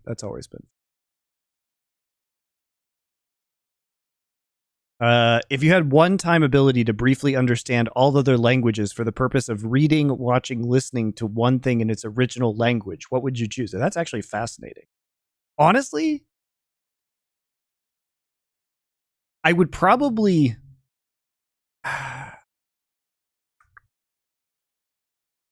Can I time travel as well? I think that would be the question, because if I could be there for like Jesus's Sermon on the Mount and understand it in its original language and see what that was actually like, that's such a world-changing event that I would probably do that, or go back to hear some of Buddha's original speeches. Like these big religious things would probably give you a lot of context. Like if you could go back in time and listen to Jesus talk in Aramaic, I think that would be pretty amazing, because remember, all of the gospels were written down like 100 years after Jesus died. So who knows what he was actually saying? I would just give a boring answer, but I think it's a pretty good one. I would just read Dostoevsky in Russian. That's fair. I mean, you could do that now if you learn Russian. I was Yeah, but I don't know Russian, crazier. so no, his point is I can have ultimate accent, I can have perfect fluency, you know, so yeah. The other obvious one, by the way, it's not really for me. I mean, you could have picked this maybe, is maybe you could read like Harakami or whatever in fucking Japanese. That's another one. Any Asian language is too hard to learn. You're never going to be fluent in it, so it's not like worried about that. Maybe some Chinese poetry for me too. I've always been very curious about that because such a core part of Chinese culture. But if you don't speak Chinese, it translates super weird. So the funny thing is, Monty, I've always said that's how I know that that language is so different. Because if you notice, if you ever translate a normal speech of someone saying something from Chinese, it always sounds like poetry. It's always like, you know, and when the four winds come in from the peach blossom, it's like, what the fuck is this? That it already sounds poetic, doesn't it? So I'm sure it's getting butchered. Yeah, in terms of contemporary stuff, being able to read great Chinese poets in Chinese would be very interesting to me. As a hardcore League viewer and casual CS viewer over the past decade, the esports burnout has finally started to get to me. The two of you ever felt burnt out from esports? Of course. I have, at least. If yes, what did you do to overcome it? I mean, I'm not so much burnt out by the esports as I am all of the bullshit that surrounds the esports and the companies that you have to deal with. Like, the actual esports, I think, are still fun. It's just really annoying to have these companies try and thwart you at every possible opportunity and shit on you or try and take away your livelihood for stupid reasons. That's the exhausting part. If you can just focus on the esports, it's not so bad. But then again, I guess I feel less burnt out because I make money from it, I guess, right? So I am rewarded for my efforts in many ways. Do you ever feel burnt out? Wait there a second. I'm just trying to see if I could find this story. I couldn't find it by Google anyway. Basically, there was a story, right, where some like classic like rock star Monty. It was actually some famous person. I can't remember the name though. That's why I couldn't Google it, sadly. There's some story where they claim that some like super duper rock star guy had one of those stories from like the 60s or 70s, Monty, where he accidentally, I think it was like in his pocket or something, it seeped into through his clothes. He had one of those stories where he essentially got like, you know, like 100 tabs of LSD accidentally like absorbed into his fucking body instead of one, right? And so he famously said this line, which is an amazing line. Also, why you should be certainly cautious about how you approach psychedelic use. He said some line like this, Monty, like, well, I never needed to ever get high ever again after that, because essentially he said getting high normally is like sunbathing, whereas I actually crawled through a desert for 1,000 years with a sun of 1,000,000 degrees. Like that, when he said it like that, I was like, all right then, well, that's a hell of an advert. So essentially, the reason I gave that analogy is this, because that vibe of what he just said there, I'm not burned out on esports. In fact, the reason I am esports is because I'm one of the only people I've ever met who has an unquenchable thirst for esports. Like, the reason why I love best of fives is if it's a great game, I don't ever want it to end. I would have best of 57 if you could humanly play that long. I'll never get bored of watching FaZe and Na'Vi play if the players are good. I can watch the same maps forever. That's why I don't have a problem with like metas that are stale. So here's what I would say. What I am incredibly burnt out with, to the extent that I feel like I crawled through a desert for 1,000,000 years with 1,000,000 degrees and will never recover from, is fucking esports fans and shithead esports orbiters in the gaming space, particularly blue check marks. Those people have wasted so much of my fucking energy, effort, thought, emotion. It's, if I could go back, I would take it all back and never listen to a single word they ever said. The combo of the fans and like clout chasers on social media is the worst. They're the biggest downside, for real. For real. Yeah. They're like an Ouroboros of shit. Especially because the thing is this, it's just so unnecessary. That's why it's shit as well. Like, I can take anyone in esports, by the way, even the people I have beefs with. If they're part of esports, they can stay. But like the random idiots who come in from the Kotakas of the world, isn't everyone in this game just a sexist? Why isn't Gigori the MVP? Get those people the fuck out of my mind. I actually feel violated that they even exist in the same time as me. All right, we got to get through. Monty, as a random sidebar, I'll quickly ask you this because I want to get your take on this. Do you know that that is a battle that was lost and will never be redeemed? It is literally the consensus take among all those Overwatch fans with all the fucking blue hair that Gigori was mistreated and she was one of the best players in the league. Yeah, it's nonsense. Yikes.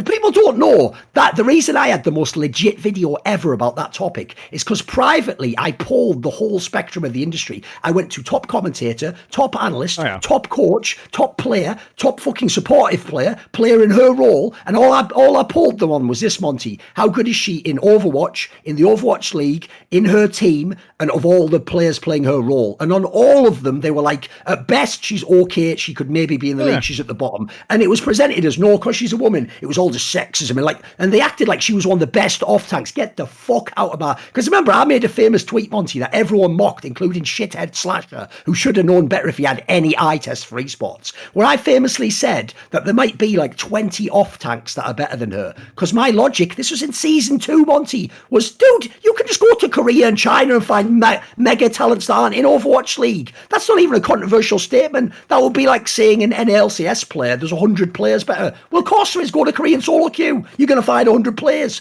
So that, by the way, just shows why we can't be in Overwatch. If Overwatch is a game where it's verboten to say that one of the lesser pros isn't a MVP, then I can't be in that game. That's just nothing to me. The reverse side of that is also true, where I think one of the biggest narrative fumbles was when VK Lion won the Hearthstone championship without losing a match. And all of the headlines were just like, woman wins Hearthstone, when it's like, woman has unbelievably dominant championship run. So what I was mad at was that they were taking away her glory, which in a card game to do what she did is almost unheard of. And they made it about her gender instead of her incredible accomplishment. So that was pretty fucking lame. And by the way, as an aside, 'cause it ties into that, one of the famous things Gagori said before she even played a game in Overwatch League is, essentially, please stop going on about me being just a woman. Please judge me as a player, because she was a Korean. And she was like that, too, in real life, by the way. Yeah, of course. She was a grinder, mate. She was actually legit. She had a good mindset, Yeah, she was a pretty good player, but she wasn't the best off-tank in the league. Exactly. Yes. The aliens are back again, but this time they've set their eyes on conquering esports content. You have to host one episode of an esports podcast that will serve as humanity's champion. You must pick one coach, one player, and one member of talent on a podcast. I guess in League of Legends. What I'm confused by is the way he's filled in the question is how does this episode save humanity though? By being really good, to be the best one, right, the most entertaining. Okay. I've definitely picked you as the host because I think you would set up some really interesting conversations. One coach and one member of talent. Oh, coach, member, talent. I do want to see you with Doublelift. I think that has to be it. That would be incredibly entertaining to go back through his career, because having you fight him on a lot of the details of his career or get into it. I mean, you just know so much about his career that it would be really, really funny to see you guys, to see also, you call him out. The thing that makes it so boring to me, where the only interaction I have with Doublelift is him passive aggressively sort of subtweet talking about me on his stream, is this, Monty. He is such a ridiculously two-faced grandstander. It is hilarious. If he's watching right now, Doublelift, you can act on your stream now like the big man on campus, like I'm a pleb journalist. Every time in real life, I fucking alpha you to a degree. It's fucking embarrassing, mate. You literally, you're the guy. I guess that is right. Oh, yeah. Oh, my God, great question. Oh, how do you think of that? Like, you can trick them all you want on your stream, mate. We both know it is. So that's why, by the way, I agree with Monty. That would be an amazing episode. Because here's the thing. I'm the fucking ringleader, mate. I know how to keep that lion in check. So I could tame you, homie. I could tame you. Doublelift's a good one. By the way, he's also just box office. He's always going to say something funny, isn't he? Yeah. No, he'd have some good banter on that, too. And I think he generally would. I think he would have fun with that. It's like, it wouldn't be it wouldn't be bad. No, that's the other thing. One coach. Who are we going with here? I don't know. Well, the thing is, we could cheat, couldn't we? Because technically, Loco Doco was a coach. And if you could get me Doublelift to Loco Doco, I can already promise you, whatever we talk about, that's the most entertaining podcast ever. So I give you that. There's one. Other than that, let me think. Who else is actually good as a coach, though? Because the problem is, if we talk about entertainment, it can't just be nerd stuff here. Let me think. What would be a good angle?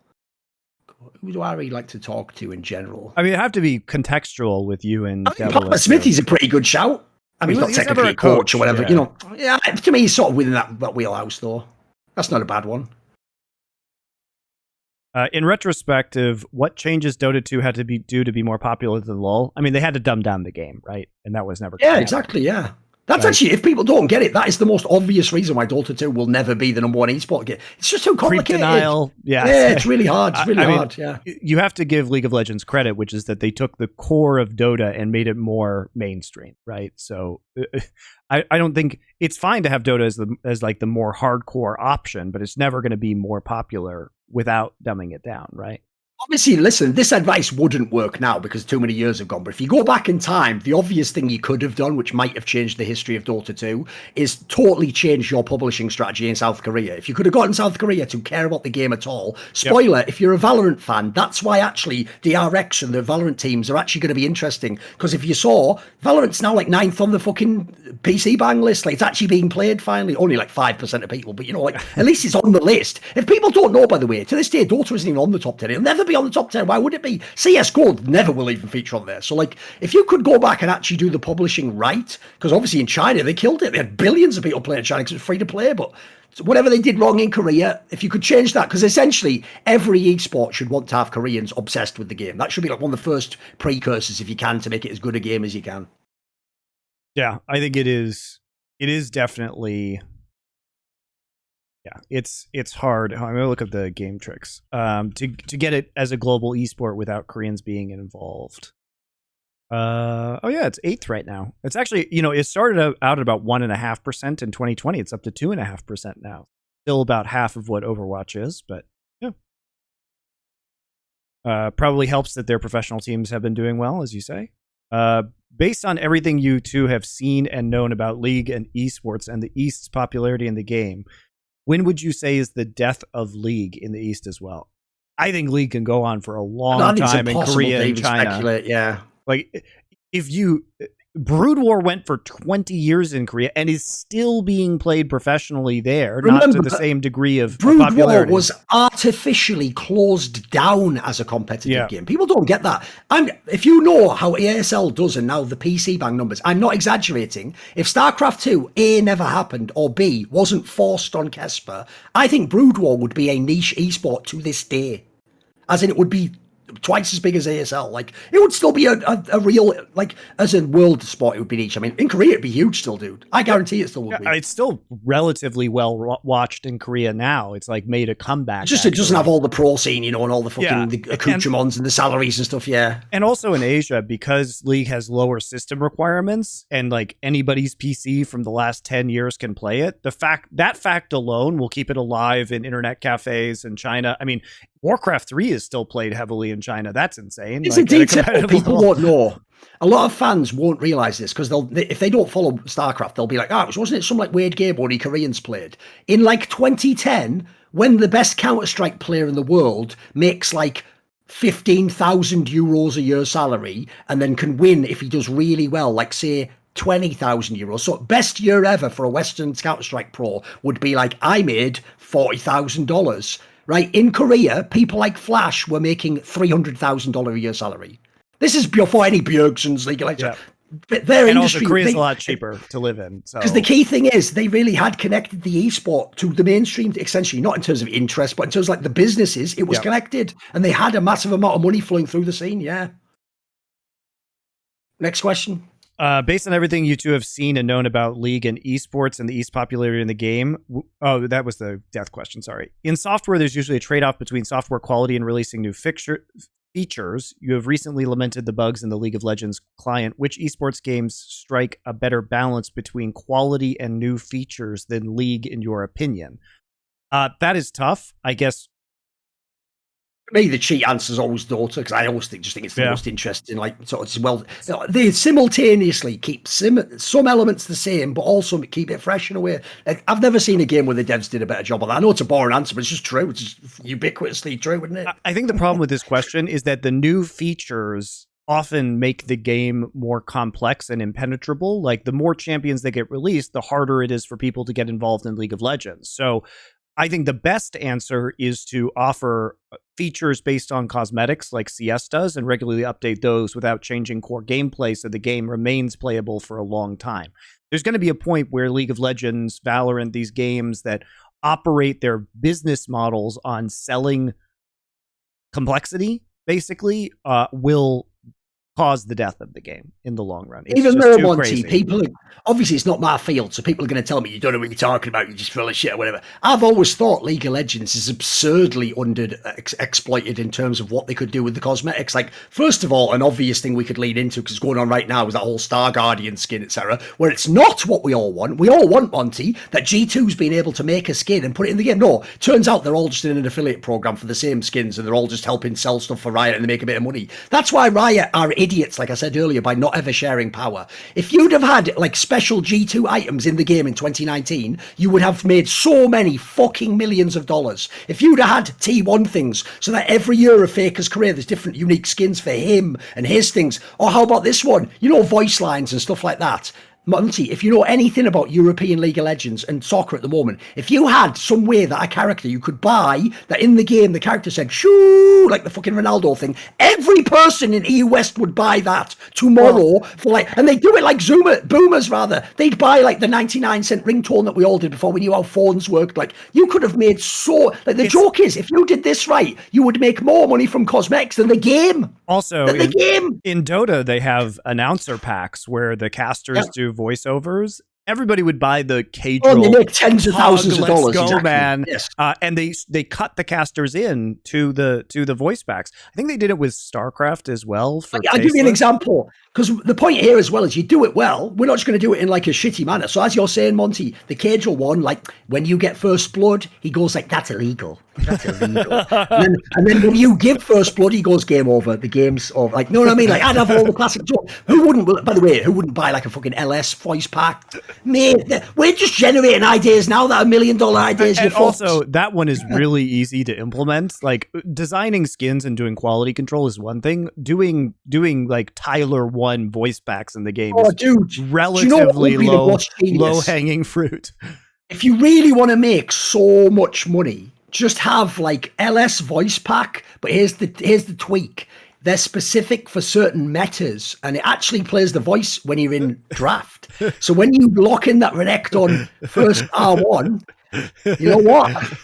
You get a little voice line, don't you? You can add Easter eggs. Anyway. Exactly. There you go. I think one of the great things that CS does as well is they open up the skin generation to the community and like pick good ones. And like Riot just doesn't do any of these things. They love power too much. They will never share money. They will never share control. It's really boring. Butt Pounder 420, favorite cheese? You hate cheese. Is there any cheese you even like? No, I don't like cheese. I mean, I love all people, cheese. So. Problem is, when I say that, people go like, "But you don't take the cheese off the burger." Like, yeah, because that's like a piece of cheddar that just melts into the flavor of whatever else it is. I don't like any cheese, unfortunately. I like every cheese, basically. I love really stinky blue cheese. Oh no, technically, are you ready? I actually can cheat on this one, thanks to my new home country, the Netherlands. Because you want to know a really peculiar, bizarre detail about the Netherlands? Okay. They're one of the only, like there's even a meme like this. Every other country, Monty, calls it peanut butter. The Dutch call it peanut cheese, but there's actually a reason why. Okay. It turns out it's because to call something butter, it has to actually contain like a certain amount of milk. It's like some legal requirement. So basically, I do like peanut butter, so I'll say peanut pindakaas. There you go. That's my cheese. There you go. There you go. Ellis is fairly. My other favorite cheese, Gigabyte Marines. Whatever. Ellis is fairly well respected in terms of evaluating the individual abilities of players outside of his friends. This is true. He does have very weird takes on players that are his friends. And LCK seems to have top 2 players in all positions. Although he criticizes LCK's strategic decisions, LPL isn't known to have them either. I don't know if I agree with that. I think LPL does have some good strategic decisions. Why do you think LPL has been able to best LCK? Level of competition, number of really good teams, number of extremely good players. I do think they make a lot of good decisions. I think RNG, for example, makes very good macro decisions, certainly better than T1. Willingness to play aggressively and take risks in important situations is another one. Not being as passive or scared. But I think it's just the crucible of the level of competition they have is unmatched right now. They just have more teams, more good players. Arnold on the Monty and Wolf show said that they have better data analysis than LCK teams right now, so their support staffs are probably better. Coaching's probably better. A lot of reasons, I would imagine. What are your thoughts on battle royales like Apex Legends as an esport or spectator sport? I actually really enjoyed the last Apex Legends tournament. It got like several 100,000 viewers, and I like the match point system where you have to, like, based on your placements, you have to reach like a point threshold. And then whoever wins after they reach that point threshold wins the tournament. I think that's a really hype mechanic. I'm not sure that it's the best format in terms of competitive integrity, but I think it's the best compromise between excitement and competitive integrity that you're going to get in Battle Royale. I also just like Apex a lot as a game. So I enjoyed that. I've never understood the entire genre. Like, to me, I understand. Basically, this is the premise. I get why people play it. Seems like a fun, casual game. I don't understand why anyone would even want it to be an esport. Like, I genuinely think, if people don't know, the first thing that put me on the road to leaving the esports awards forever was when they allowed that fucking Booger guy to win Player of the Year for winning that shit Fortnite tournament over like Caps, Fake, all of them. The fucking only older one gods of every other game. Yeah. Oh, it was gross. Like, I actually think that is one of the biggest travesties that award show has ever fucking inflicted on the world. Yeah. So anyway, I just saying I'm not a big fan of it, but I thought that last Apex was probably the best you could have done with Battle Royale esports, and I enjoyed that.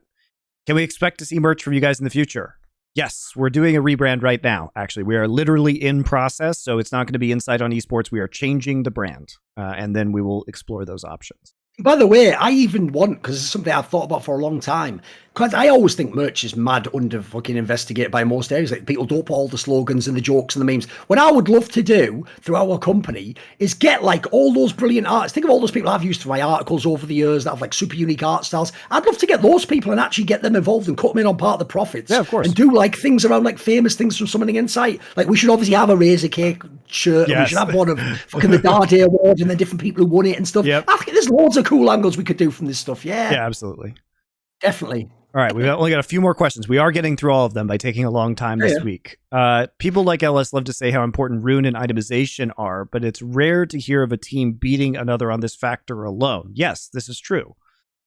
Beating a more mechanically skilled team by itemizing more efficiently. How important do you think is choosing the right runes and itemization? Okay, so there's a couple levels to this. Now, if you choose entirely the wrong runes and items, then yes, it can become hard to win. If we're talking about whether Liandry's or Luden's is more efficient in a certain situation, there probably is an answer to that question, but it almost never would have changed the outcome of the game. There are very fringe cases where you would say this is the biggest factor in why this game was won or lost. There is almost always a macro or micro or teamwork decision that is more important than the itemization or the rune choices, as long as they're not egregiously fucking wrong. Right. The only time I would say I disagree, Monty, but even then it's like it's a fringe case. Is the whole point. Yeah. I would say basically, because I've seen Chovy do this, for example, it's where you build a build that is fine for you in solo queue if you're going to just play as a mid laner, but like maybe the comp means you now have like no damage source and you can only side lane or something. You have to team fight in a 5v5. Like, unless you do that, I also agree. Like, that's why people don't realize this is where LS is damned if he does and damned if he doesn't. If he acts like it's not the be all end all, you'll all stupidly go, because it's why you're all shit at League of Legends compared to Koreans. Just like the whole pressing the functions key, you'll go, well, I don't have to do it, so I won't do it, and you won't bother learning the game, and you'll go, draft doesn't really matter, it's how you play it, isn't it? Which obviously then would be too extreme the other way. But if he points out that like this tiny thing here could change everything, now you'll be like, ooh, now I'm listening. But obviously, like, the item isn't just going to make you beat the guy. It's not like, well, I have this item and Faker doesn't, so you have activated my trap card, Faker. Like, he's still Faker, the game still gives him agency, doesn't it? So the whole topic, like, that's one where people always. And the other thing is, it goes in waves, doesn't it? Certain metas, it almost doesn't matter what you pick. As Kaiser said, now draft's suddenly the most important thing. Yeah.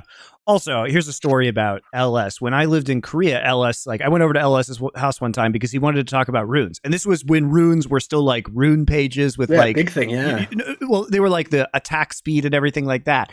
And he would have conversations with me where he's like, and you had to buy them. You had to have all the rune items to put them in. But he would be like, what if it's like 7% attack speed versus 5% attack speed? I was like, Ellis, I don't think it matters that much. Like, the games are not being, runes these days are much more impactful because they have like very distinct identities. It's not just a different percentage of stats, but this is how his mind works. And he loves, I love that he loves looking at these things, but he was like this even when runes were less impactful than they are now. But here's the thing that LS realized. He realized that if he emphasized this thing that he likes, and he's genuinely good at doing these kind of analyses, you all plebs want to feel that you're smarter than a professional player. And so you also are trying to learn how you can be better at this game. So he realized that by focusing on these things in draft and itemization and rune choices, that first off, he could offer you very meaningful advice about how to improve in the game in solo queue. But he also offered a lever for plebs who are not going to understand macro. It's a club that plebs can wield against the professional players to feel smarter than them, when really it's a teamwork problem, or there's a deeper issue in terms of coordination that made this game go the way it is. But fans like to be like, oh, I'm smarter than this guy. If he just itemized this way, they would have won the game. And then they go on their merry way thinking they're smarter than a pro player, which is what makes them feel good about themselves. So the LS, unfortunately, I don't think he was intending to do this, but that is one of the reasons why he is very popular, is because he gives people these angles. I don't think he condones using them against the pros in this fashion, and I think he has a very nuanced take on the game, but that has been a knock-on effect of his style of analysis. Not his fault, but stupid people are going to take the tools you give them, right? So, yeah. By the way, another thing to say as well is, in the days that Monty's talking about with the old rune system, actually pros, like I said earlier, they didn't give a fuck about them back then. Almost everyone just ran like default ones, or everyone ran there weren't very many options you could use. People don't know, though, one of the rare players, and I knew this back in the day, at his peak, who used to actually really care about was Froggen. Froggen used to have loads of different unique rune setups, and as a result, unlike the other pros, Monty, what he realised was this: there are certain mid lane matchups that I'm supposed to be like slightly weaker in, which if I like put this rune set, I can like lane suddenly against this guy, and I'm not as weak as he's going to expect. And if he never knows that other people use different runes, and he's played like 99 Anivias that don't have my rune set up, he's going to get a surprise at like wave 5 or something. Like there were some people who sort of saw the future that like it wasn't. There were also no data analysts at the time, so there was nothing like that. Yeah, like, it definitely wasn't being min-maxed properly, and LS was one of the people who was really looking at that. Why is League so fucking boring these days? Is it because I mainly watch LEC and LCS? Yes. I would say actually LCK and LPL are quite interesting right now.